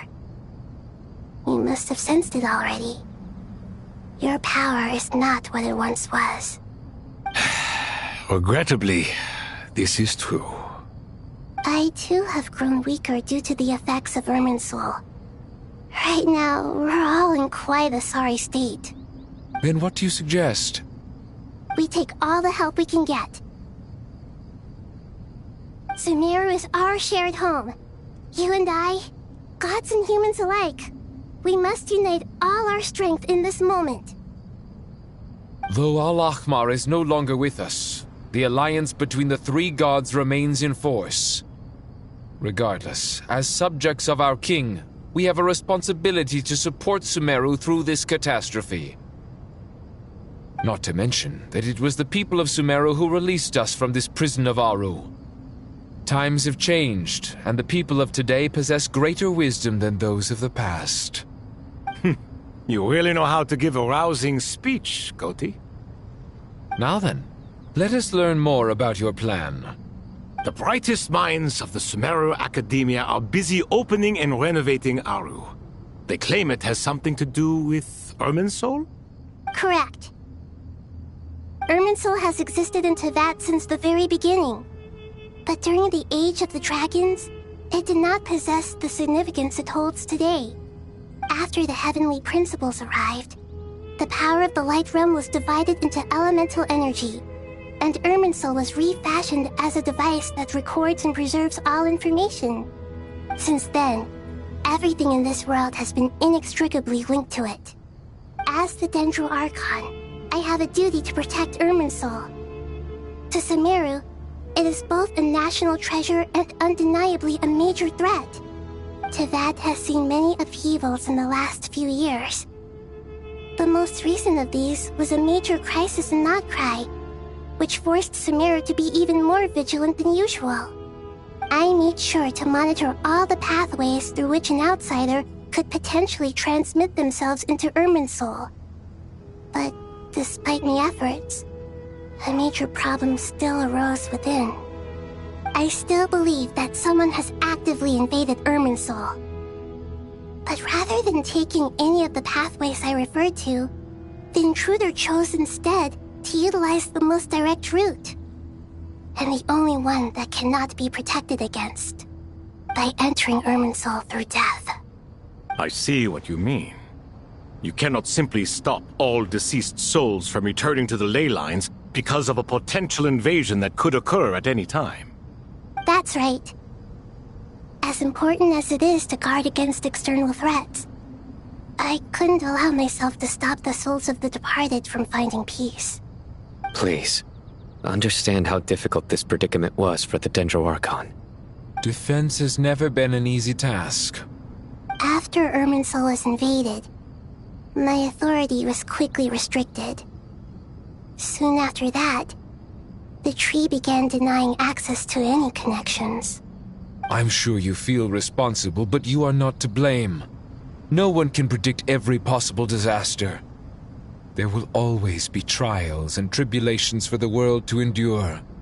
But the people of Sumeru should not have to endure this. We must find a way to break through the lockdown and connect to Irminsul. And this is why you need Aru. Yes. The only thing in Sumeru capable of rivaling Irminsul in terms of overall function and performance is Al-Ahmar's legacy, Aru.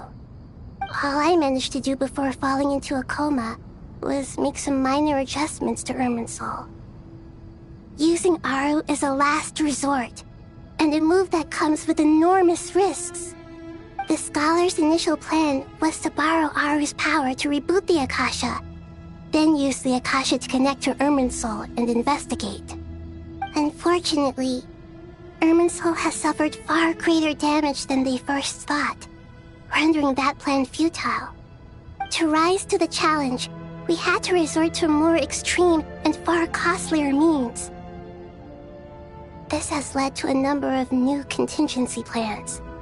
To reclaim Irminsul, our brightest scholars have made further modifications to Aru with multiple goals in mind. I thank you all for giving them your blessing in this endeavor. Human wisdom has clearly improved over the millennia. You have not only our support, but that of the Jinn, the Aranara, and the Pari. Together, we will do everything in our power to save Irminsul. By the way, when you spoke earlier of an intruder, it almost sounded as if you knew who you were dealing with and what they were capable of. Well, since you ask...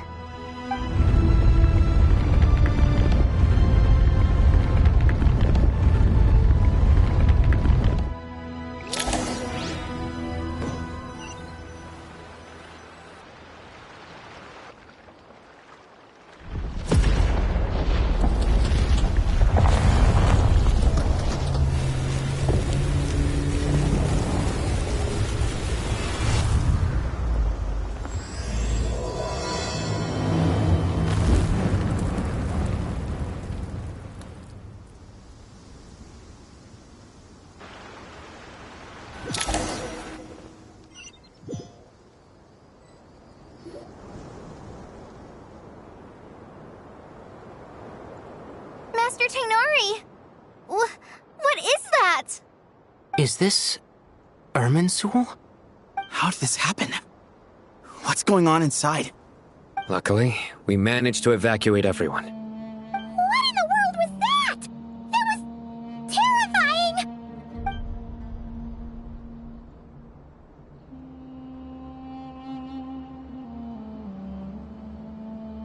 Oh my. I understand now, Dendro Archon. You make yourself quite clear indeed. Not once over the millennia has Irminsul been so terribly afflicted as this. Please continue, Dendro Archon. Irminsul's root system is what comprises the ley lines. In the past, it has always been hidden away, going unseen by the general populace. But now, an evil intruder is making it reveal itself. It has become a tree of unbridled greed. A clear sign that a deranged experiment has advanced to a new stage. Blasphemy. From where I stand, an experiment in the name of blasphemy sounds rather improper. But if we are to honor Dottore will, this is what we must do.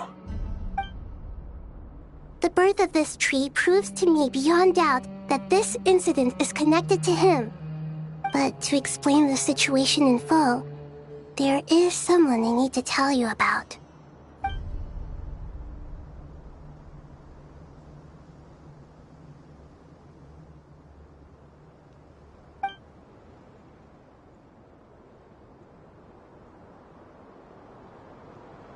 Zandik. So it was him. I saw him in the desert once. A man of supreme arrogance. So this is where it has taken him. But didn't Dottore die and not cry? How is he still able to do all this? He must still have loyal followers amongst the Fatui. Even so, I'm still unclear as to how he has been able to wield such a profound influence over Irminsul. I can confirm that Fatui forces have arrived in Sumeru City. Furthermore, Irminsul seems to be undergoing some kind of mutation.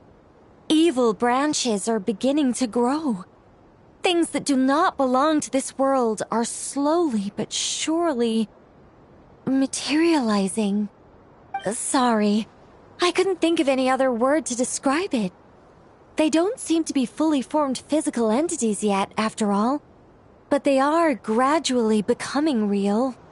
A baleful tree, climbing up into the heavens.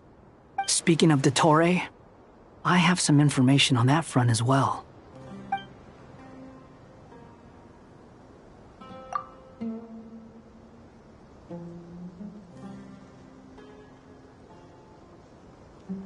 I didn't think it was wise to state this out in the open.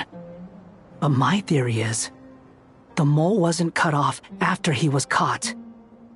They wrote him off from the beginning. You mean the Fatui never intended to follow through with him? Then why plant a mole at all? It's hardly a conventional strategy, and the rationale behind it is pretty twisted. But as it happens, I know someone who works exactly this way. And when it comes down to it, his goals are very simple. He just wants to confuse people, so they can't figure out what he's up to.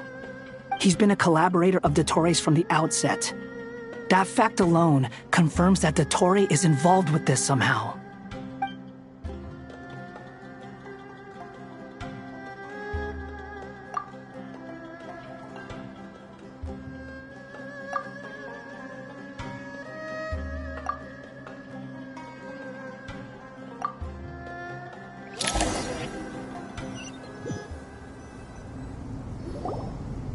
There is still much to be done. Everyone, please remember our core strategy. As per the discussions, the following groups must act immediately. Mr. Alhaitham and Mr. Kave, the next phase of the Aru renovation project must begin right away. Godspeed to you both. We'll give it everything we've got. The plan looks feasible, but the implementation will require certain resources.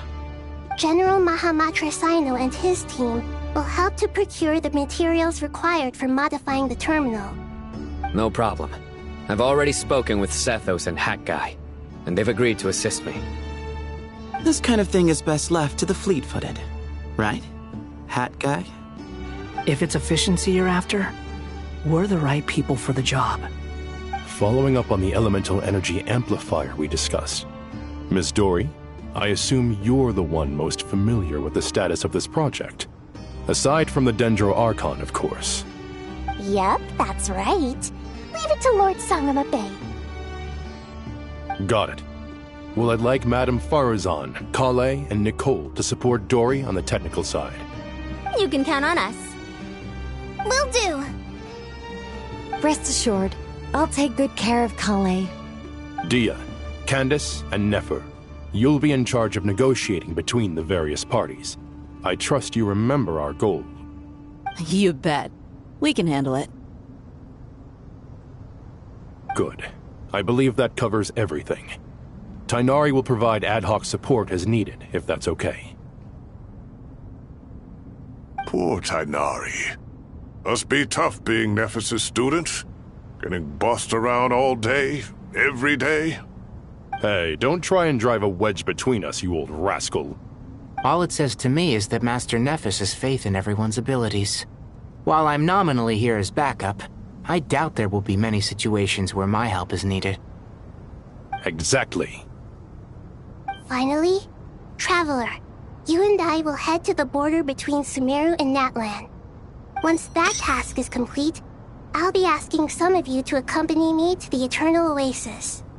The Eternal Oasis? I thought that was just a legend. So it does exist after all.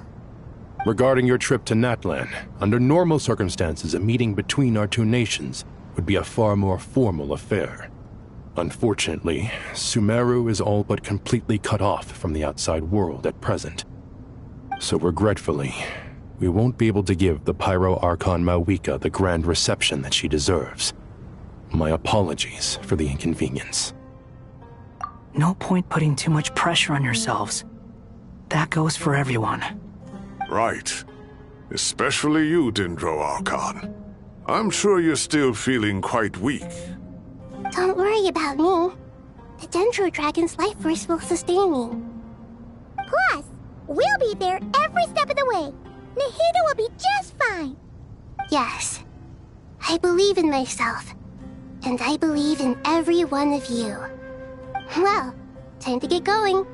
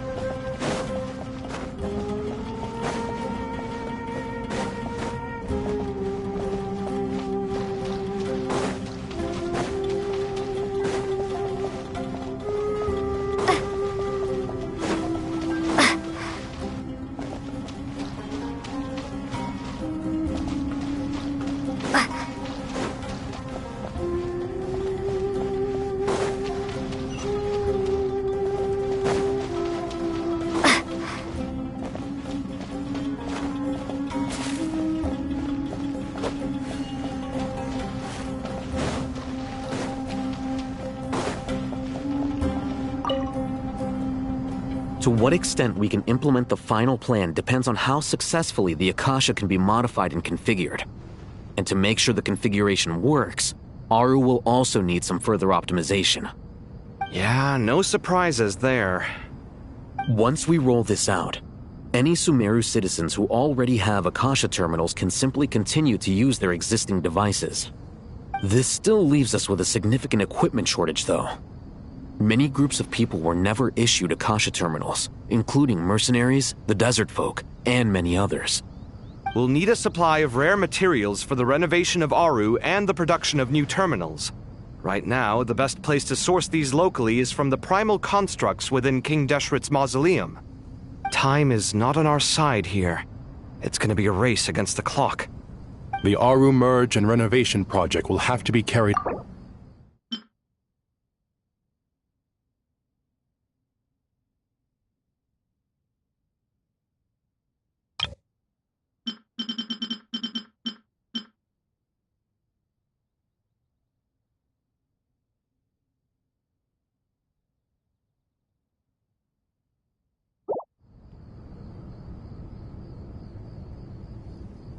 As discussed, General Mahamatra Sino and Mr. Hatguy will source the required materials. Mr. Sethos is quite familiar with the layout of King Deshret's mausoleum. With him accompanying them, things should go quite smoothly. I have every confidence. In the meantime, we may as well take a breather. Makes sense. There's not much we can do until the materials arrive. Get in formation and stay close. What is this, boot camp? Knock it off. It's just Sino being Sino. You know what he's like. Everyone clear on our mission objective. Look at the excess primal constructs, dismantle them, and extract the required materials. And King Deshret's 7 pillars agreed to this? If they're just sitting there doing nothing, we might as well put them to use. Thoth's words, not mine.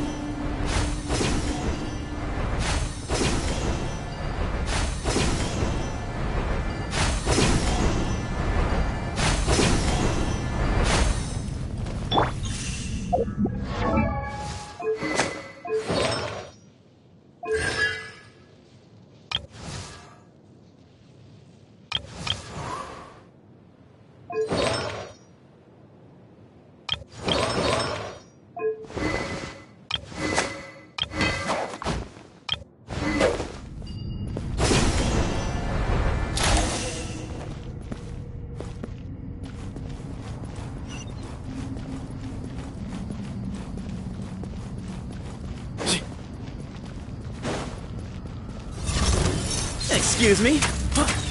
Move or be moved!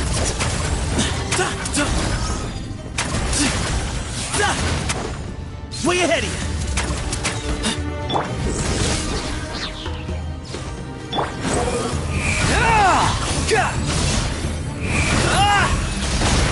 That's far enough!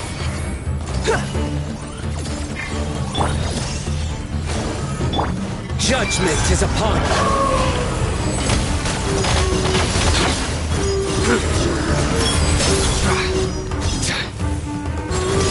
Guilty! You stand condemned! Your penance is due! Surrender!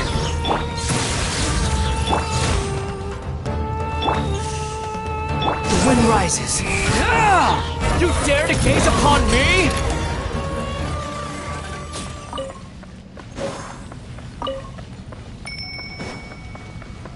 Quit following me. Huh.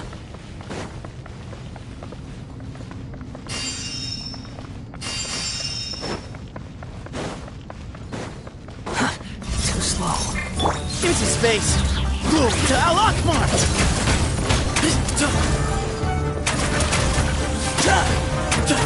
Excuse me? Futile! Through me, justice is served! Guilty!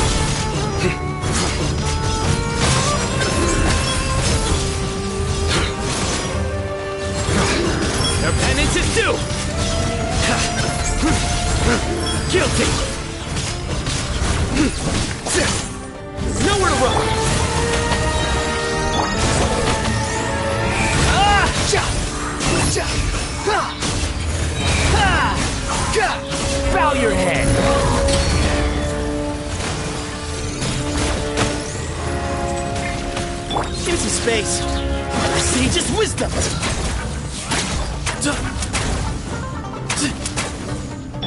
Surrender! Your sins weigh upon your soul!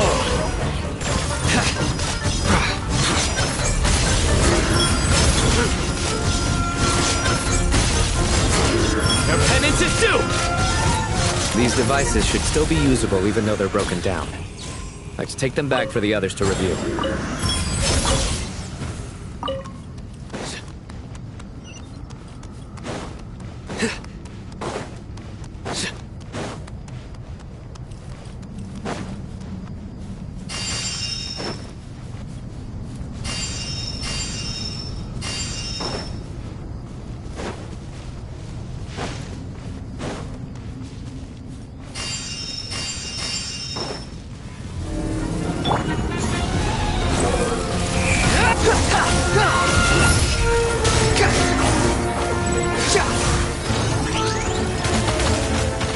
Excuse me?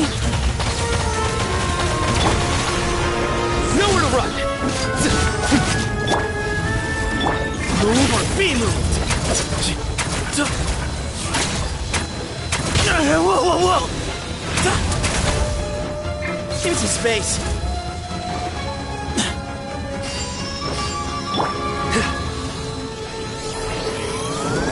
Surrender!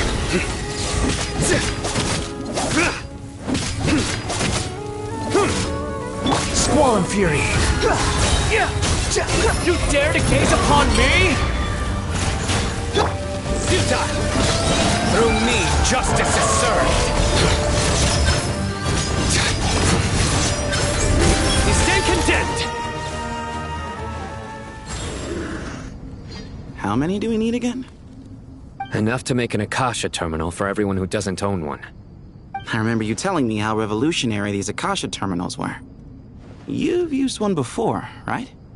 The Academia declared the Akasha to be the most powerful and comprehensive wisdom dissemination system in history. That should give you an idea of how powerful it is. Certainly sounds impressive. Neither Hat Guy nor I have ever had an Akasha terminal. Well, if it all goes to plan, that's about to change.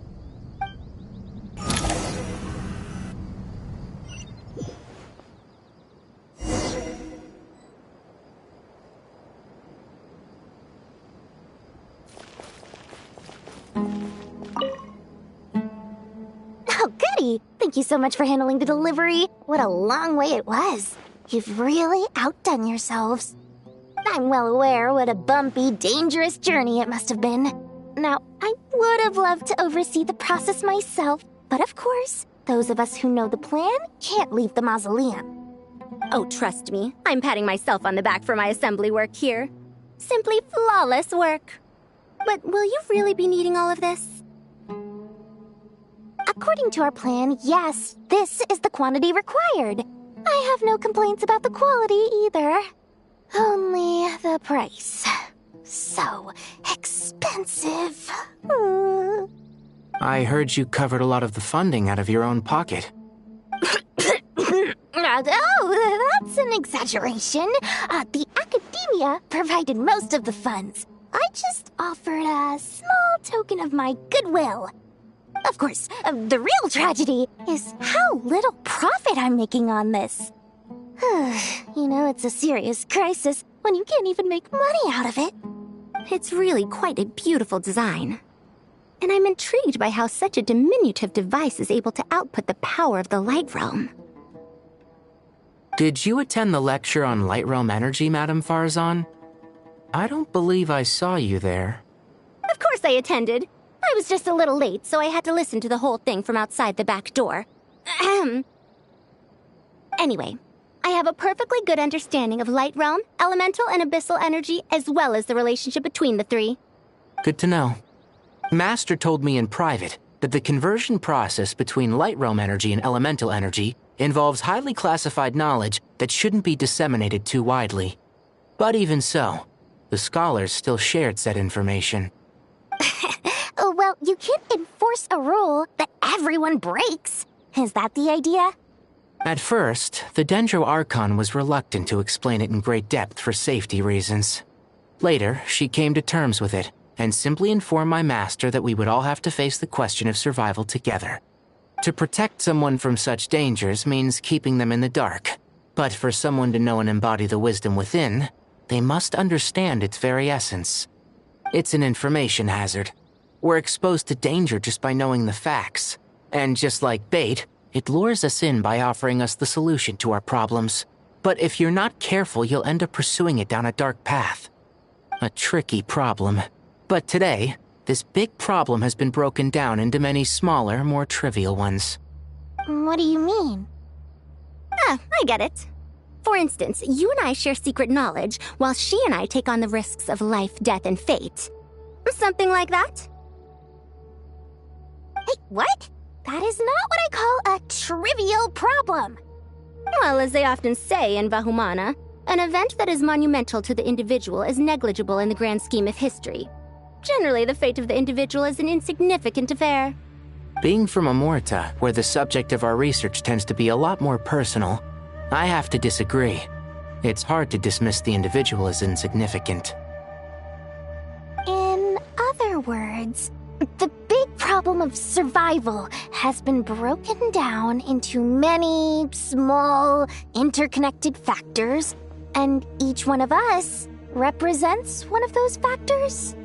When the same secret is shared with a group of people, the same fate binds them together.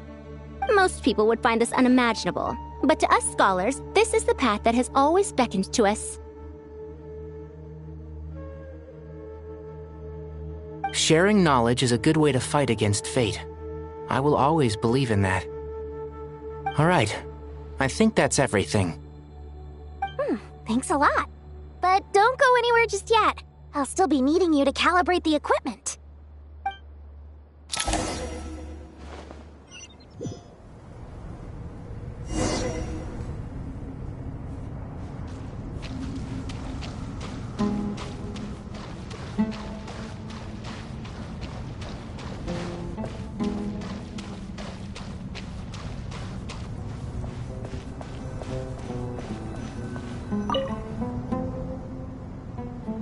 Okay, the materials are ready.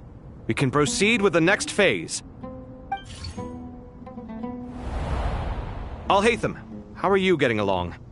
Most of the information in Aru is written in ancient desert scripts. Some of this is written in a tribal language, while other parts seem to be a variant of an oasis script, based on the glyph forms. Oh.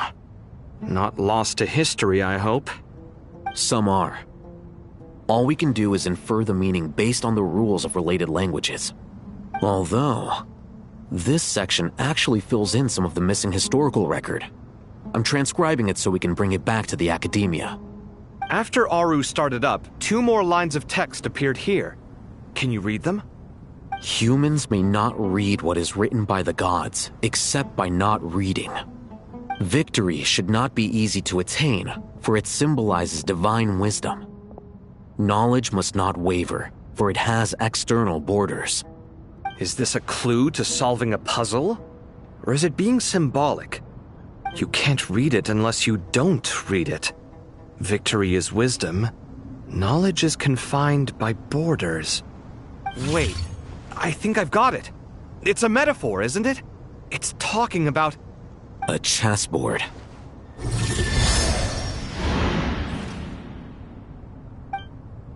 You were right. The youth of today are skilled at solving riddles.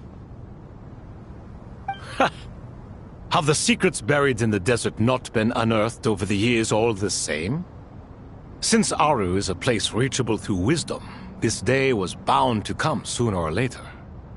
Oh, I've always been against overly cryptic sentences. Don't you get tired of reading and writing all that? Ah, it's you 3. Just in time. We've been delving deep into Aru, and now this board has appeared. I've heard this was how you'd while away your free hours. You must be quite the experts by now in that case. It is true. King Deshret's chess games are some of the most well-loved of all his wonderful creations. If you have ever been to Safhe Shatranj, you may well be familiar with the chess pieces you see here. Is this chessboard supposed to be another visualization of the interior of Aru, then? Naturally. Visitors, everything is ready. Only by completing the challenge on the board in accordance with the rules will you be permitted to overwrite Aru. 1 second. It's not dangerous, is it? Dangerous? Why, yes, of course. I should be the one to go, then. Wait for me here. Sounds like the self-confidence of our present company has rubbed off on you. Don't be ridiculous. I'm your upperclassman, and that means I have to look out for you. I appreciate the sentiment, but a game of chess typically requires 2 players. Besides, I'm sure they won't let things get out of hand. Keeping things relatively safe is in your best interest too, isn't it? Fair enough. I mean, you guys are controlling the difficulty, so please don't go too hard on us, all right? Ah, but Bennu said he wanted to put some respect into these whippersnappers. All right, all right. Thank you. Obviously, we'll still try to be careful. This doesn't seem like ordinary chess. Is the goal to defeat the opponent? No, you must enter the board and pass the trials we have placed there. Ready? Let's do it.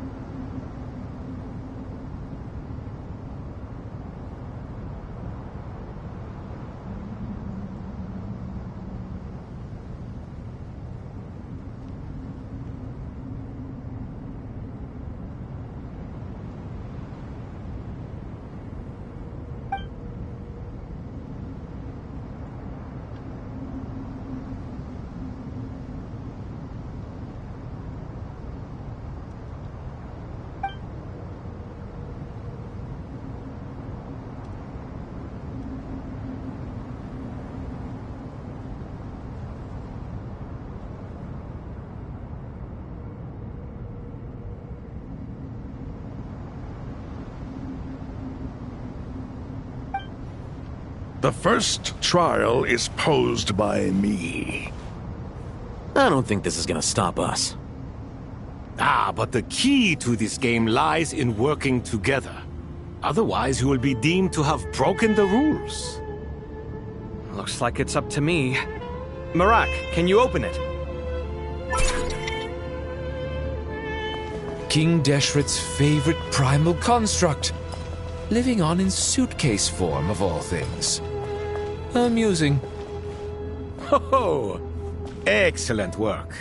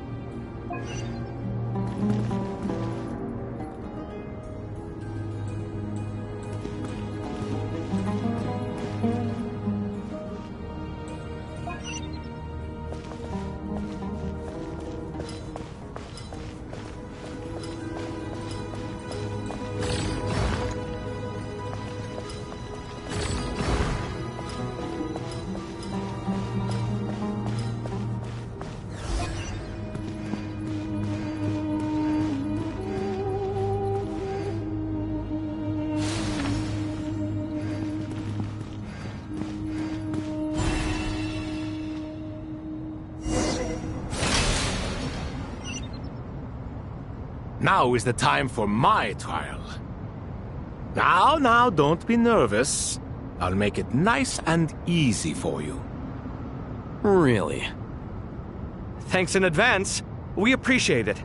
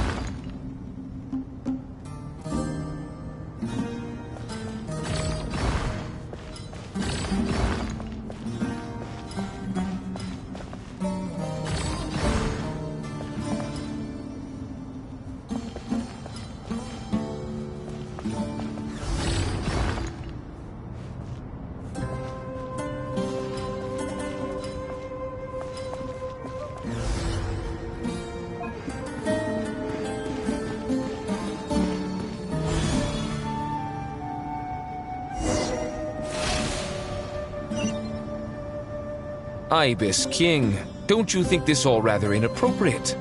You may as well be handing them victory on a silver platter. Do not expect me to follow your lead. Ha! Suit yourself.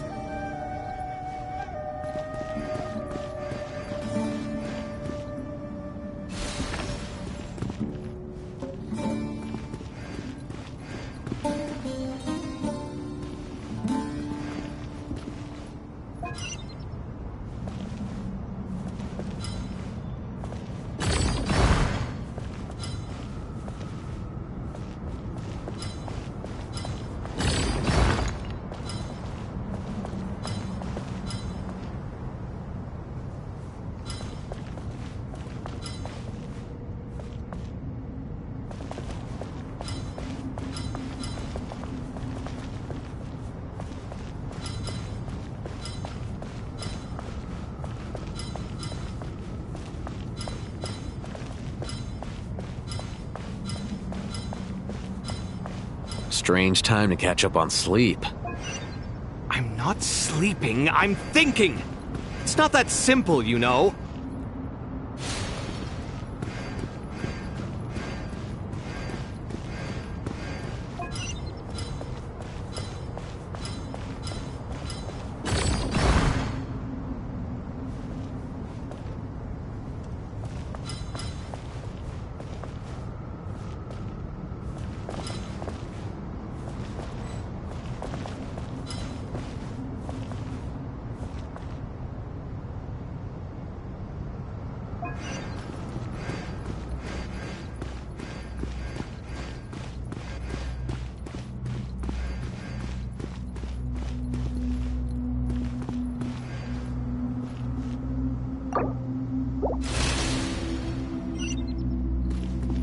Ibis King, don't you think this all rather inappropriate?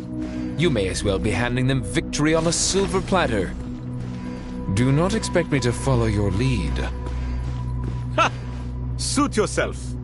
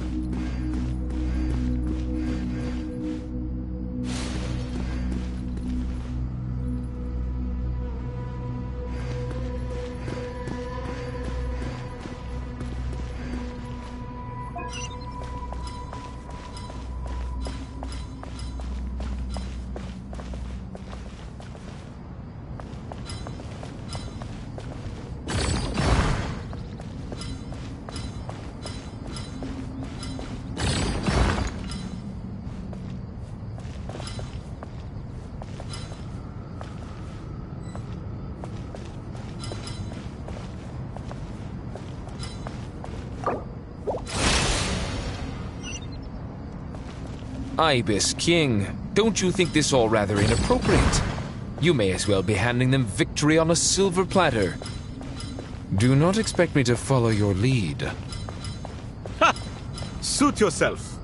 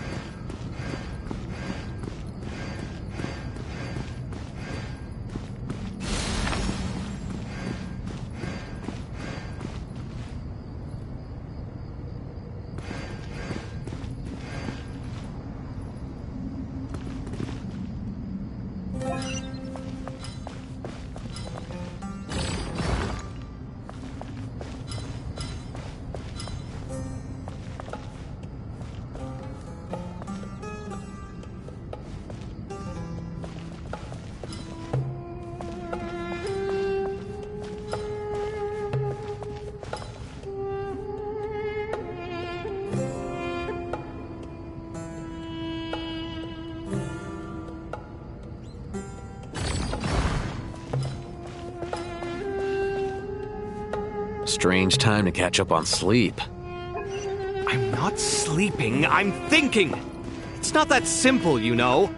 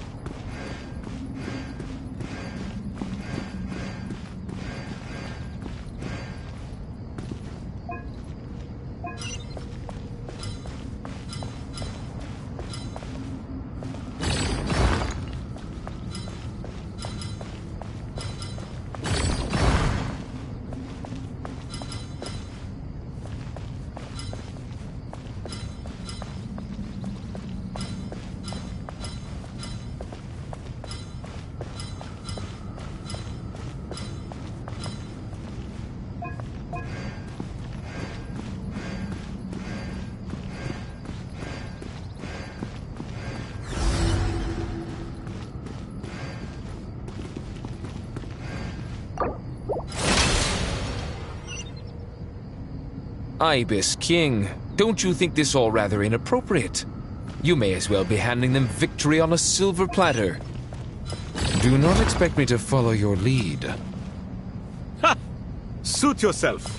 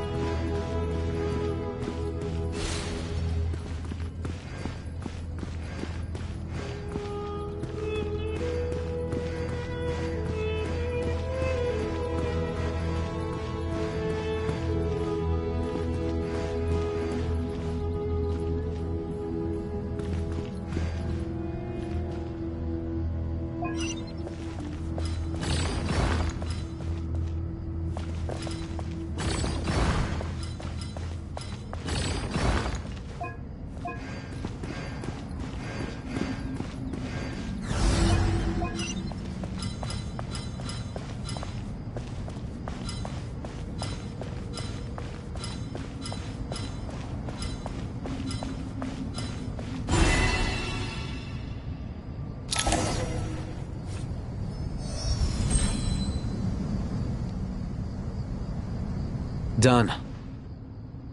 Finally. It's over. But seriously, that was incredible. Standing on the chessboard felt completely different from standing on solid ground. And also... Oh, sorry.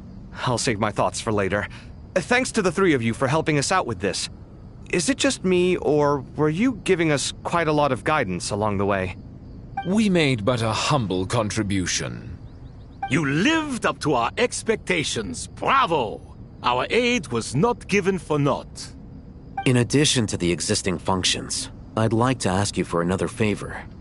Since Aru's interference shield can cover the entirety of the mausoleum, it should be possible to extend its range even further. Perhaps you can find a way. So, building upon the existing functions to... Ah! I'm with you! Imagine for a moment. What would the ideal outcome look like if this function were compatible with the devices? I agree. This is the best solution possible. Please, everyone, we beg you to help us. Me, oh my! Well, since you ask so very nicely, I suppose... Goti? Kroko? What do you say? Naturally.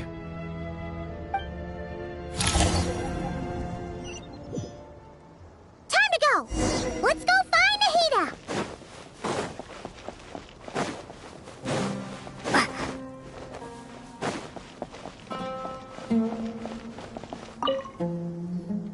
There you are. Miss Nicole truly is an angel. She shows great wisdom in guiding others, and she has already sent word to Natlan on our behalf. She said that while the other members of the Hexen Circle are busy with important work, she is quite free, and she is more than willing to accompany the people of Sumeru for the entire journey. Oh, yes, Nicole, all right. Always super patient and loves to help everyone out. She's the best. She is. So kind and enthusiastic. Well, time for us to get going. Let's head out.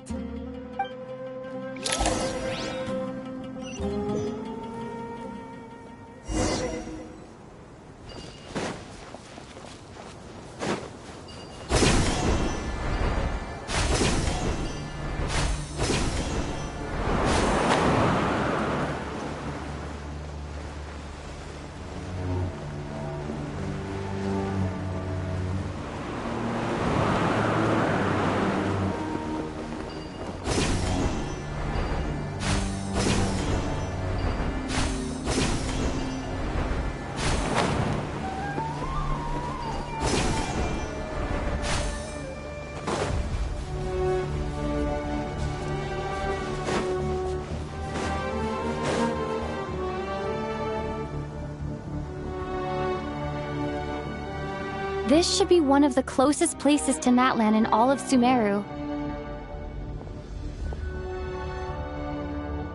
There's the barrier Nicole and Nefer mentioned. It completely cuts this nation off from the others. But why? Why separate you from the rest of the world now, specifically? And if I'm not mistaken, Irminsul was polluted once before, wasn't it?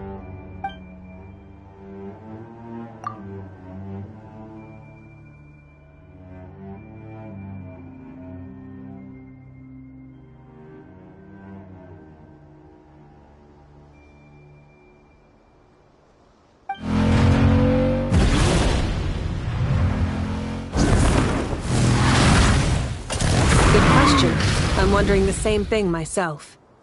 That voice. Muika! You got here pretty quickly. Hello, traveler. It's been a while. Hello there. Hello, Dendro Archon. Muika, I apologize for asking you to meet at the border on such short notice. I also apologize for not being able to greet you in person. The form in which you see me now is one carried by the Traveler. The real me is inside the mausoleum of King Deshret, and I am reaching out to you with my mind from here. Irminsul has been infiltrated by the Doctor. We must be on our guard, as he can spy on information in the world from within the tree. Fortunately, there is no record of the Traveler in Irminsul, and you are still within Natlan's borders. My records will be preserved in the Night Kingdom, rather than the ley lines. As long as the Night Kingdom remains disconnected from the ley line cycle, the Doctor has no way of knowing my movements. Exactly. So by meeting each other in this way, the meeting essentially never happened. No wonder Paimon didn't come. You were concerned that her activity would be recorded by Irminsul. The Natlanese have heard about the situation in Sumeru. With the borders sealed off, merchants have been forced to stop their shipments. It's pretty serious, and you're the ones bearing the brunt of it. I'd like to address the question you raised at the beginning. I can offer a brief explanation, although it will sound rather cruel. I don't reach this conclusion gladly, but Irminsul predates the heavenly principles. It existed long ago, when the dragons of Natlan were at the height of their power. So even when the people of Sumeru became ill because of pollution, it was not a critical issue from the perspective of Irminsul itself. As long as it continues to function normally, the barrier will not be activated. But this time, the Doctor's invasion has directly affected the tree. That is what caused the barrier to deploy. The heavenly principles established a rule that when Irminsul is plunged into grave danger, a portion of power will be reserved to isolate Sumeru. That way, even if Sumeru is destroyed, the outside world at least has some time to catch its breath. We'd certainly need it. The heavenly principles created almost everything that exists in Teyvat today. To them, preserving the existence of the world and its inhabitants takes priority over protecting Sumeru. Meaning, protecting Sumeru now falls to you. Yes. My own power may be limited, especially compared to yours. But that doesn't mean that we're just gonna sit around and wait for the end. If necessary, I will utilize any and every means at my disposal. Nicole of the Hexen Circle didn't say exactly what this meeting was about. But after hearing everything you've said so far, I think I can guess where this is going. That's right. Nahida and I discussed it at length. We both know how presumptuous this is, but... You need the pyronosis, don't you? Yes, you guessed correctly. Originally, I only intended to borrow it, but the situation is far graver than I foresaw. So instead, what I ask of you is to please give the pyronosis to Sumeru. Why do you sound so nervous? There's no need to be shy. Surely a gnosis is pretty important to a god. I guess, but it's not as if losing it would suddenly render us powerless. But I'm sure you don't need me to tell you that. With all the nations you've traveled to, and all the gods you've met, you must have realized that by now. As far as I'm concerned, a gnosis is basically an elemental energy enhancer. But I don't usually use it. You know me. I like to think I'm pretty strong without it. Yeah. Not about to dispute that. So you see, you don't need to sweat it. Here, take the pyronosis. Uh-huh. Just like that? Uh-huh, just like that. To tell the truth, I've always toyed with the idea of giving it to someone who needs it more than I do. I know you accompanied Nahida here to try and increase the chance of success. It's a good thing you did, because your involvement is one of the main reasons you've managed to persuade me. Are you sure about this? Handing over your gnosis just because of me? I won't try to quantify it, but trust me. Handing over the gnosis to Tumaini is far from the craziest idea I could think of. Besides, even if you had it come here personally, I think I still would have agreed to Nahida's request. Irminsul doesn't just affect Sumeru. It impacts all of Teyvat. I know all too well how difficult it can be to protect the things you care about. So logically, morally, or however you want to cut it, helping you is the right thing to do. You don't need to tell me the specifics of your plan. Where the gnosis is involved, the tighter the secrecy, the higher your chances of success. Malika, my heartfelt thanks go to you and the people of Natlan. Don't mention it. But now for the hard part. How do I actually give it to you? The Irminsul barrier is right in the way. I have an idea.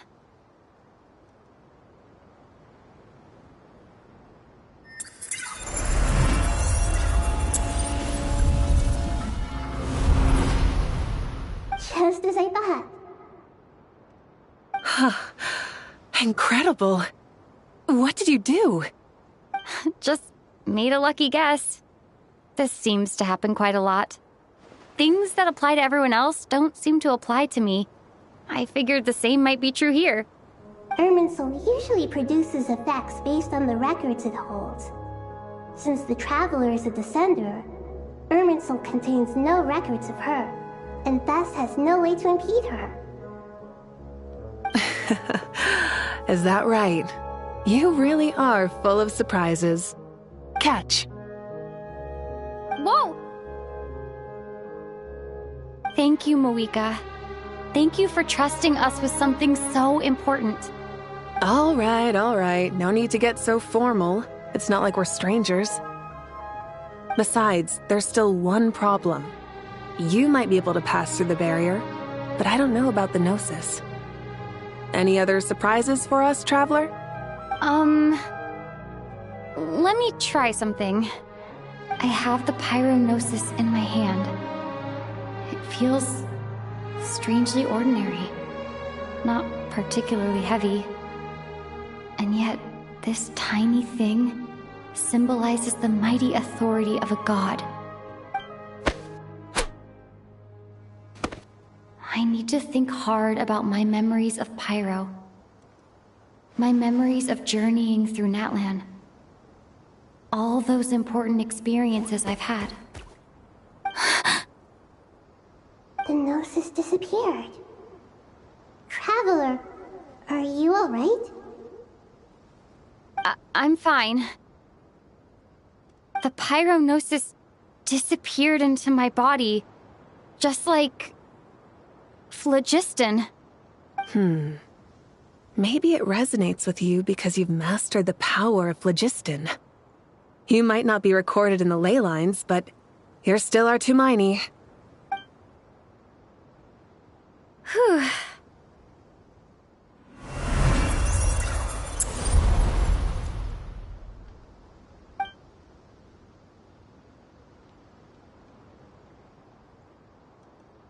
Please allow me to express my gratitude once again, Moika.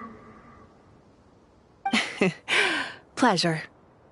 Well, I've given you all the help I can.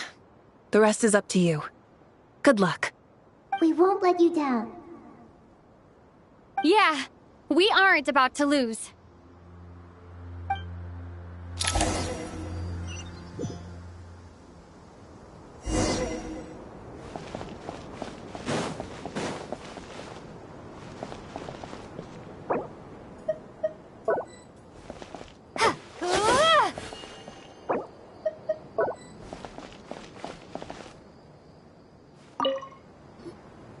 Traveler, Paimon, how are you feeling?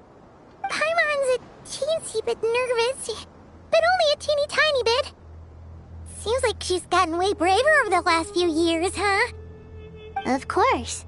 After all the adventures you've had with the Traveler, I'm sure you've gained a lot of experience and grown as a person. I'm doing all right. What about you, Nahida? How are you holding up? With the negative effects of Irminsul, I'm a bit like a piece of fruit that's been burrowed into by hungry insects and left to rot. I'd be lying if I said it was nothing. But please don't worry. We all know what we're getting into, and we've prepared as well as we can. I believe in everyone. I believe in you. And I believe in myself. Stoking the fire inside oneself is certainly one way to live. But knowing when to rely on one's companions is also a form of great wisdom. I've been quietly learning little things from everyone, like plucking tufts of fur from a sumpter beast. Me too. With the constant traveling, I'm always learning and growing. That's the journey of life. I think there's someone else here who would share that sentiment. Don't worry about what I think. I was just passing by and happened to overhear your conversation. What are you talking about, Hat Guy? This is the top floor. No one passes by the top floor. Says who? You can fly just like I can. I would have thought it makes sense to you of all people. I don't know why, but I feel a little more relaxed now. It shows that you feel comfortable laying down your burdens in our presence. It means that Sumeru is a place you can trust, where you know we have your back. And we feel exactly the same way around you. That's what it means to be friends.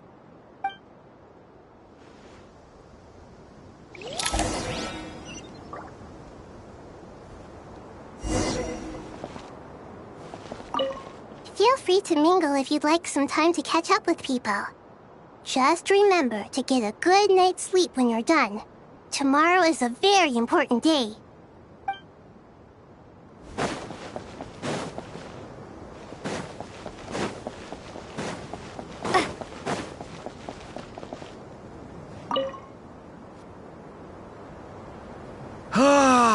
It's finally done.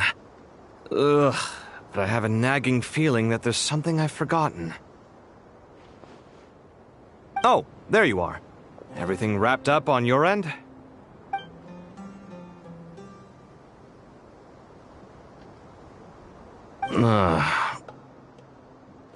Okay, fair enough. That was a pointless question. We were working in tandem, after all. You must really be exhausted. Well, it's been a busy day for both of us. When work ends, you clock out. No looking back. Yeah, we're definitely due a break. Probably a little late to start drinking now, though. I'll stick with water. Here, this one's for you. Thanks. You want a bite to eat? I can grab us something. Or wait, I think there's a stove nearby. Let me take a look. Are you nervous? A little, yeah. Unlike you, it seems. How are you not feeling at all nervous? Because everything that happens next is beyond my individual control. I don't worry about things I cannot influence. What do you mean, cannot influence? You're the one who came up with half of the strategies we ended up using. There's only so much I can do. I was only doing my duty. Was it like this last time, too? You mean with Azar and his accomplices? Yes and no. The situation back then was easier to control, but we weren't as prepared as we are this time. So the enemy is stronger, but so are we. I still vividly remember the way you interrogated me in the library after the fact. Where were you when Sumeru needed you most? If your memory is so vivid, you might also recall that it was you who came looking for an argument. You're often the one who initiates these things, you know. I came for a conversation. I didn't know it was going to turn into an argument. Anyway, at least I showed up this time. So, what do you think? What do I think? I think we're certainly better off for it. It's good having me around to help out, huh? Absolutely. As a citizen of Sumeru, you displayed a remarkable sense of responsibility in the face of disaster. Certainly feels that way. I just shudder to think how the world would have ended up if we hadn't gotten control of the situation. So, do you think this is what impending disaster looks like? The sky is so clear, and there isn't a whiff of decay or destruction in the air. It's hard to imagine that the fall of humanity could happen on an ordinary day like this. Awful things happen all the time. Sometimes people can stop them, and sometimes they can't. What you and I have done is increase our chances of stopping this one. Lofty ideals may provide no defense at all against nihilism, but perhaps little decisions can. Oh, nothing. It's nothing. I hope everything works out tomorrow. It will. As long as we stick to the plan, our chances of success are good. It's really strange. You're my junior, yet you always seem to act more like an upperclassman than I do. I think it's mostly a matter of temperament. Ugh. Walked right into that one, didn't I?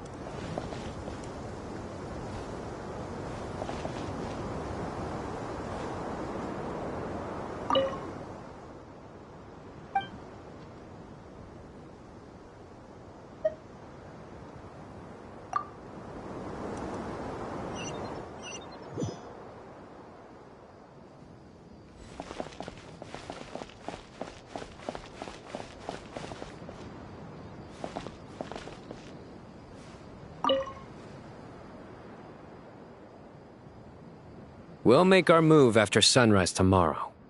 Good. Is everything ready? As much as possible. That'll be enough. Don't let the pressure get to you. We'll take things one step at a time. That's how we've always done it. Master Tainari! Mr. Sino! So this is where you were. I brought some juice and some water. Would you like some? I know how easily you get dehydrated in the desert, so you should definitely have some water. In which case, I'll have the juice. I gotta ask, though. Who's on juice-making duty at a time like this? Madame Farazan said she was feeling a little nervous, so I told her about the automatic juicer my friend invented. She took it right off me and started making carton after carton of juice. A juicer? Did Sucrose send that to you? Yeah. I hadn't had the chance to try it out before this incident occurred, but I couldn't bear to leave it behind in Gandharvaville. The juice is very sweet. I think so too. Kale, how are you feeling? Physically, I'm okay, but it just still feels strange to me. Why would a great power like this come to someone like me? I know the feeling well. That same question ran through my mind every day as a kid. At least now, you have someone who can relate to you. All the more reason that you should apply for Spontamod. Tainari fiercely opposes the idea, though. Those two things are completely unrelated. What are we all chatting about, Would anyone like any juice? Oh, you have some already. I had some earlier, ma'am. Maybe give the extra to someone else? Very well, very well. I shall be off then. There's this enormous power, and then there's little old you. You feel like there's no connection between the two. And that sense of dissonance is difficult to get used to. Yeah. But after all this time, I can't believe this stuff still gets to me sometimes. Makes me feel a little childish. Kale, just because we normally keep the conversation light doesn't mean we can't discuss deeper issues. I don't think it's childish at all. You were the victim of a terrible crime. It's normal to struggle with the fallout from it. You have absolutely nothing to be ashamed of. My professor once told me that no incident can be considered truly resolved until the victim says it's over. Your rage and your pain are completely justified. Thanks. Miss Nicole said that the same god remains which were once used to inflict so much pain upon me have now become a weapon with which I can protect everyone. It's like my own personal kind of evolution. Every innocent person who's been hurt needs time to realize that it wasn't their fault. I was the same. But it's all about to be over. Tomorrow, it ends for good. I don't know if you've noticed, but you rarely stumble over your words anymore, and your outlook has become much more positive. It's a big change from how you used to be. And since this isn't over, you can settle the matter on your own terms. It's time you seized back control. I believe in you. Yeah. Sumero is my home. And it's so important to me. I have to protect it. No. I will protect it. And once you're done, how about you come back and apply for Spontamod? Stop it with the sales pitch, would you? Hey, excuse me. There are still 3 unclaimed cups of juice here. Why don't you take one each? Ugh, my arms are getting sore from carrying them around everywhere. Madame Farazan, why are you... Here, let me take them off your hands. Thank you, Madame Farazan. Drink up and enjoy my handiwork. I think I'm going to make something else now instead. Please, try to relax, Madame Farazan. Your nerves are starting to get the better of you. I know.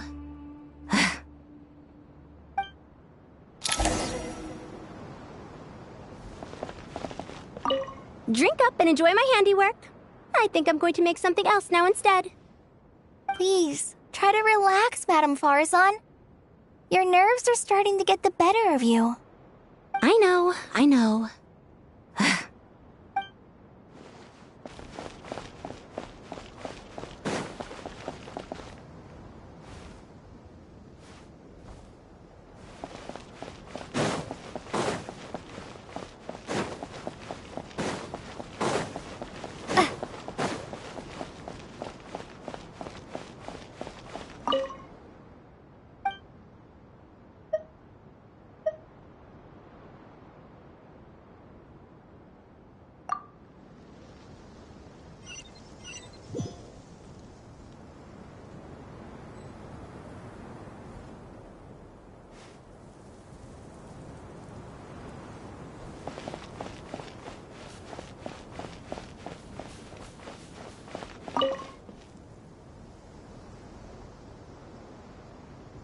Something on your mind, Miss Nefer?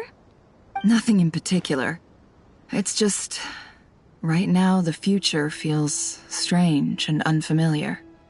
But the future has not yet arrived. How can you say how it feels? Some people know that there's an impending disaster. Others remain blissfully unaware. Each group is imagining an entirely different future while walking towards the same one. But when they get there, they'll still find they feel differently about it. People are shaped by their circumstances. Different circumstances create people with different perspectives. I've always found the perspective of the Vahumana Darshan to be a particularly incisive one. Even at the height of the crisis in Nodcry, people held diverging opinions. But things are different this time. Indeed. Regardless of faith, gender, wealth, skin color, or eye color, everyone in Sumeru knows what will happen tomorrow. The world has never been an especially fair place. Yet now, against all odds, a moment of unprecedented unity and equality is about to take place. It's fascinating. If only my father could have lived to see this era. Era. To me, that term represents a much greater span of time. It can be an unsettling word. I would even say I'm afraid of it. Do angels even feel fear? Yes, at least I do. I fear the gap that grows wider with each passing day, and the never-ending flow of time. Time renders all memories insignificant and reduces all splendor to nothing. But those memories are the one thing I do not want to lose. You're very human in that regard. If angels draw too close to humanity, our wings burn away in the bright flame of awareness, and we fall to the earth. After spending so long among humans, I have lost much of my former glory. Maybe that's a good thing. You're more human than some humans are. I've been talking to Kale a lot in recent days. We seem to be in completely opposite situations. I suppose that makes us good case studies for comparison. Case studies for who? Myself, I suppose. After comparing the two of us, I suddenly discovered that I desired more than before. It was a gentle, pleasant sensation. Just as most people pursue glory and miracles, I too am pursuing miracles of my own. guiding humans to make the miracles in their hearts a reality. That is my miracle. It doesn't sound so bad, does it?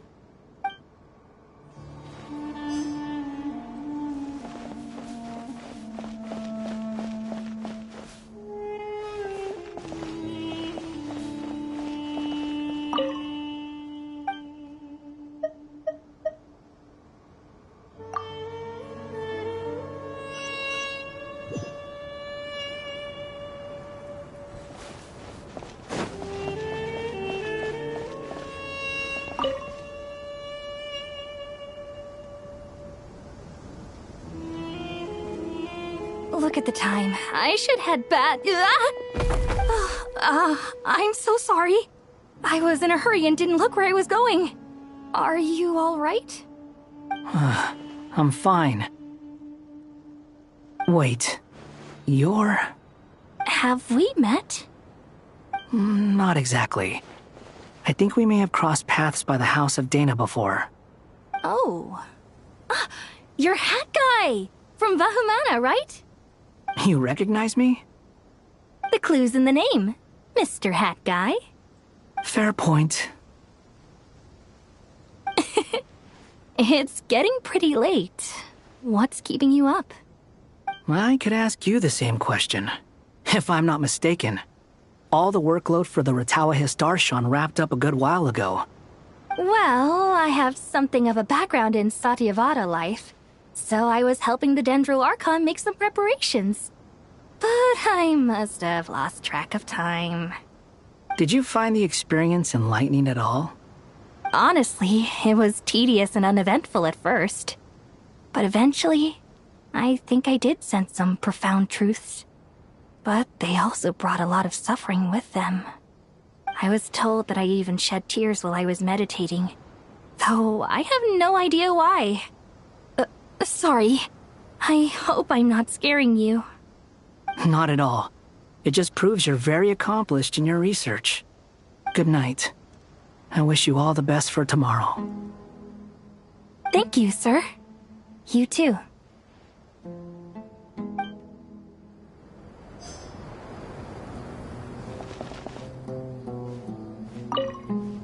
Good night. I wish you all the best for tomorrow. Thank you, sir. You too.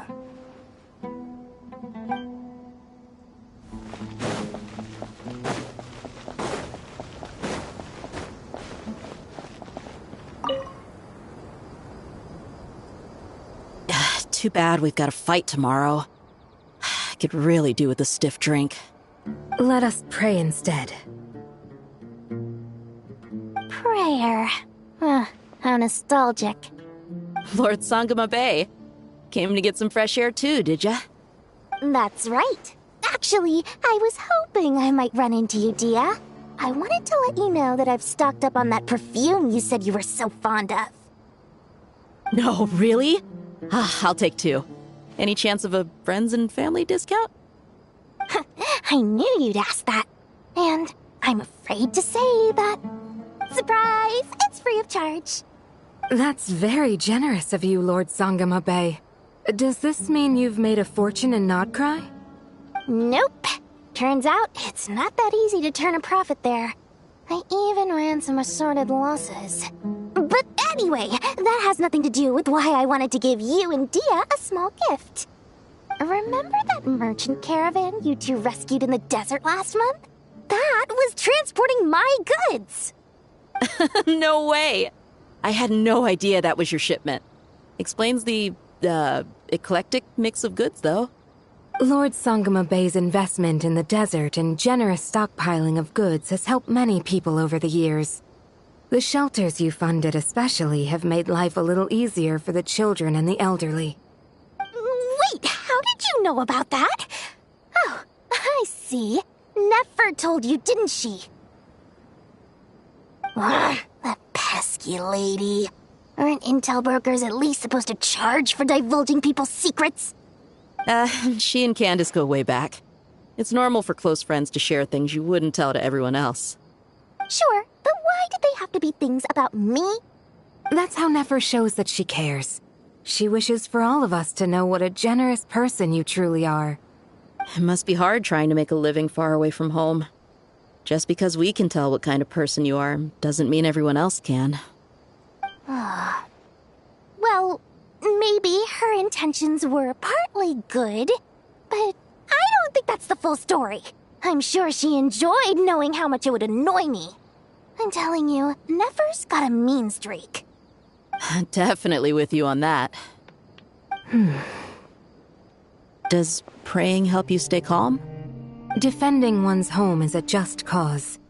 My heart is filled with a mix of anger and hope. Anger. You know, being able to get angry is a good thing. It shows that you're in touch with the real world, and that you have the passion to pursue something you believe in. My lady? What are you doing out here? Just taking a walk to clear my head. And look where I ended up. Were you praying just now? Yes, Miss Dunyarzad. Would you like to join us?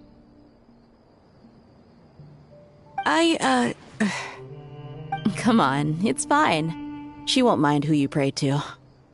Oh, then sure.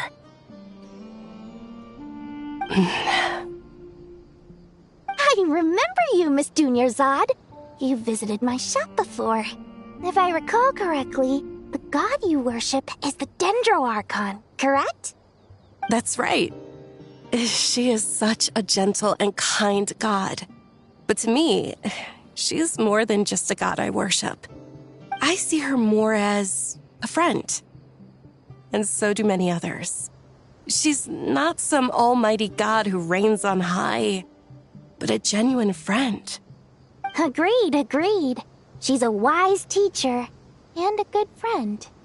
I spoke with several people during the evacuation. Everyone's aware that tomorrow's battle is one that ordinary people can join too. A battle to fight for our friends and our homeland. Oh, it makes me glad. I can finally do something for those who protected me. You've grown so much since we first met. Oh, a compliment? Ooh, more please. Thank you. My lady, you've always been a remarkably strong and ambitious person. It's indisputable. And that's not just a compliment. It's a statement of fact. What are you praying for? Our beliefs may not be entirely the same, but we both wish for the same thing. I pray that everyone will rise to the challenges ahead and return safe and sound. I pray for the safe return of all my companions.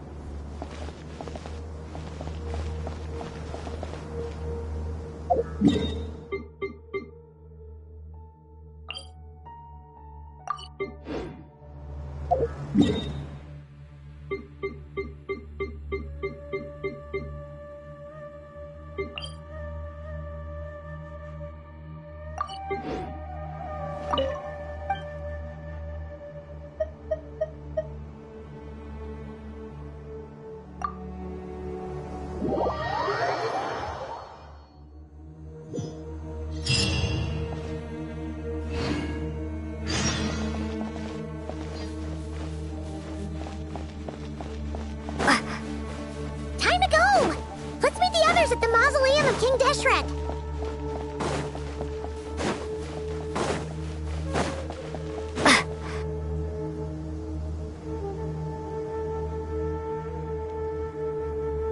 I have not felt this way in a long time. Standing up high, gazing out at the rolling dunes. One cannot know what freedom truly means without first losing it. The Golden Slumber truly lives up to its name as a dreamland. Though desert sands exist there too, no mirage, no matter how glorious, can compare to true beauty. Dendro Archon, what is on your mind? I was wondering whose counsel I should seek on the questions in my heart. What kind of questions? So many. More than can be put into words. As I once said to a friend, we look, we see, and we comprehend. But the question still troubles us. What are the many disasters that this world faces but the sum of all irresolvable questions? The biggest question you should be asking is how to seize victory. Yes. Although, I would express it differently. I must not fail. And so the question I am most curious about now is whether the path to victory will be an arduous one. What we declare to be a young sapling, we may, in fact, find to be a towering tree, if we would only cast aside our ignorance and look beyond the veil of time to see her true form. Nahida! We're here! Just in time. My preparations are almost complete. Ready when you are. We're here too. Miss Nicole! Miss Nicole! You run so fast! I thought I'd get a lot of exercise as a forest ranger, but I can barely keep up with you. Sorry, I got a little carried away. Lesser Lord Kusanali, the equipment is ready, and the modifications to Aru are all complete. As discussed during our meeting, Accessing Irminsul via the Akasha is no longer feasible at this stage. There are other options, it's just they're a little more extreme and more technologically demanding to implement. Maybe you should take it from here. The architecture and functionality of the Akasha terminals overlap considerably with Aru. There is reasonable evidence to suggest that one was developed based on the other, or that they both utilize technology of the same origin. As long as the transplant and merge operation succeeds, Aru should theoretically work on a scale greater than the Akasha and approximately equal to Irminsul. It will become the largest active computing device in all of Teyvat. A system this powerful is capable of a lot of different things. In the past, the Akasha was primarily used for one-way information transmission, but I suspect it could also serve as a central bridging hub. In the pursuit of greater knowledge, some scholars have attempted to connect their consciousness to Irminsul through the use of terminals, incense, and meditation. Correct. In academic language, scholars who reach that stage are said to have entered Satyavata life. Hypatia has performed this practice many times in the past, and she was once under my care for a period of time. Right. And this at least proves that there is a zone within Irminsul that can be connected to. that's right. Providing wisdom to the people is one of the very reasons for Irminsul's existence. I think I understand where you're going. Please, continue. In that case, I'll skip to the conclusion then. We need to further modify Aru, merge it with the Akasha, manufacture terminals, and distribute them to every single person we can reach. Every person? Even the desert folk? Yes, everyone. I've already calculated the amount of raw materials we need. So you mean we're going to get new Akasha terminals?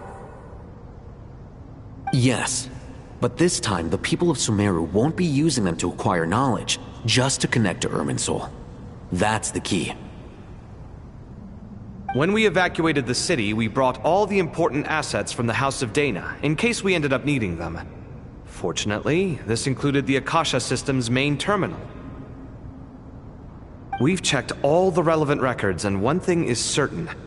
Nothing like this has ever been done on this scale before, so... Everyone in Sumeru is part of the plan. Whoever controls the people controls the situation. Since this function of Irminsul was introduced, it has only ever been made available to scholars, who don't constitute a particularly large group of people. But by expanding the scale to include all the people of Sumeru, all the individual connections will stack up to create a significant load on the system. Under normal circumstances, Irminsul would be able to cope with the additional load. But with it already being under strain from other activities, its remaining capacity is limited. Thus, it might be possible to shut it down completely by overloading it.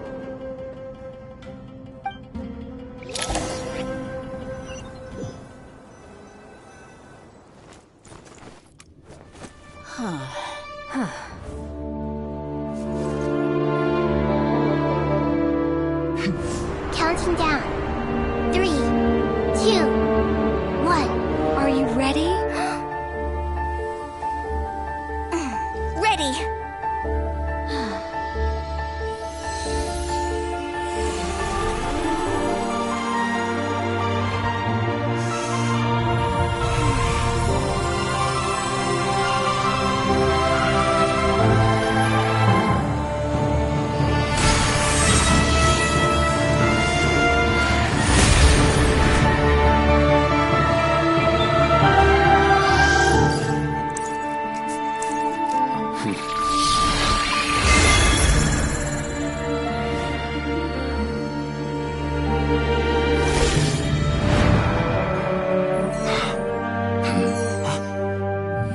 In the past, when people sought knowledge, they turned to the Tree of Wisdom.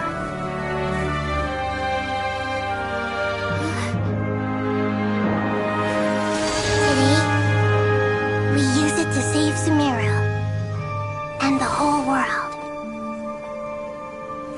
These boughs that nurtured learning must not become tools for destroying the world.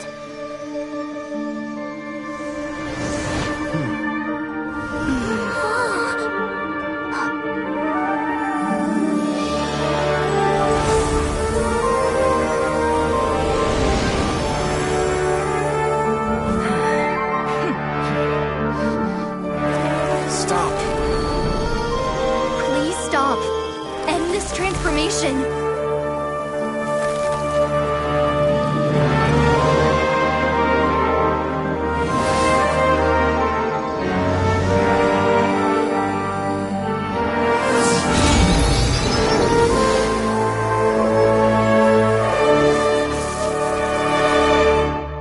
You would shut down Irminsul just to stop me? You fools.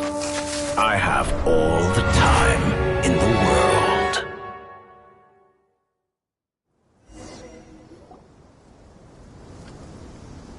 Success! The evil Irminsul tree has stopped growing! Great.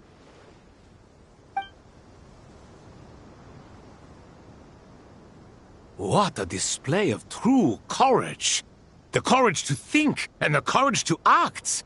I never thought I would witness the shutdown of Irminsul with my own eyes. Perhaps this is human wisdom in action? Indeed, only humans could do such a thing. Gods are few and far between. What was once created for spreading knowledge is now used for another purpose. A rather ingenious plan. I am grateful to you three for your help. Only thanks to you were we able to extend Aru's interference capabilities to cover all terminals. Now, nobody who wears a terminal will have their activity accurately tracked by Irminsul. No matter how many eyes Dottore possesses, he will not be able to see us clearly. Now for the next step. I will need the help of your supreme powers once again. How might we be of service, Lord of Dendro? I need to reach the Eternal Oasis immediately. Right now? In that case, Ibis King, would you agree that this is a fine opportunity to dust off our old tricks? Never. I assume you have that chess set with you? You mean the one you gave to me as a gift? Asking for it back, are you? How could I? You misjudge me. I just wanted to show you another way you can use it. Connect to Safei Shatranj.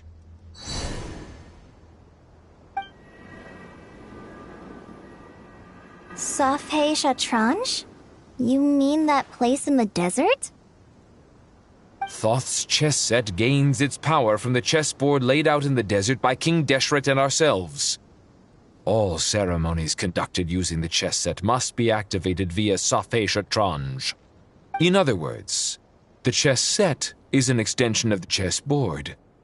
In the past, moving a chess piece was a sacred and momentous act. Transfer initiated. Entering live combat mode.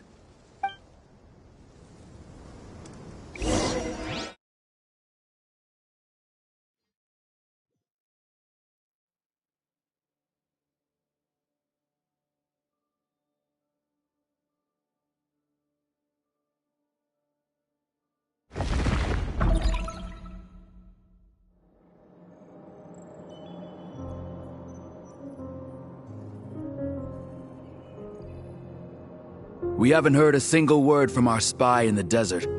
I'm afraid he might have been captured. Never mind. But we spent years turning him. And a lot of Mora.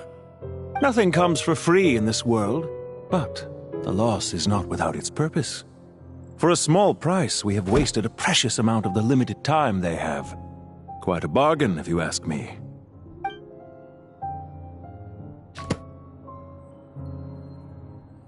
Understood. Weighing profit against loss is a necessary part of life. But to tell the truth, I have been operating at a loss since this all began. Since many centuries ago, in fact. For instance, why would a banker act as the executor of a will? If you hadn't deposited your personal belongings at Northland Bank, I would have no reason to be here right now.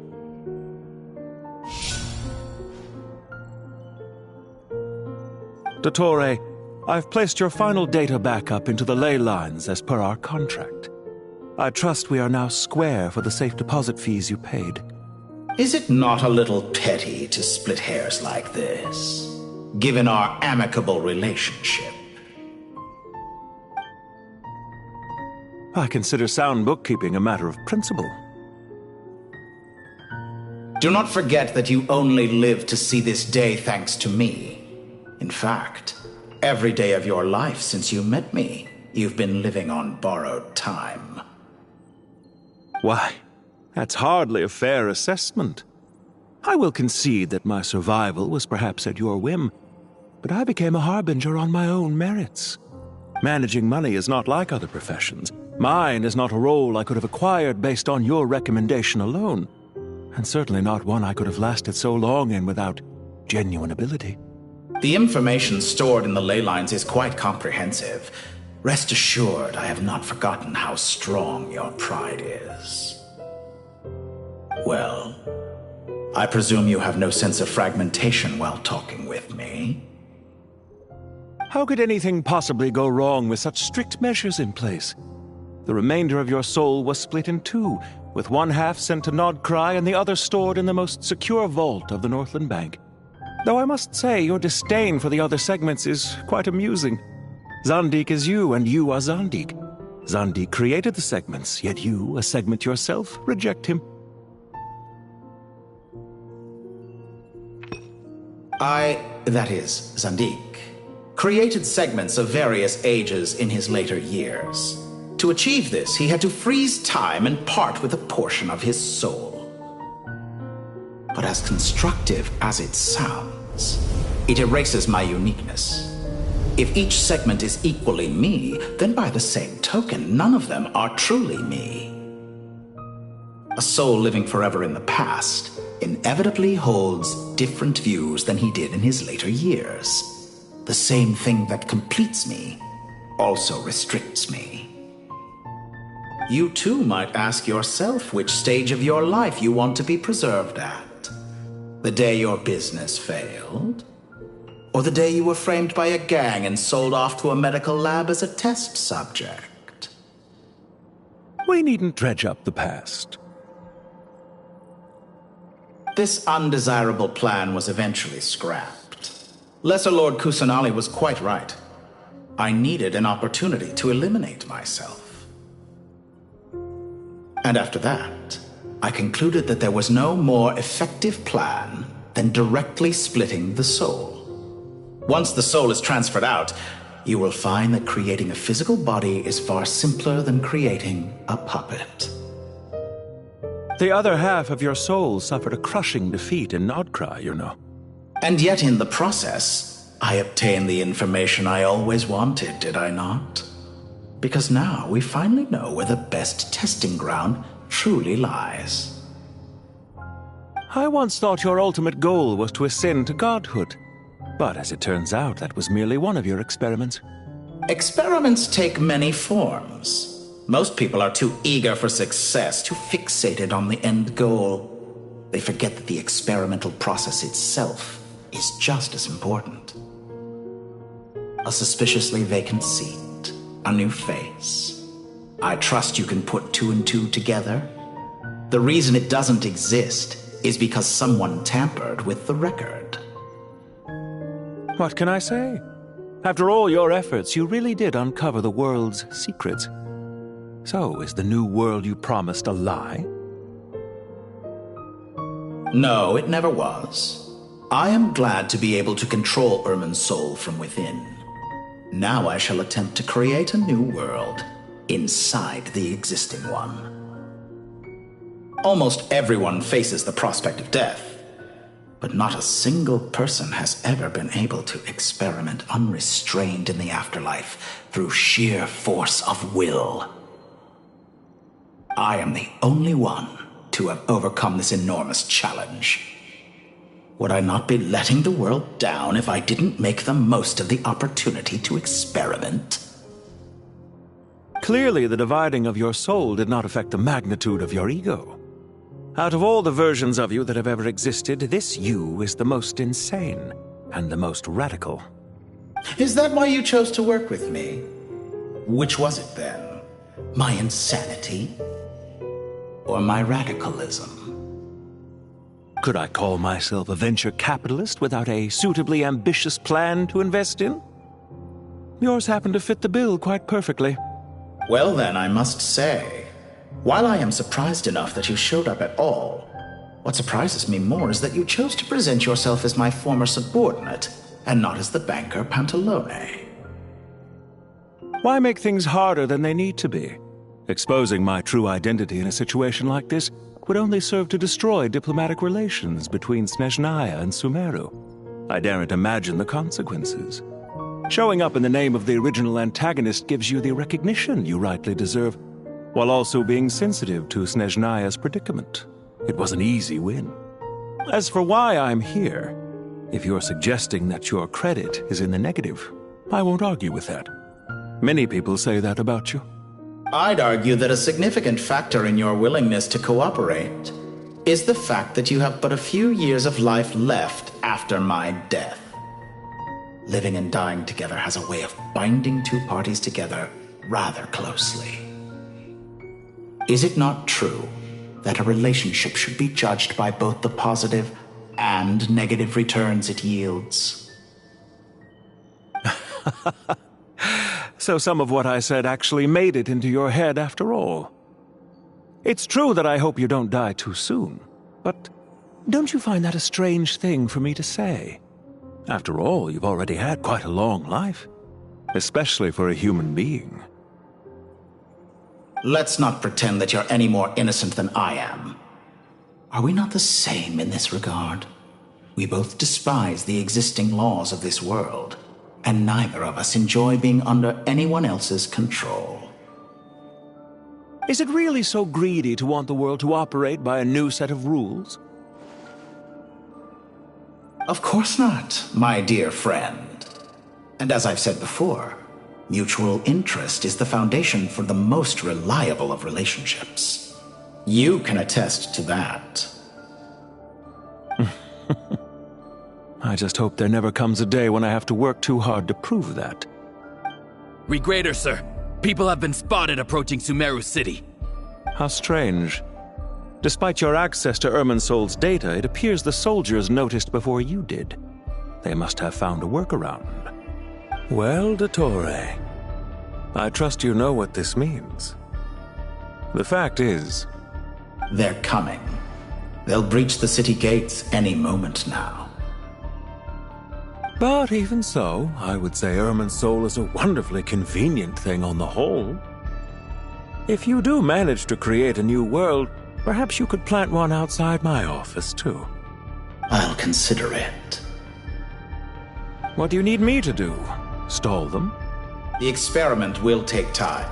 Stall them for as long as possible. Very well. But you're really asking for the moon here. Have you heard this story? There was once a guilty man, kneeling in the center of a church while an angry mob outside waited to bring him to justice. He pleaded with the gods, begging them to grant him one final request, the chance to finish confessing his sins before he was sentenced.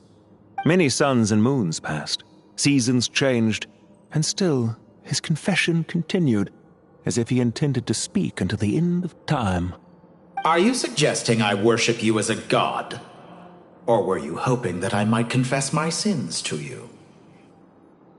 Certainly not the latter. That would make my life miserable indeed.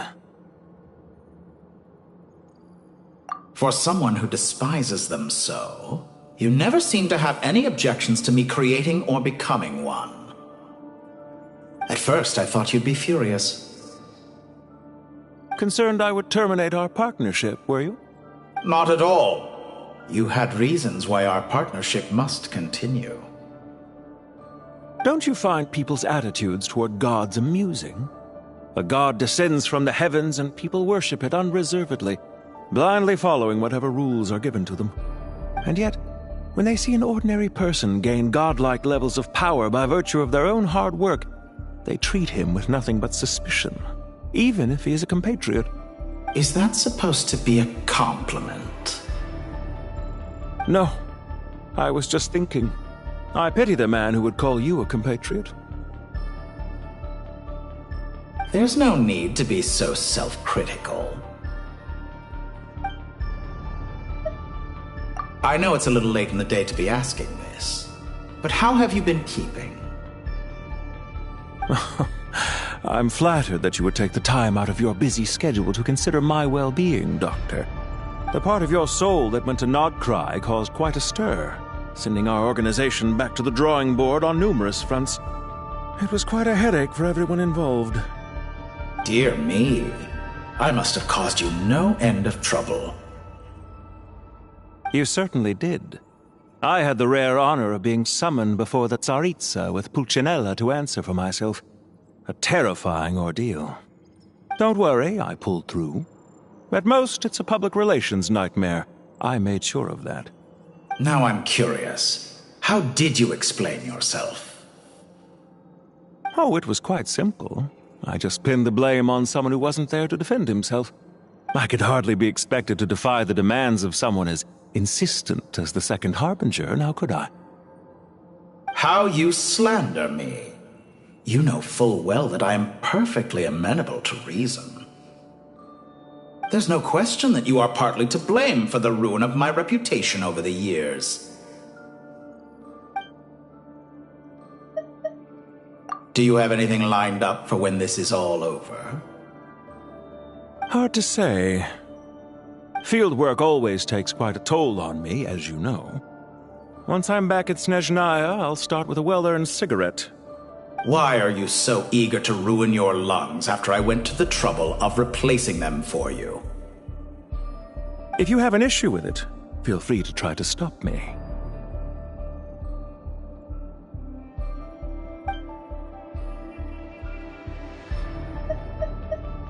What's on your mind? The limits of humanity.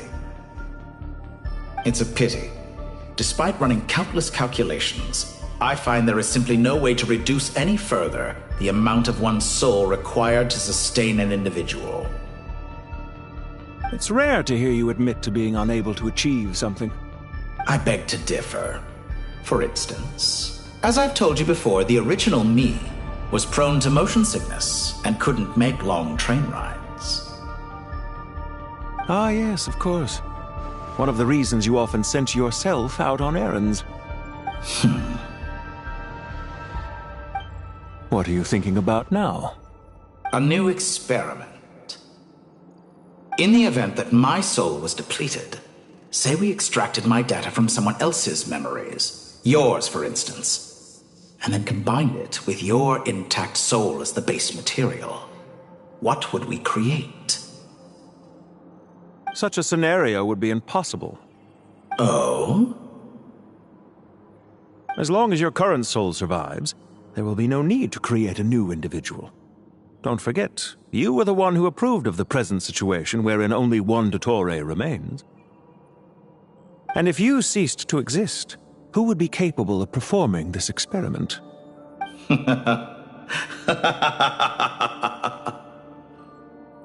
Since the day I met you, you've always excelled at talking your way out of a quandary.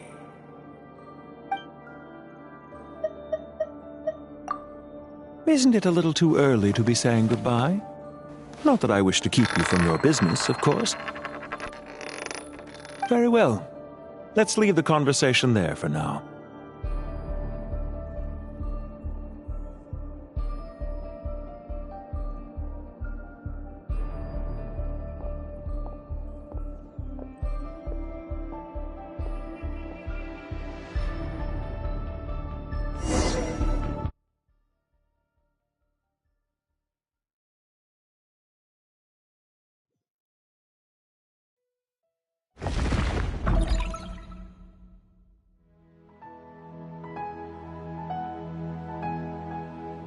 The power of King Deshret's 7 pillars is truly remarkable. With just a chessboard, you can move an entire unit across the material plane. Yeah, sets us up for a much easier fight. Really makes my day. The last time we stormed the city, it involved a lot more running around. I wonder how many people can say they stormed a city twice in their lifetime. I was just thinking that. I've definitely had more than my fair share of unusual experiences in my life. This is my first time here, actually. We never usually leave Gandharvaville. I hope this will be my last time. Does everyone have to chime in? Can't we just fight? What an amusing comment, my dear lady. Yet humans often alleviate tension via small talk, do they not? Whoa!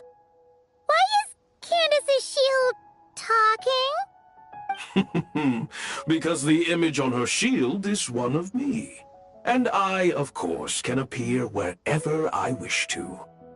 Huh. Well, la-dee-da. Isn't that fancy? Could I get in on this? You wish for your gauntlet to speak? Why, certainly. Ahem. I think you'll find that it is I whose image is carved hereupon. Thanks. Definitely feel stronger now. You're welcome, my lady. I am glad to lend you my power. Sino, what's the situation? There are troops stationed at every entrance. As we expected. A frontal assault will suffice. Everyone, stick to the plan. We'll take the main entrance. You head for the House of Dana's side door. Move out.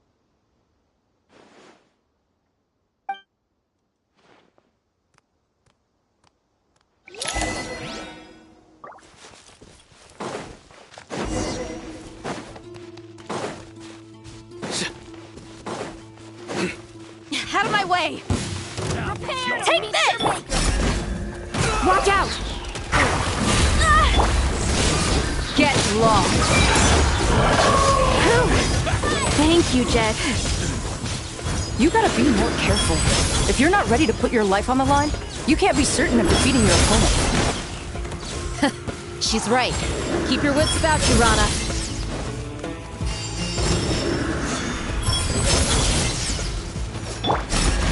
Yield! Buckle up! You're dead meat! No escape!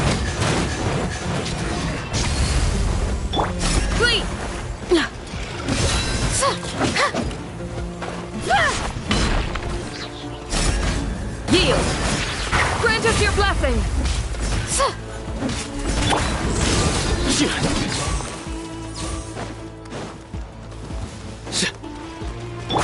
Let's get it on! You're exposed! Surrender!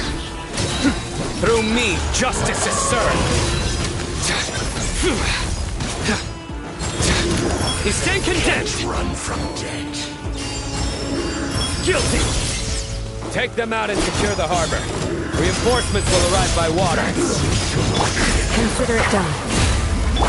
Show no mercy.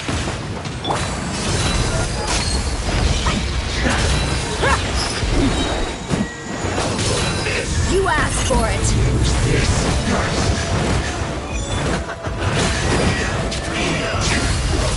Her Majesty's power flows through me! You got it!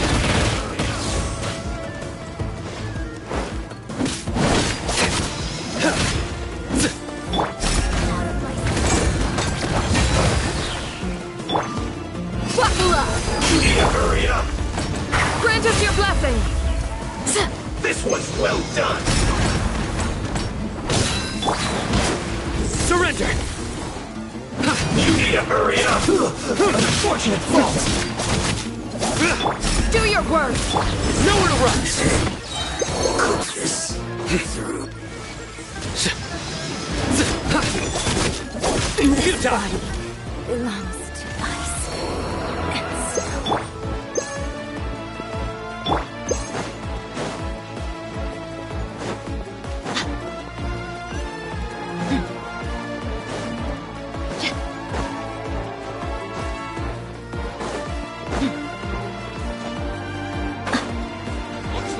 Change of plan. Fight. Let's get it on! Yield! Nowhere to run! Your sins weigh upon your soul! Guilty! You stand condemned! Your penance is due! Guilty! Hear my prayer! Buckle up! Gloves off!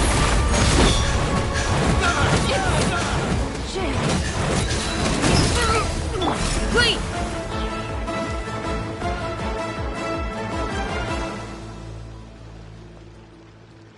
Waterway secured.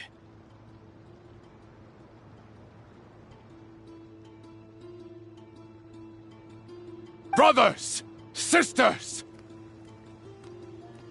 Perfect. Just in time. Welcome. Once we've linked up, we'll continue the advance. The team has arrived at the north entrance, as planned. Good. Press on.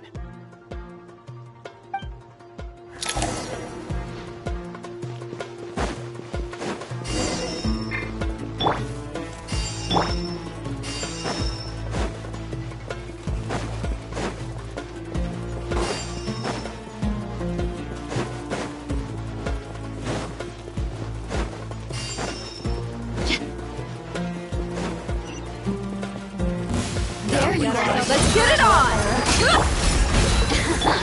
Surrender! Judgment is upon you!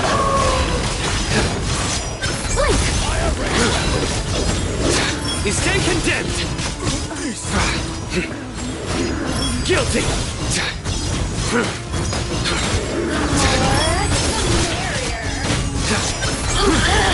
Your penance is due! Waste of time! Too easy! Grant us your blessing!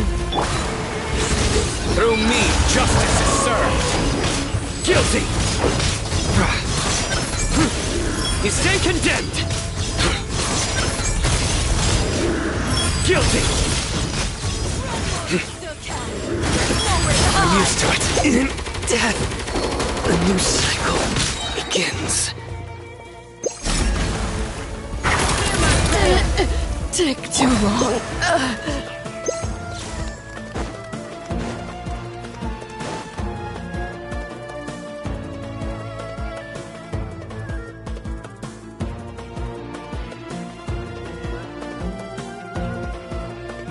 Look out! It's an ambush! ambush! Finally. We need to hurry. Take the middle road now. Mahamatra Sino, area clear. Don't relax just yet. More Fatui approaching from the right.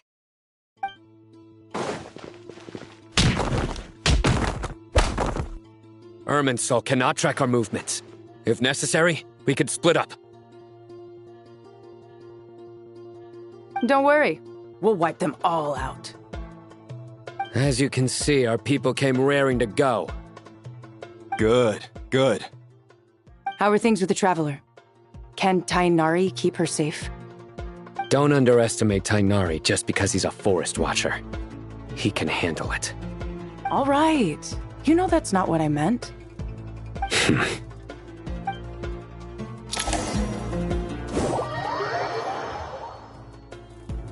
Sino and the reinforcements have drawn the Fatui's fire away. It's our turn. By using a cluster leaf of cultivation, we can pass through certain terrain silently. Good luck with that. We'll just fly up there. Huh? Oh, yeah. I forgot she could fly. Ready? Ready.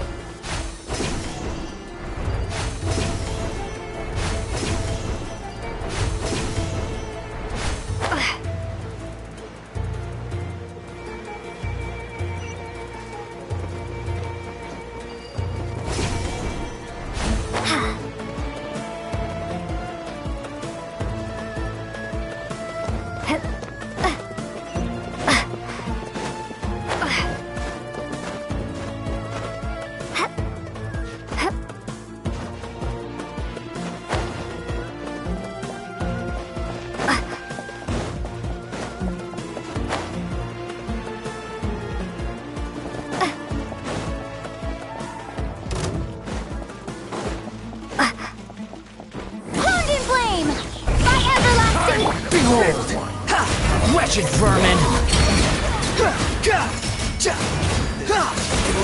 Enshroud! I'll uproot you! I lost control. Couldn't fix it. Keep up.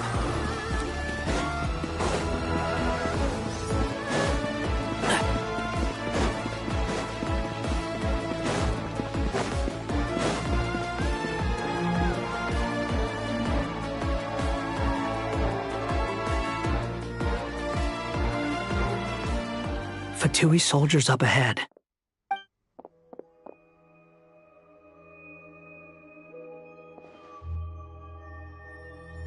Careful.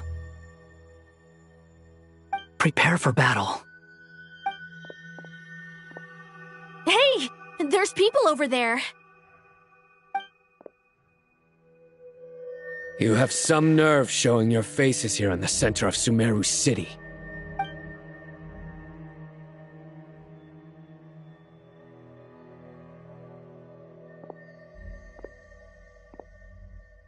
You're right on schedule. Well, this guy sure as heck isn't your average Fatui sergeant. They've stationed quite a few people nearby. It definitely looks like they were waiting for us. But something feels off. Everything about this guy feels too deliberate. I highly doubt he's just a subordinate of Dottores. And he's no mere sergeant. Whatever his rank is, it's high. Much higher than we thought. So you've been waiting for us. But it looks like you're geared up for a conversation, rather than a battle. Very clever, General Mahamatra Sino. I know you're the one in charge of this siege, and I look forward to making a deal with you. A siege? Sumeru City belongs to us! Historically, yes. But things can always change. We have quite a sizable force with us, you know. For instance... There's a Fatui ambush at the north gate.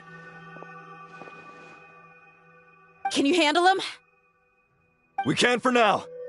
Yes, I'm quite sure both sides can hold their ground for the time being. The battle has not yet reached its climax. But what happens next? Do you enjoy watching bloodshed? Surely some of those here are people you count as friends. Once a war begins, some people must die. I doubt you wish that fate upon anyone you know. Wait a second. It's a trick. He's not even there.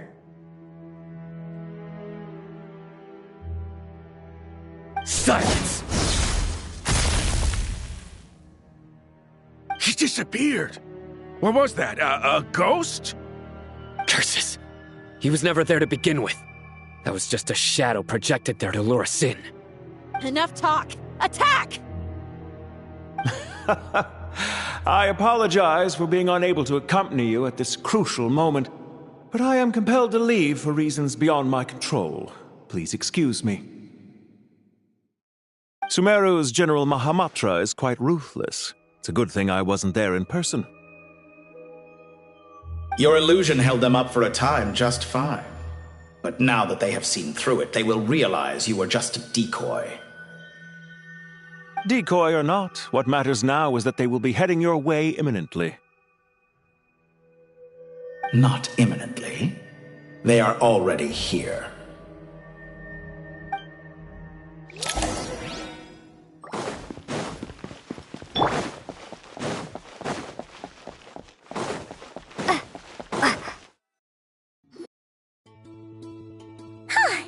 We made it! This is far enough. Tainari, you go help Sino. Don't worry about us. We'll manage from here. Are you sure you don't need me to stand guard? No need. Once the connection is established, we'll disappear from the sanctuary of Surasthana. Go help the others. All right. Goodbye for now, then. Please tread carefully.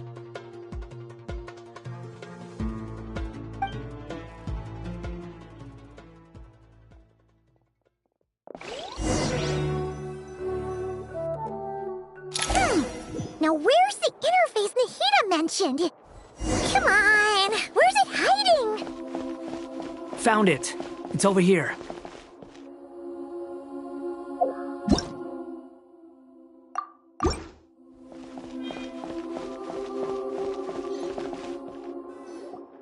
We can connect to the inside of Irminsul through the Sanctuary of Surasthana's built-in security system. You should be pretty familiar with the process. Is it the same route as last time? For the most part, we don't need to adjust any of the parameters. Then I should be fine. And Paimon? Once you're both ready, we'll set off. Wait! The stakes are way higher this time, right? Maybe Paimon should stay outside and help the others. Then, you can focus on the fight without having to worry about Paimon. Huh? Why are you staring at me like that? It's nothing. I just suddenly realized how much you've grown. Hey, you've grown quite a lot yourself. Don't you two start getting into it again. Well, anyway, Paimon thinks she's pretty knowledgeable. Who's the best guide in Vatican? And don't forget, Paimon's a college student now. If we say Alhatham's not a weirdo, it's hard to explain how he came up with the idea of you applying to the academia. But for all that he counts, you're doing surprisingly well in your studies. Just goes to show how important it is to have someone supporting you. And Paimon's not the only one. Let's not forget that you only became a student because of Nahida's personal recommendation. That's fair. I have learned a lot in Sumeru. Oh yeah. Did you ever come up with that ugly nickname you promised me? What? No way! We're friends now! Paimon gave up on giving you one ages ago. Anyway, isn't Hat Guy enough of a nickname for you? Fine. Suit yourself. We need to go. Paimon, if you're staying, look after yourself. Will do. Paimon's gonna link up with Tainari and Sino. You guys are the ones who need to be careful. We will be. Bye for now.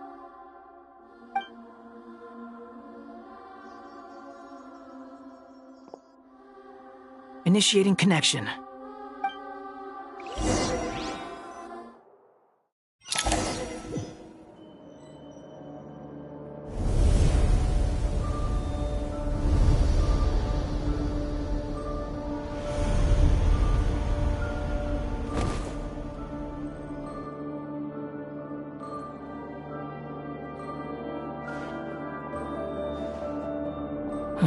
Well, here we are again. Come to think of it, I still don't even know where we're going. Thanks to our terminals, it should be impossible for Irminsul to read. I can... Don't tell me. Only you need to know. That way, whatever happens to me next, it won't affect your progress. Listen to me. Your safety is just as important as mine. Don't even think about sacrificing yourself for the greater good. We came here together, and we're leaving together. All right, if you insist. I won't argue with you.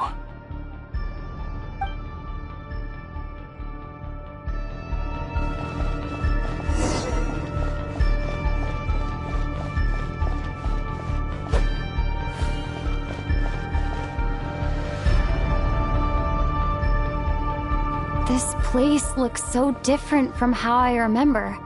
It's unrecognizable. It's a complete mess, like someone's turned the place upside down. Must be Dottore doing.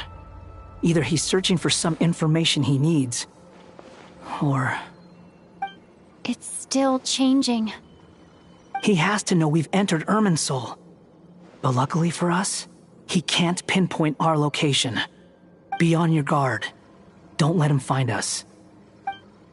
The red parts have probably been corrupted by Dottore's power. Don't touch them, or you might alert him.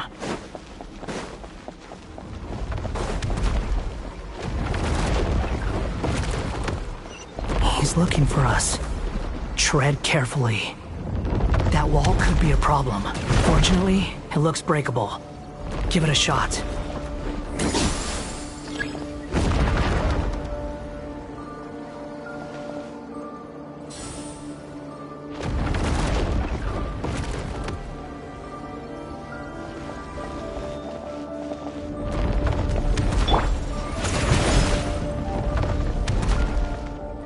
Rises.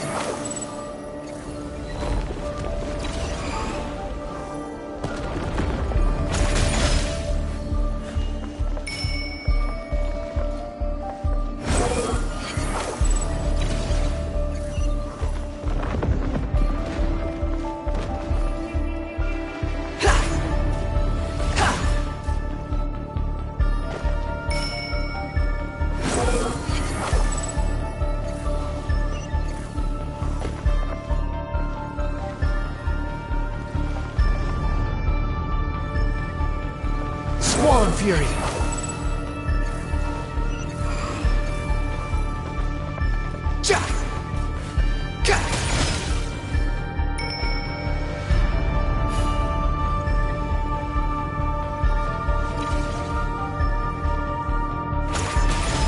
wind rises. The same old trick again? Are you kidding me? Let's handle it just like we did before. This cheap trick isn't gonna stop us. Oh no! It's... a trap! Is that why he's using this scheme over and over? To get us to lower our guard?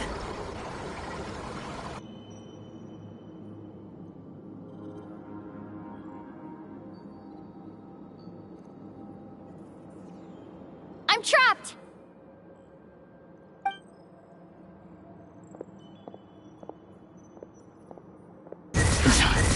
Why won't this thing budge?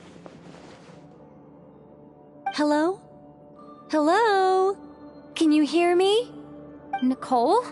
Is that you? Yes, it's me. I'm monitoring your progress from inside the Eternal Oasis, and I have to say, this terminal is simply marvelous. It makes tracking you so much easier. I couldn't see anything at first, but now that you two are inside, I can use your location with support from the terminals to get a partial view of the situation inside Irminsul. It's not the clearest image, but it's better than not being able to help at all. So, here I am. I can't intervene directly, but I can help to guide you out of the jam you're currently in. So please, just follow my lead. Dottore in his current form is a blight upon both Irminsul and the ley lines. Pay attention to your surroundings. There must be sources of his contamination nearby. The corrupt— Is that one— Good work. But we're not done yet. Stay close, and let's see if we can find any others like it nearby.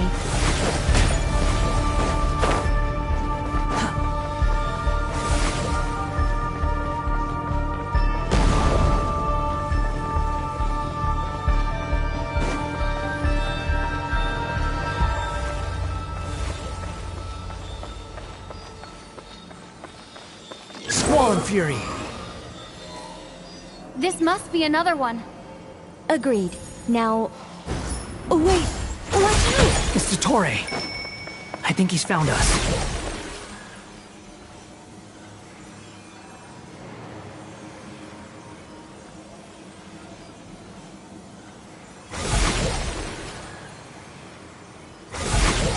The wind rises.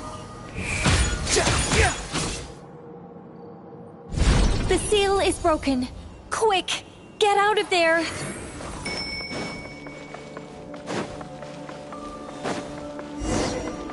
And where exactly do you think you can run to? Wait, what is that? Pursuers. That's gotta be it. Run! Don't let that thing touch you. Dodge that attack!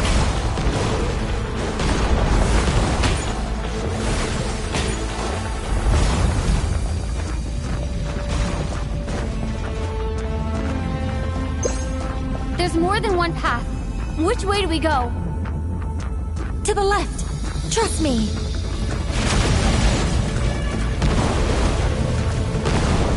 Fleeing like vermin. What a pathetic sight. Hey! Watch yourself. Stay focused. There's a cliff ahead. Jump!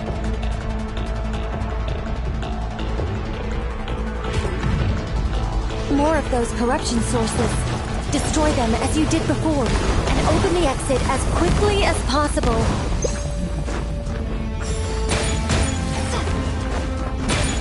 They're relentless. Is he trying to wear us down? You'll just have to destroy these too. I think the pursuit is over. Hard to say. Stay alert.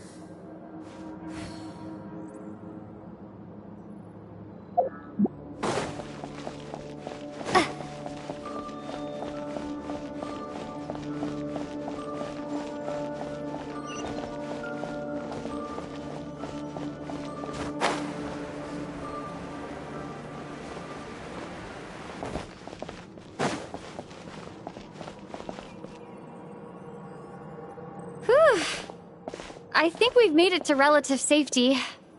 Phew, goodness. That was tough. You doing okay? I'll be fine. Don't worry.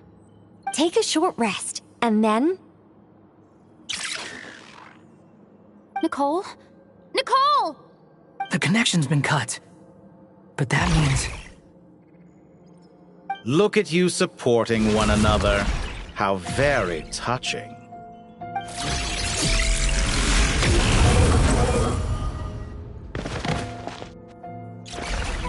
Dottore! Took you long enough to find us. You're more useless than I thought. Oh, really? I think I deserve a little more credit for my methods than that.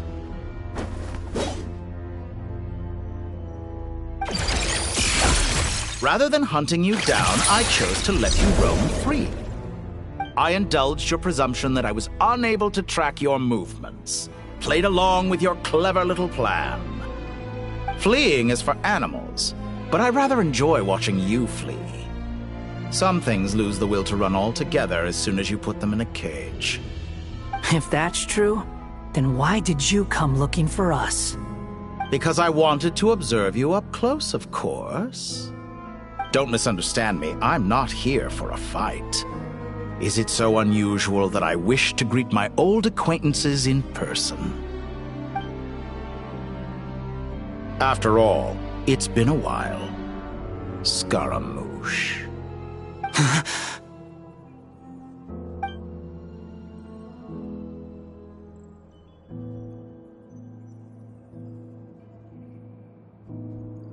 Why are you so afraid? I have done nothing unprecedented in discovering the truth. Nor did I go to any great lengths to uncover your story. You made a bold series of moves in deciding to erase yourself. And with the power of this great chronicling device called Irmin's Soul, you were able to achieve something quite remarkable. Once most people form an opinion about someone, it tends to imprison their mind. Yet you managed to erase every trace of your existence. A novel take on death indeed. However, this meant that you stood out to me all the more when I saw you in Nodcry. I didn't even have to go looking for you. Just the sight of you was enough for me to intuit the truth. For someone in my position, connecting the dots was a trivial affair. It would have been more surprising if I hadn't managed to piece it together. You seem very pleased with yourself for figuring it out. I'm sure you'd even be more delighted to learn the full extent of your crimes. That would hardly be necessary. Besides, isn't there something that concerns you more right now? Something that fills you with dread? Let me put your mind at ease. I have no intention whatsoever of restoring any of the records you deleted. For one thing, it would be exceptionally difficult. But more to the point, I doubt that the prospect of losing your current life is all that frightening to you. Because in your case, the cruelest twist of fate is that you'll never again have the chance to make up for any of your mistakes. Isn't it? Dottore?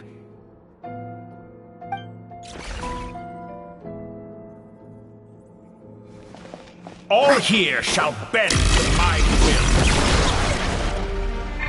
Behold!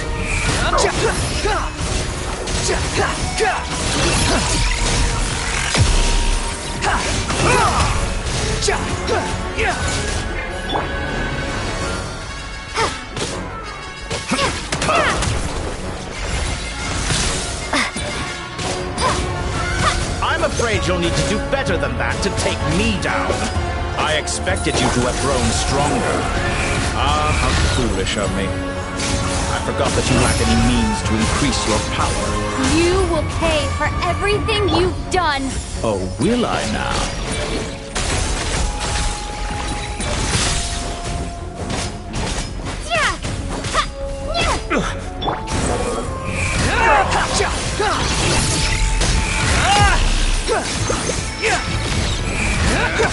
How amusing.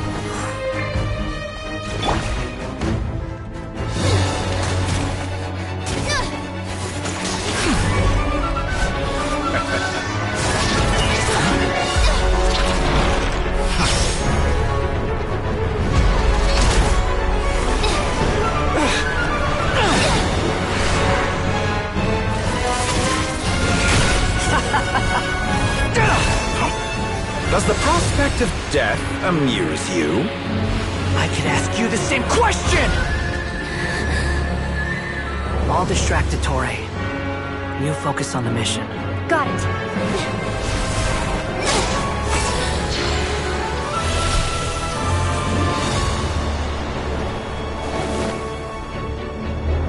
For the hopes and dreams of the masses.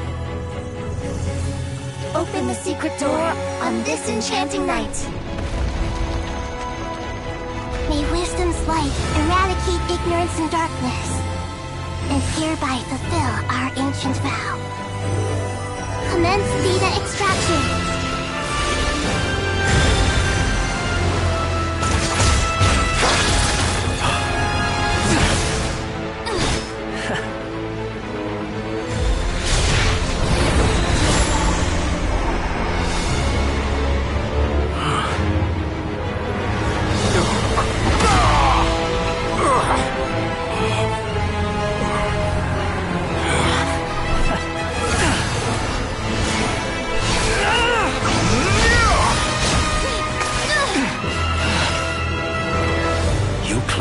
outdated ideals and stand in the way of progress.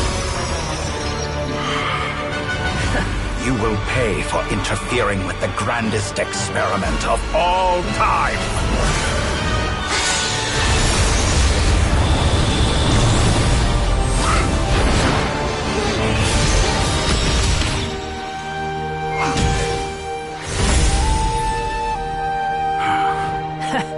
Good timing. Dottore, as clever as you are, you fail to understand wisdom. Wisdom takes many forms, but the path you have chosen eschews them all. Huh.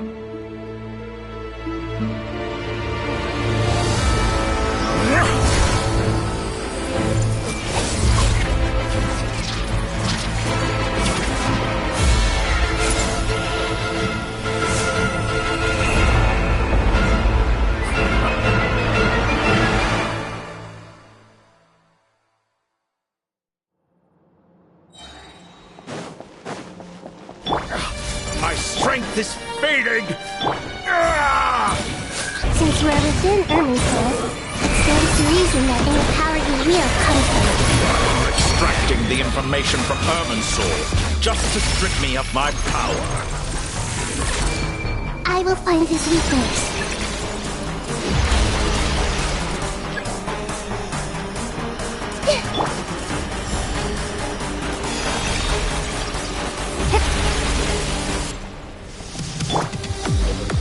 I see everything!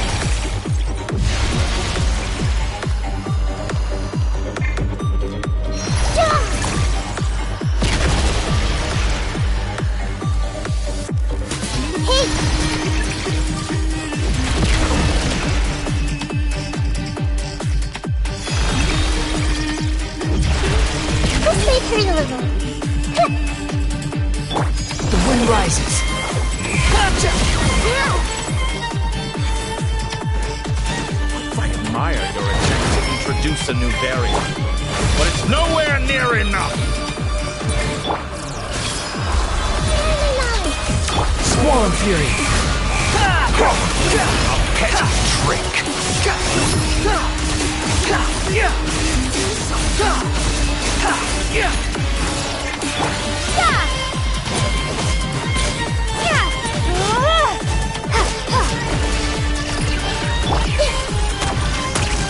Everyone hold hands!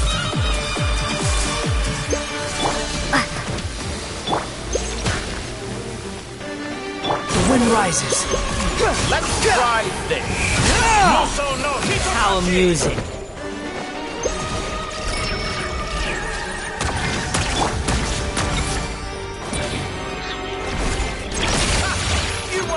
You're so close!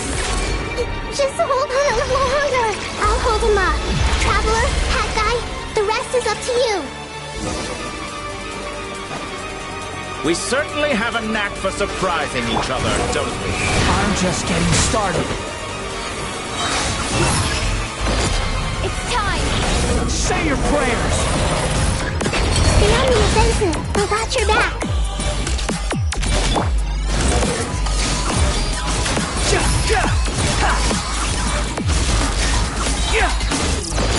It's time!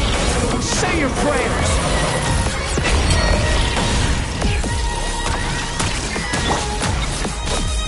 Time to ignite! Let's try this! Squall and Fury! Muso no Hitohachi!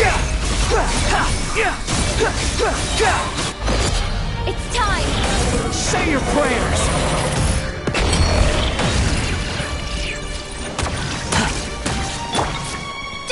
Scorch and burn! Burn all before you! Flame of the primal flame! Behold! It's time! Say your prayers!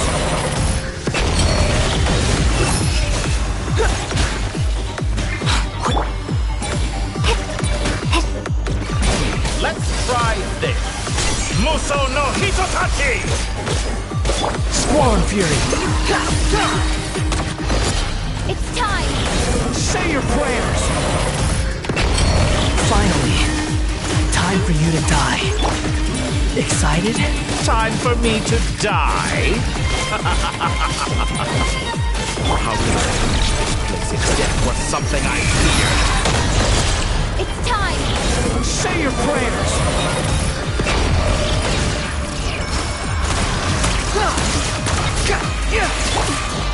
Scorch and burn!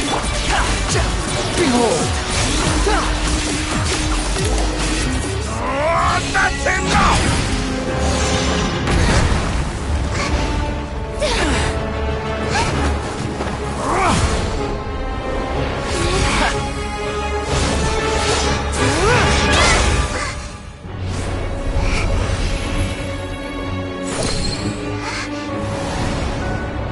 It's all yours. Do with it as you see fit.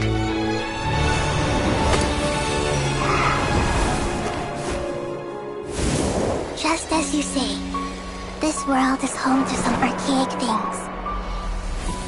And as you suppose, you are a formidable opponent. You have long coveted the secrets of wisdom. So now, I will demonstrate true wisdom in action. I invoke my supreme authority as the keeper of Irminsul. Commend me or condemn me, but give your verdict now!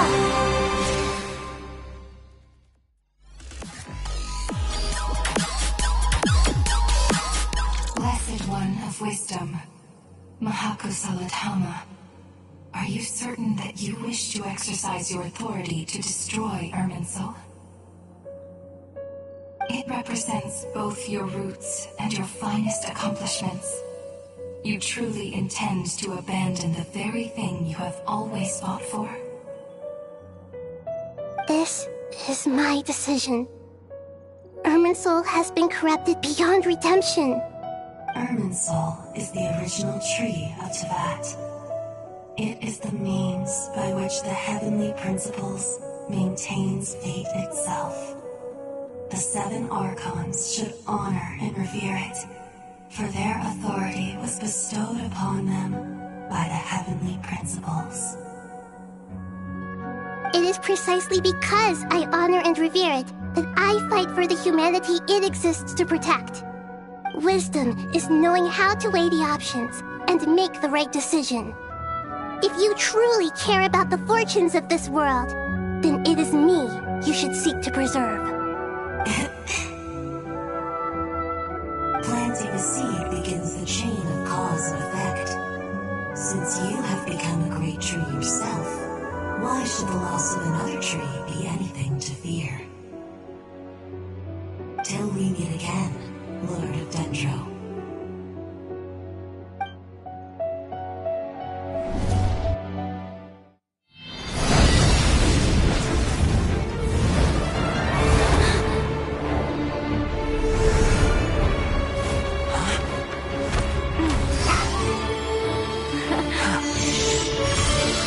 The first flame. The pure, cleansing fire.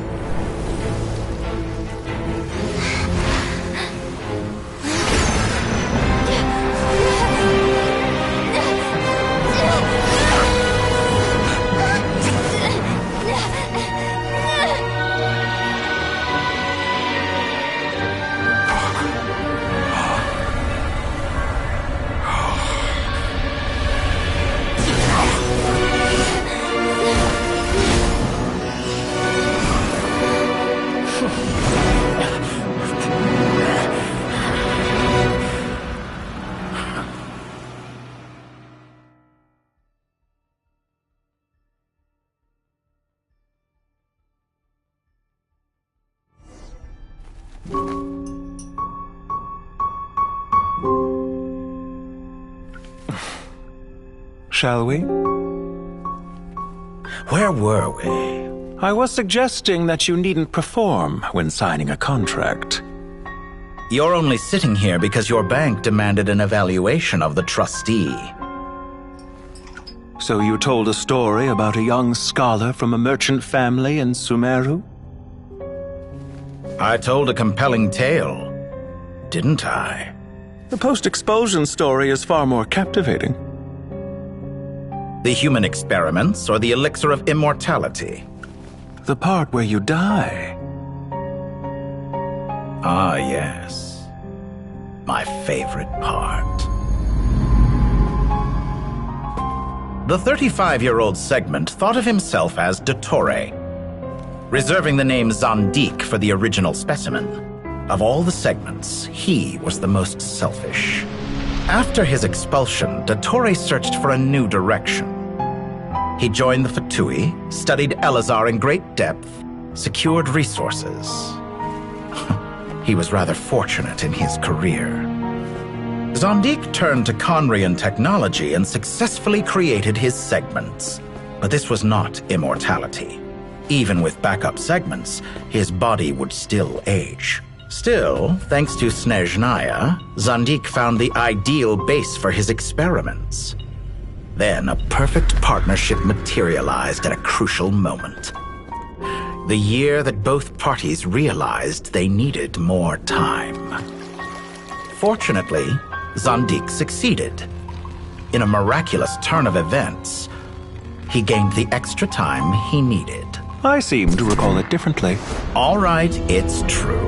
No matter how much elixir he took, Zandik remained human and continued to age.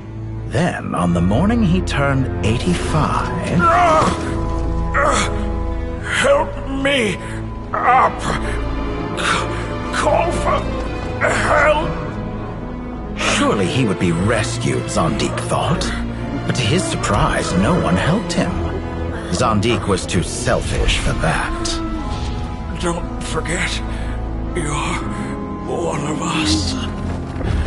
Yes, and we're all waiting. Waiting for me to die.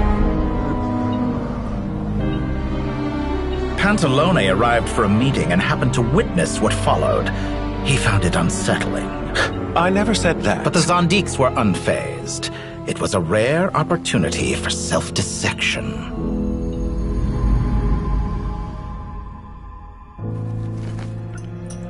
What does all that have to do with you depositing your data at Northland Bank? It has made me cherish my time in this world all the more. Fair enough. So you do have a sense of self-preservation.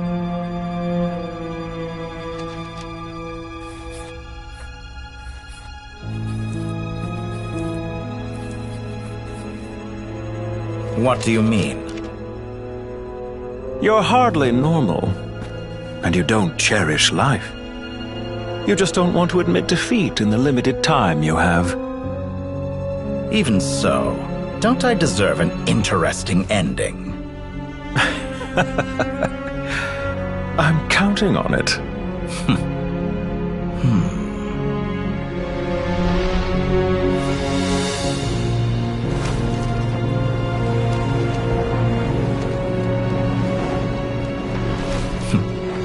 If nothing else, I expect my funeral will be a grand affair indeed.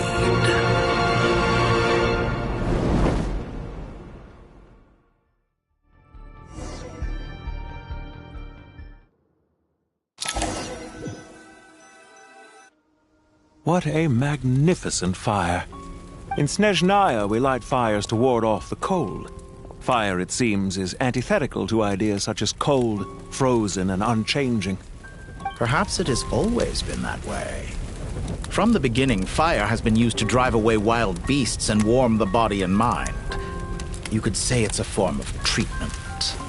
One that cures the human heart of mortal fear. Mortal fear? Something you haven't been acquainted with in a long time, by the sounds of it. Whereas you, I'm sure, must know the feeling quite well indeed. I remember when we first discussed the elixir of immortality, you claimed that extending your lifespan was about buying more time. But was that really the truth? You fear the prospect of dying a wretched end in this world, don't you? Of course I do. I'm only human, after all. And while you may have forgotten it, you cannot deny that you too were once human, Dottore. I do not believe that there is no such fear in your heart. Perhaps you are right. But I abandoned it long ago and devoted myself to my experiments. I have felt no fear since.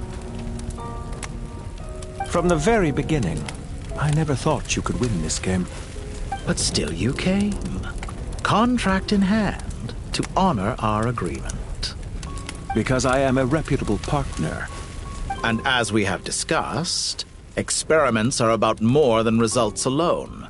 The process is equally important. I have come here and completed my creation, and I do not regret my decision. I'm afraid your journey ends here. After I die, there will be no one to make the elixir of immortality, and your remaining stock will only last a few more years. How then will you prove that you didn't perish in this incident alongside everyone else? When I feel optimistic about market environments, I never forcibly adjust them. They have their own direction. And I myself am one such environment. I have been quite particular about many things in my life. But where the manner of my death is concerned, I choose not to be. You make yourself sound so magnanimous. Oh, but I am. And I hope you will be too.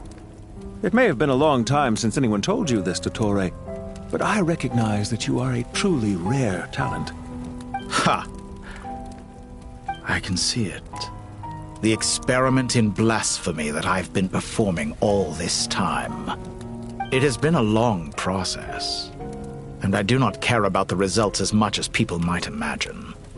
If the very goal of your experiment was to explore infinite possibilities, then there was never any reason for it to end.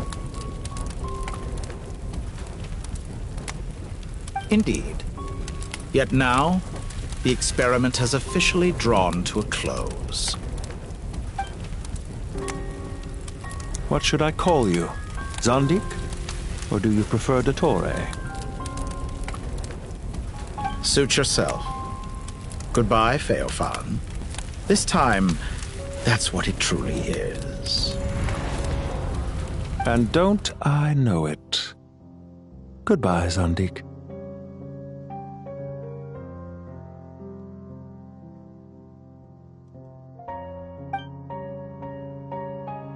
I could have carried out many more experiments, but to me, Lord of Dendro, this outcome is certainly not the worst. I believe you.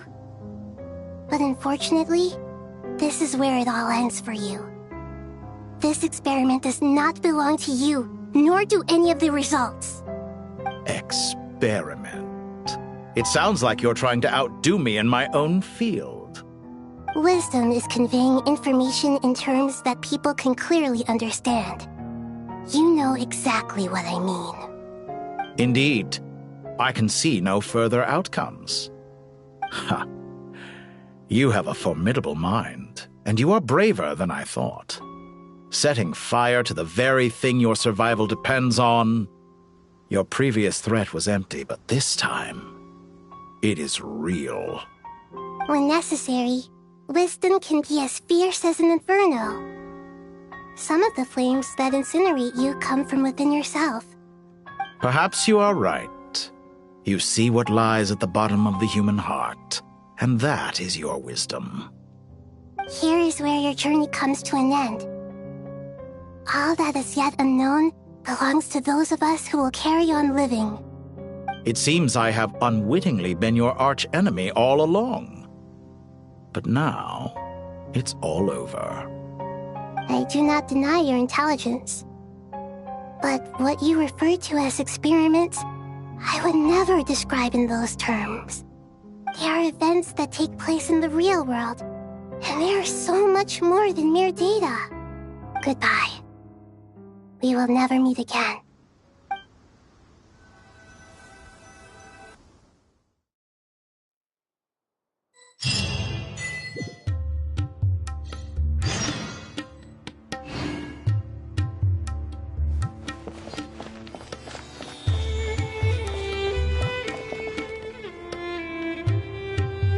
Well, that's the last of them. Everyone on the list is already back where they should be. It was a long, hard road, but we've finally finished escorting everyone back. I just pray that we'll never need to leave again. I hope we can stay here forever in this peaceful paradise of our own choosing. Paradise. In the annals of the Temple of Silence, that word carries great significance. It represents the hopes and desires of the gods. They're longing for a place to rest. I wouldn't think gods need such a place. People always think they're the only ones who can lose their homes. They forget that gods too need a place to reside.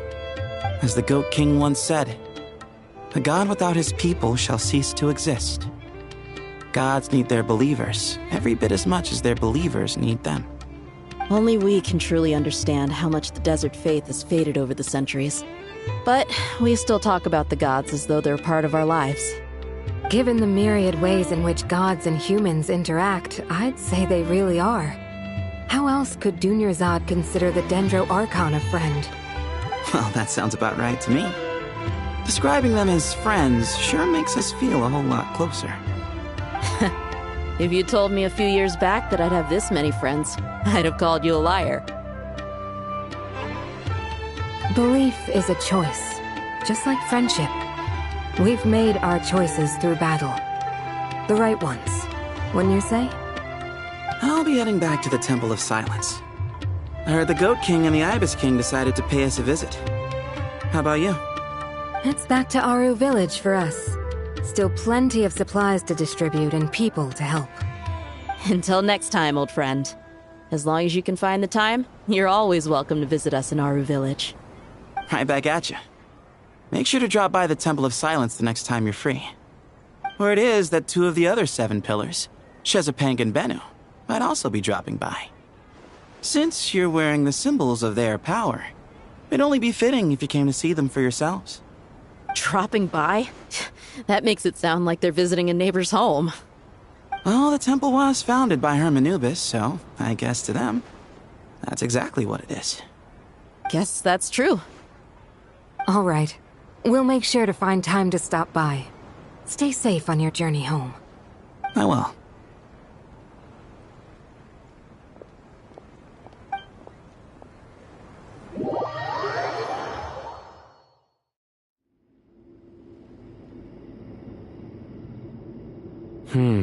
You do have a point.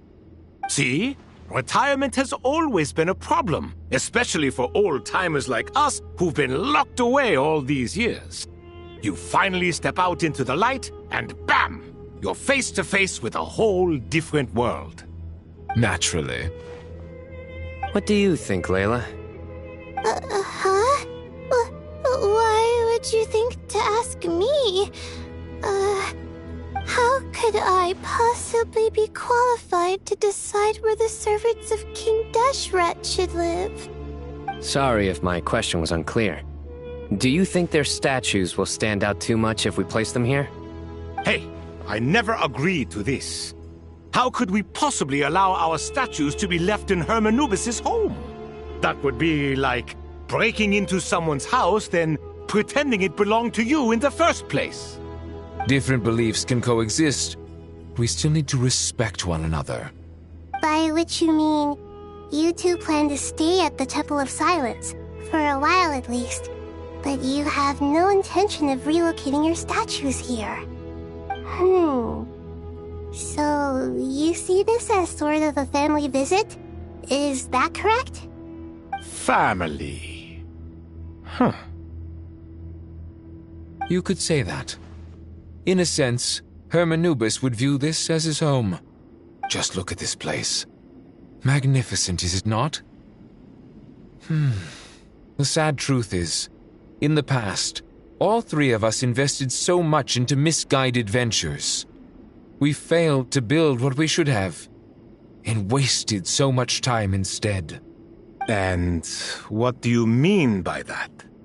I mean that for the most part, time spent associating with the likes of Sobek, and, let's say, Thoth, might reasonably be considered wasted. Why does that not surprise me? Go on. Anyway, given how much time we'll all be spending together, I'd say that the bonds we built will end up proving to have been a sound investment. Once Sethos, the current leader of the Temple of Silence, returns, you can discuss the matter of staying here with him. But judging by the expressions of everyone here, I imagine you'll receive a very warm welcome. This sacred ground houses untold knowledge, after all. What better place for the servants of King Deshra to appear in the mortal world? How about we share a meal together first? I imagine it's been many years since you last tasted fresh food. Oh, that sounds wonderful! After so many hundreds of years, I can only surmise that desert cuisine has become a lot more varied. Are we having a get-together?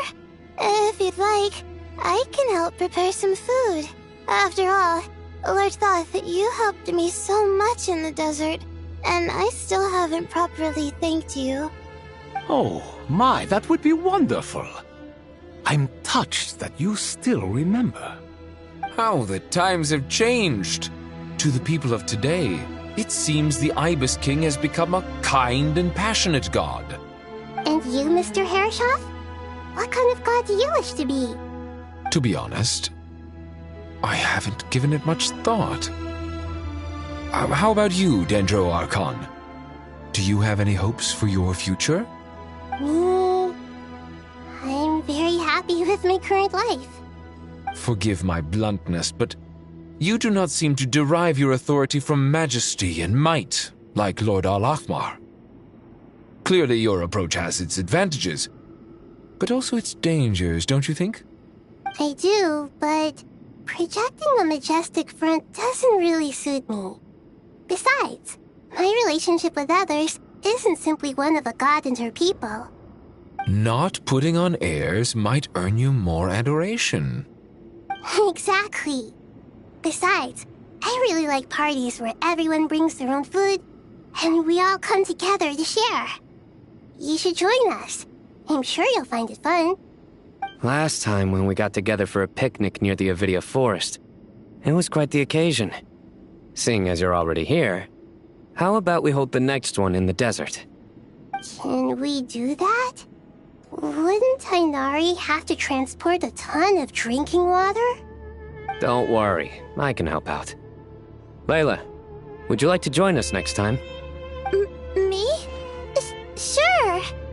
The more the merrier. That way we... Don't take this the wrong way. I just think you should know. When it comes to passing the time, chess is more our thing. In that case, Dendro Archon, what do you say? If I were to compete against you, I can't say with certainty I'd win, but I certainly wouldn't mind giving it a shot.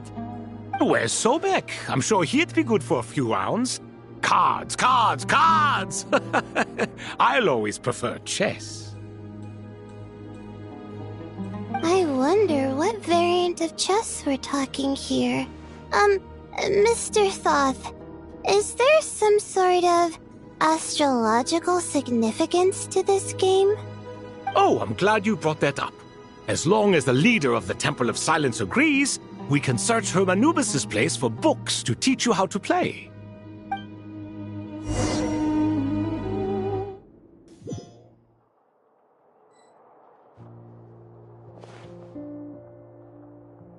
Such devastation visited on Sumeru City. So many houses destroyed or damaged in the fighting. Who could have foreseen this? Look at all of this. It's going to take me forever to tidy up. I suppose living below the academia doesn't always work out to your advantage. I would have thought a little appreciation of my sincerity and effort in helping to clean up this mess might be in order. Helping? Effort?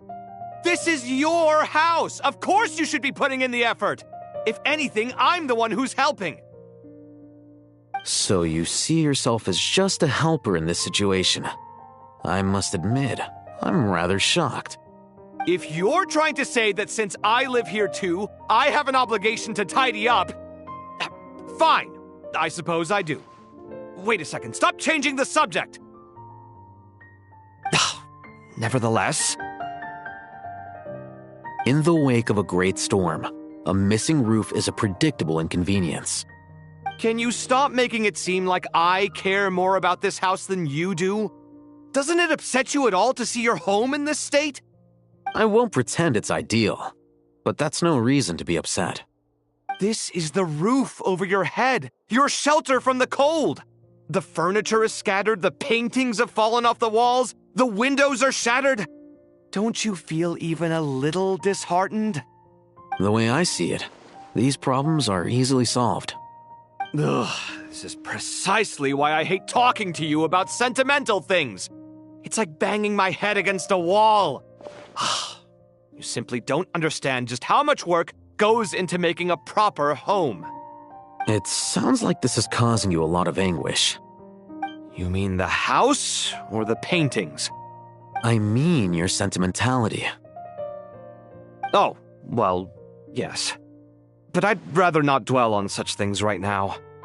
Generally speaking, when anguish becomes the norm, people usually make an attempt to improve their situation. But there are so many people and things in life that are difficult to change.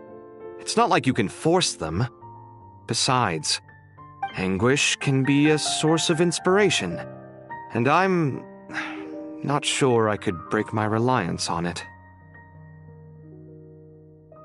I'm glad you're able to make yourself think like that. What kind of a response is that? I was stating a profound truth about the very nature of art. Suffering is the cradle of all creation. Even you can't deny that. And I wasn't trying to. I'm just happy for you. Pure and simple. Can't you tell? Happy about what? Happy that you can always find an answer that backs up your views. You... More often than not, life is a process of running into problems and then searching for answers. Yours more than most. Not everyone's so good at justifying things to themselves. It's something that you've been steadily mastering. Huh. What about you, then? What skills have you been mastering lately? Pass me that box. Huh? Okay. You may consider this my progress on the path to mastery. What? Wait a second. Isn't that box mine? Hey, it is. It must have fallen off that shelf. I'll hate them. Those are my paints and inks. Would you like me to put it in your bedroom for you? Huh? I mean, sure, if you don't mind. What kind of progress is this? Does he think he can bribe me? Not that giving me back my own things is much of a bribe.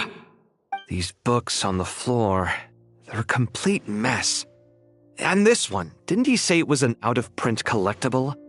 It's completely covered in dust, and some of its pages have even fallen out.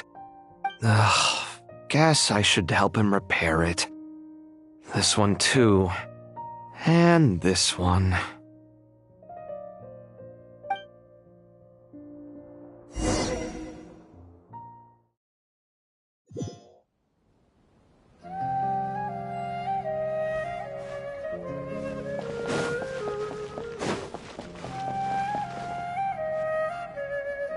Local subter beasts, imported goods, such a bright future ahead.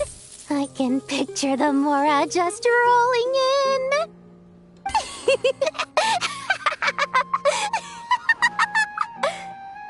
You do realize you sound like a choking cow?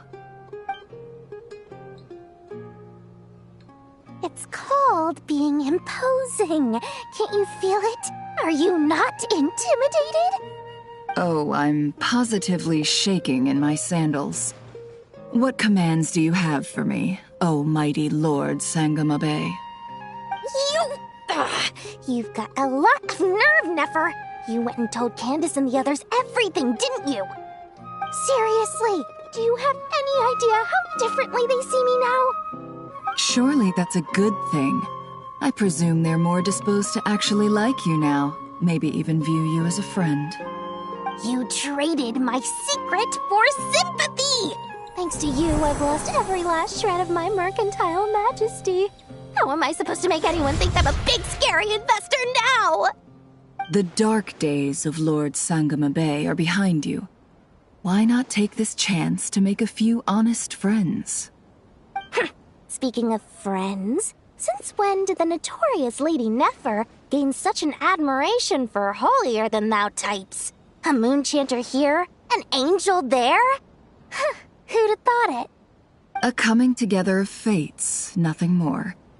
No need to throw around accusations of admiration. Forget it. You're right about one thing at least. Making friends is never a bad thing for a merchant. So, I really took a loss this time.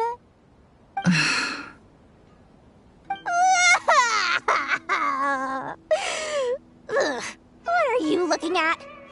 I'm trying to see if you're really crying or if those are just crocodile tears. A little birdie told me that when Lord Sangama Bay makes money, the tears flow from the center of her eyes. But when she loses it, they flow from the corners. Which is it this time? Ugh, you are so annoying. I'm not talking to you anymore. Nefer, thank goodness you're here. I've been looking everywhere for you. Huh? Well. If it isn't the House of Dana's very own librarian. What can I offer you today, Miss Katayun? Oh, no. I'm not here to buy. I'm here to bring Lady Nefer a book, and a fascinating one at that. We agreed to meet at the entrance to the mausoleum of King Deshret. One more thing. I bought this copy with my own money. It's not borrowed. Reasoning knows not time of day, but suspense always follows a blizzard. That's quite the mouthful. Huh? Isn't that the one that... It was all the rage for a while. People throughout the city were clamoring to get their hands on a copy. The names inside were all circled. Everyone thought it was a riddle. Don't bring up that book in my presence. I don't even want to hear its name. That thing was nothing but a scam. Surprisingly enough, I've actually heard of this book, though it doesn't seem of much consequence. So, what truth lies behind it? You're from the Vahumana and you're asking me what the truth is? I'd say the actual truth was about the least important part of the whole episode. I brought you this book because it probably has the most interesting backstory of any in the House of Dana's collection, at least in recent years. As for its quality, well, you can judge that for yourself. Don't tell me it's actually any good. You may not know this, Lord Sangama Bay, but Lady Nefer has a fondness for books with... how should I put this? Mixed reviews? No eye for good literature, huh? Perhaps she feels that bad books hide interesting secrets? But I shouldn't put words in her mouth. It's probably fair to say she prefers the conversations that books can spark over the substance of the books themselves. Suits my style as an intel broker, wouldn't you say? Very interesting, thank you. I'll return it to you once I'm done reading. And as it happens, I have something for you, too. Incense? I imagine you've already used up the incense I gave you last time. Here's some more. This batch is from Nodcry, so the scent won't be quite the same. Well, actually, I've been saving the incense you gave me. I couldn't bring myself to waste it without a special occasion. But I'll gladly accept this, too. And I promise I'll use it this time. Katayun, you haven't changed a bit.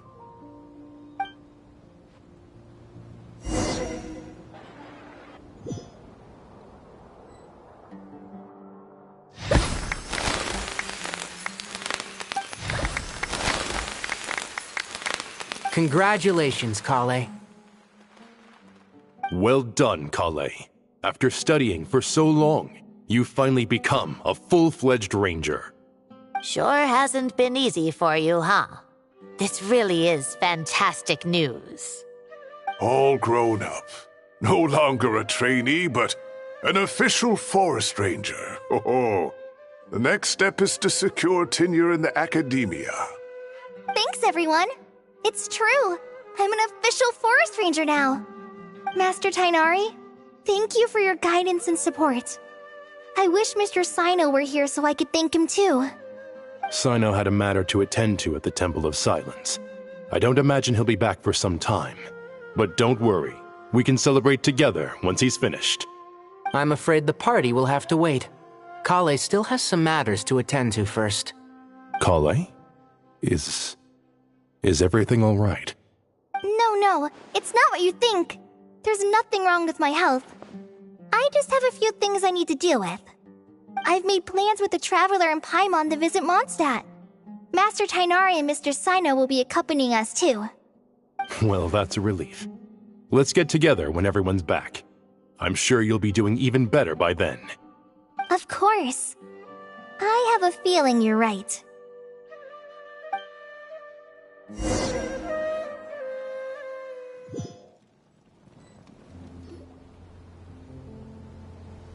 Phew! After all that catching up on sleep and food, Paimon's feeling full of vim and vigor again. For someone who spends so much time resting, your recovery routine is surprisingly simple. Hey! Paimon's been working her butt off too, you know. She flew all over the city helping everyone out. Don't worry. I saw how hard you worked. Alright, we all know you're the most hardworking person in Teyvat. As long as you're rested and full, that's what really matters.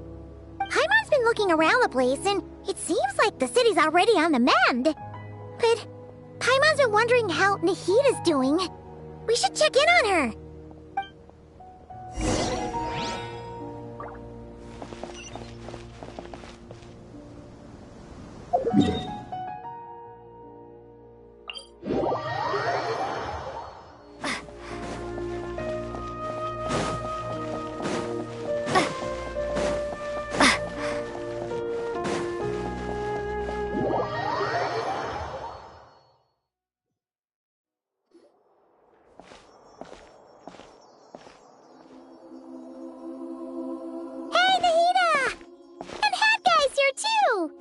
Traveler, Paimon! What's going on here? Nothing much. Nahida was just expressing concern for my physical and mental well-being. Oh, the Traveler told Paimon all about that. We've both been very worried about you. Are you feeling alright? You make it sound like I'm on the brink of some kind of breakdown. Truth is, I'm doing much better than you might imagine. If we can just get to the bottom of Dottoro's intentions, we can minimize his negative influence. That's the sort of thing I excel at. Just listen to that newfound optimism. It seems like having you enroll in the Vahumana was a truly inspired move. I can really see the positive influence. Observe, a classic Sumeru specialty. Chalking everything up to education and learning. To be honest, even I can sense the change in you. Everything Dottori said to you was a way to manipulate your mind. Fortunately, you're no longer under his sway. Can someone as old as me really continue to grow? If it helps, just think of yourself as a late bloomer. It's all a matter of phrasing, and it comes down to what standards you measure yourself by. For a puppet, developing at such an age is perfectly normal. But if you choose to call yourself a late bloomer, it sounds more like you consider yourself human. However you see yourself, well done. All right, I see what you mean. Anyway, what's your next step? What else can I do but complete my current courses? Everything else can wait. Anyway, that's enough chit-chat. There are still things in the city I need to help out with. I'll be heading there now.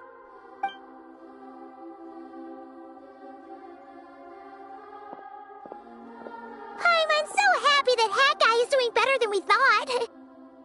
But what about you, Nahida? How are you holding up? The pyronosis burned down the corrupted Irminsul. The flames blazed for 7 days and 7 nights before they finally subsided. All that was left were the parts underground. Now, Aru shoulders the responsibilities that once belonged to Irminsul. The situation was contained before it got out of hand, so Tevat's most vital information has largely been preserved. Irminsul has a strong influence over you, doesn't it? How will you cope now that it's gone? There is no need to worry. Thanks to Nicole's extraordinary talents, my connection to Irminsul has been severed and transposed onto Aru. Angels can do things like that? They can. Such abilities are precisely what makes them so powerful. The goddess of flowers, Nabu Malikata, once claimed that she too could perform feats beyond the reach of mere mortals. In my eyes, much of what she went on to achieve reached such transcendent levels. Her and Nicole really are both fascinating and magnificent. So, does that mean your situation is stable now? Correct. Just imagine that Aru has become the new Irminsul, and the essence of my existence has been bound to it. The wisdom of Sumeru has ultimately converged into a single, unified entity. Should we ascribe this all to fate, or is it merely fortune? Whatever it is, the important thing is that you're okay, Nahida. Dendro Archon, Lesser Lord Kusanali. Oh, thank goodness you're here. Greetings, Traveler and Paimon. Sir Nepis, do you have something urgent to say? Yes, there's something I need to report.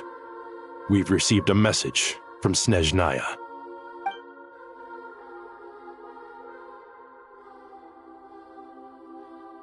The Fatui Harbinger, the rooster, sends us his sympathies, along with all the usual pleasantries. His stance is that, following the unrest and Nod cry, Dottore was subjected to internal censure. This madness was the act of a rogue element, one who cannot be seen to represent the Zapoliarni Palace. No less than can be expected. Snezhnaya paid a heavy price working to stop him. They even lost one of their own harbingers. The letter goes on to say that even so, Snezhnaya cannot claim to be blameless. Apparently, they will deal with Dottore's subordinates in accordance with Snezhnayan law, holding all those involved in his crimes accountable. Additionally, they are supplying relief funds and supplies, which are already en route. They hope this will aid in Sumeru's reconstruction. Sounds like he's got an answer for everything. True, but as diplomatic rhetoric goes, it's highly effective. Completely watertight, both in logic and sentiment. This disaster has had a profound impact on Sumeru. There is much that I will keep in my heart. The matter of Dottore can be seen as settled for now. We are sure to cross paths again in the future, and in that light, Snezhnaya would do well to uphold their responsibilities and keep a tight rein over their actions. With Irminsul burned, the flow of fate now carries many more possibilities. I will be watching carefully. Perhaps we can move on to a less serious matter? Dendro Archon, will you eat with us once this matter is dealt with? Everyone wishes to celebrate together. Your presence would be most welcome. Of course! Junior Zod, Sino, and Hypatia all told me the same thing. If there isn't enough room for everyone, we can arrange back-to-back feasts. What a wonderful idea. That just leaves the question of what we should eat. Not more tomatoes, surely. More? Dendro Archon, what do you mean by more tomatoes? Those good friends of yours are always talking about tomatoes. Sometimes when I'm walking through the city, I can even hear them arguing in the fields. Since you see them so often, you must hear about tomatoes even more than I do. Tomatoes. Tomatoes. The word has a certain magic to it. Like the autumn fur of a sumpter beast swirling in the wind, sometimes flying up my nose. Tomatoes. What can we make with tomatoes? Wait, why tomatoes? Take your time, there's no need to rush. The Traveler, Paimon, and I still have somewhere we need to visit. You'll have plenty of time to think it over before I return. Does this mean you're going to Natlan? Meeting them there in person. It will require a long journey. I know. But this is necessary. I must go myself. Traveler, Paimon, we'll set off as soon as you're ready. Is that all right? Sure. We'll be ready whenever you are. You'll hear no objections from Paimon. We should grab some snacks along the way, though. It'll be just like going on a long holiday. Wonderful. I'm looking forward to this so much.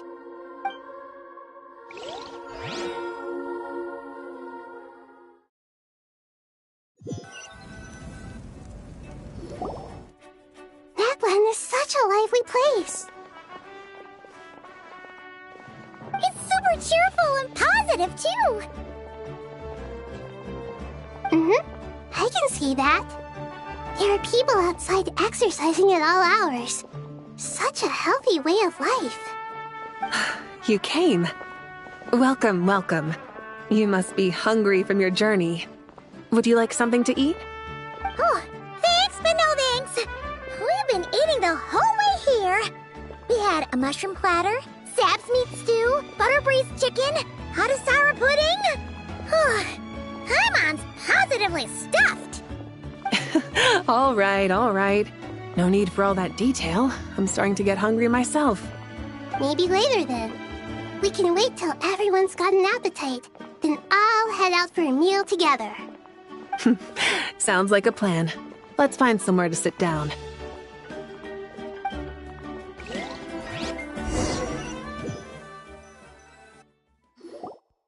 I should tell you, I already have some sense of why you've come. Why's that, Malika? To say thank you. Your senses are spot on. But on top of that, we also feel guilty. Because the pyronosis has vanished? I sensed its loss. Despite scouring through the remnants of Irminsul, we couldn't find any sign of the pyronosis. Not even any trace of it burning to ash. That's certainly unusual. Still, the potential fallout from Irminsul's loss is significant, to say the least. Perhaps the pyronosis's disappearance is simply a knock-on effect of the impact it's had on a certain strand of fate. There's no need to feel guilty. We were clear that this time, there was to be no returning, only giving. Pure and simple. Thank you really is a fascinating phrase. We use it to express gratitude for the smallest of things. Yet, when faced with a kindness too immense to describe, we use exactly the same words. It's not that we lack other means of expression. It's that when we truly need to express our feelings, the simplest and purest words are always the most powerful. You're right. In Natlan, we prefer simple expressions too. Companionship, friendship, support. They might not sound fancy, but the sentiment behind them is sincere. That's wonderful to hear. Sincere feelings are often a vehicle for the deepest wisdom of all. Irminsul's destruction doesn't seem to have done you much harm. I'm glad to see you're doing well. There's still a lot of work to do, but before we begin, we felt it was important to come here and speak with you. Partly to express our gratitude, but also because we felt that seeing you, in a sense, is like basking in warm sunlight. That's a nice way of putting it. I like that. To tell you the truth, though, I'm not a fan of somber meetings. So, since there's nothing more to say, why don't we go bask in some actual sunlight? The weather's beautiful today. What a great idea! Paimon's gonna lie back and soak up some rays.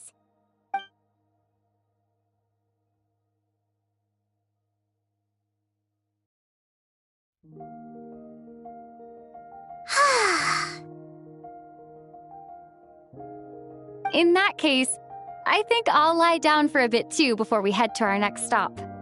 And where might that be? Mondstadt. Paimon and I are gonna head back there with Kale and the gang.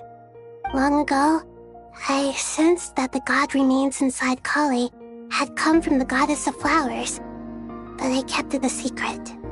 Those remains weren't hurting Kali, not as she is now. They simply exist. Besides, I could sense a deep yearning within her. A yearning for an ordinary life. A yearning to hold on to the hard-won happiness she now enjoys.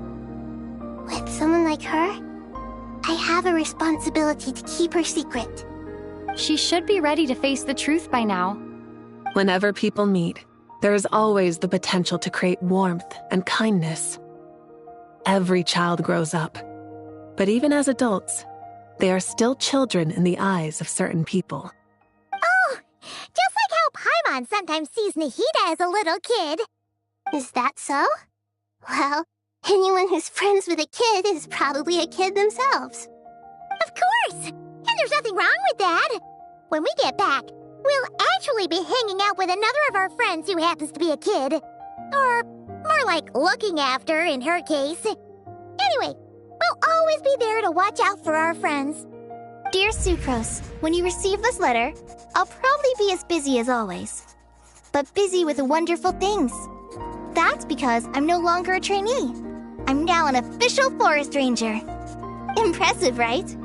Sino said that official rangers sound much tougher than trainees. Though he did say it was already pretty tough to start out with. You probably heard that something big happened in Sumeru recently. Don't worry, it's all been taken care of. We're heading to Mondstadt soon, so if you're free, maybe we could meet up? Plus, it's not just me. A few of us are going. Hey, you used to remember that time we all got together? You know, when we all went to the Windbloom Festival? It'll be just like that.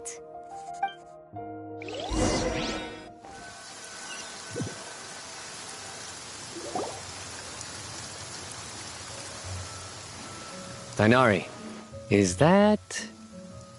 Don't you say it! Is that the great Vayuvyastra? Behold, the great Vayuvyastra, General Mahamatra. How times have changed. I wasn't expecting you to beat me to the punchline. You've changed. You've really upped the aggression in your battle against Sino's jokes. Kale, how did you know what I was going to say? For the love of...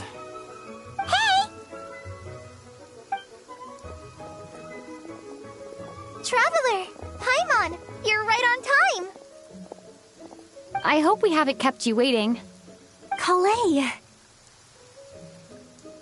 Sucrose! It's been so long! How have you been? I've been well. Everything's going great. What about you? Are you still busy? Not at the moment. Oh, right! That juicer you gave us works amazing! Farzan loves it! Seriously? That's wonderful. I don't suppose you drew up a detailed test report. Oh, what fruits did you use? How's the texture of the final product? Sucrose, you might want to try asking your questions one at a time. Albedo! Paimon didn't see you there! It's been a while since all of us were together like this. How about we follow the same plan as last time? Good idea, my friend. You never disappoint. So, what are your identities this time? Don't remind him. First things first. Allow me to introduce our very own official Forest Ranger Kale. The rest of us are simply her humble travel companions. This sounds like one of those mushy stories that gets people hooked on some corny, heartwarming premise. Oh, is our story not heartwarming? If I recall correctly, there was even a scene like this in King of Invocations. Besides being heartwarming, our story's also about tough, impressive-sounding job titles. At least that's what I think.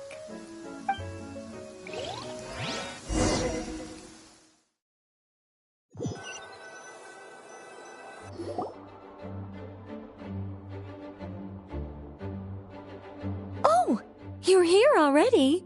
I'm still giving Dodeko a little trim. I won't be a moment. A trim? Does Dodeko need haircuts too? Of course. It's important to know how to take loving care of the apples of your eye. All of these trivial matters get left to me. It's because I'm an angel, and angels are, in a way, the guardians of all Teyvat. Oh, right! Well, that's definitely an impressive sounding job title. What are you writing? I'm just brainstorming some cool sounding lines. Oh, write them on these card backs. Of course. Clearly, my lines are pretty amazing, wouldn't you say? Miss Nicole. Kale? You seem a little nervous. I was just wondering, who was the person you mentioned who needed their wish fulfilled? Wish? What do you mean? Miss Nicole asked if we could meet up in Mondstadt once everything was over. She said a friend of hers had a wish that needed my help to come true. Well, you never mentioned that before. All we knew was that you'd arranged to meet in Mondstadt. But we thought it had something to do with the god remains. To be fair, everything I told you was true. Anyway, my friend is waiting. Come on, let's pay her a visit.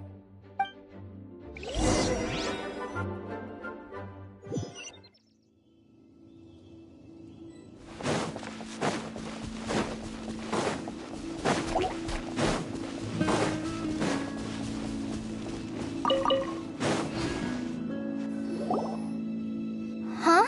You're... Surprised? I bet you weren't expecting to meet a woman like me beneath this beautiful tree in a faraway land. An oasis will spring from the place where a djinn resides. That saying falls somewhat flat here in Mondstadt, given that everywhere is already so lush and green. Lilupar, what are you doing here? I made friends with Miss Nicole. I asked her to bring me here and then invite Kale to come. The prologue to this story is that I have a wish. It has stirred within my heart for centuries, millennia even. Originally, it was merely Al-Ahmar's lie, but now it has become reality. Could this be... related to the goddess of flowers? My dear young lady, my mistress left her final trace in this world upon you. I can't tell you how glad I am to see you here. And now I have seen you, and peered into your heart. You have experienced hardships and suffered setbacks. The torment an ordinary person might expect to face has befallen you threefold. This is the source of your resilience. But, beneath all this, I've witnessed the seeds of desire. You yearn to return to the simple life you once knew, do you not? I do. I want to throw away everything that isn't mine. But how do you decide what is yours? The scars that others carve into your flesh? The kindness and love they inscribe? Are these things not yours as well? They are. This is something I've talked about with Miss Nicole. Miss Nicole said I should learn how to adjust my standards. I just want to live as an ordinary human. Anything beyond that isn't mine. Don't you want anything from the remains of the goddess of flowers? She gave me a revelation once. I think that's already more than enough. In the past, you would not have possessed such a rich heart. Your brief life has taught you to hold on to everything good, to home in on kindness. How fascinating. You're nothing like Nabu Malikata, and you're certainly not her. Of course not. I'm not some great and powerful being, Miss Lilopar. Yet I am a djinn. We exist because of the Lord of Flowers. We revere and love her. My wish is to see her one last time, to give everything for her. Kale, can you do this for me? But her remains won't be easy to remove. Are you sure this is what you want? That's beside the point. First, I need to know. Are you willing to do something for the soul of this lonely, wandering woman? I'm willing. But look, you know nothing about me. Even if you have heard the stories about me, all you would know is that I was rightly punished for the many evil deeds I committed. Ah, so you do know. Your lips are quivering, your eyes trembling, and still you're willing to do something for me. Life has been cruel to you, and yet you've learned to be kind. My dear young lady, to repay your kindness, I too must play my part. Are you sure about this, Lilupar?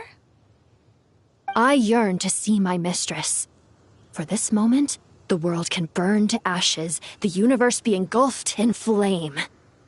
I care about nothing else. And you, Kale, I can give you a gift. You'll become just another ordinary human. But Miss Lilupar, what will happen to you? My wish will be fulfilled, and I can die happy. Why would you wish for that? A long, unending life might seem desirable for one who has never possessed it, yet it brings torment to one who has. My remains are scattered across the yellow sands, but my soul can find no peace. Since you've promised to grant my wish, give me that release. Allow the dying to die, and let the dead rest in peace. You have my thanks. Kale, there's no pressure on you. What she said, it's all true. A wish is a genuine desire, after all.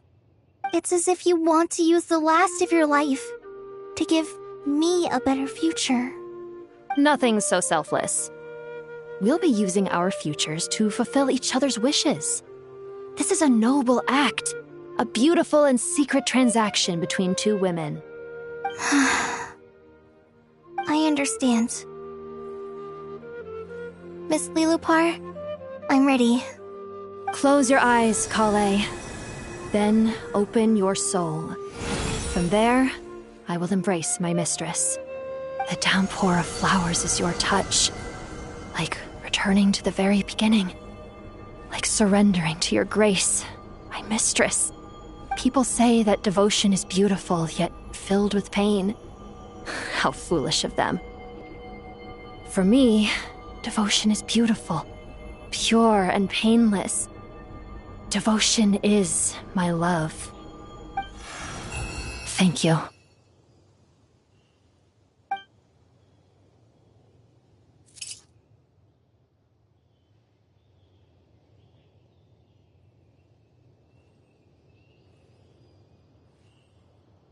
Lilupar! She disappeared? She left, carrying the blessing of flowers. Kale, are you alright? I'm fine.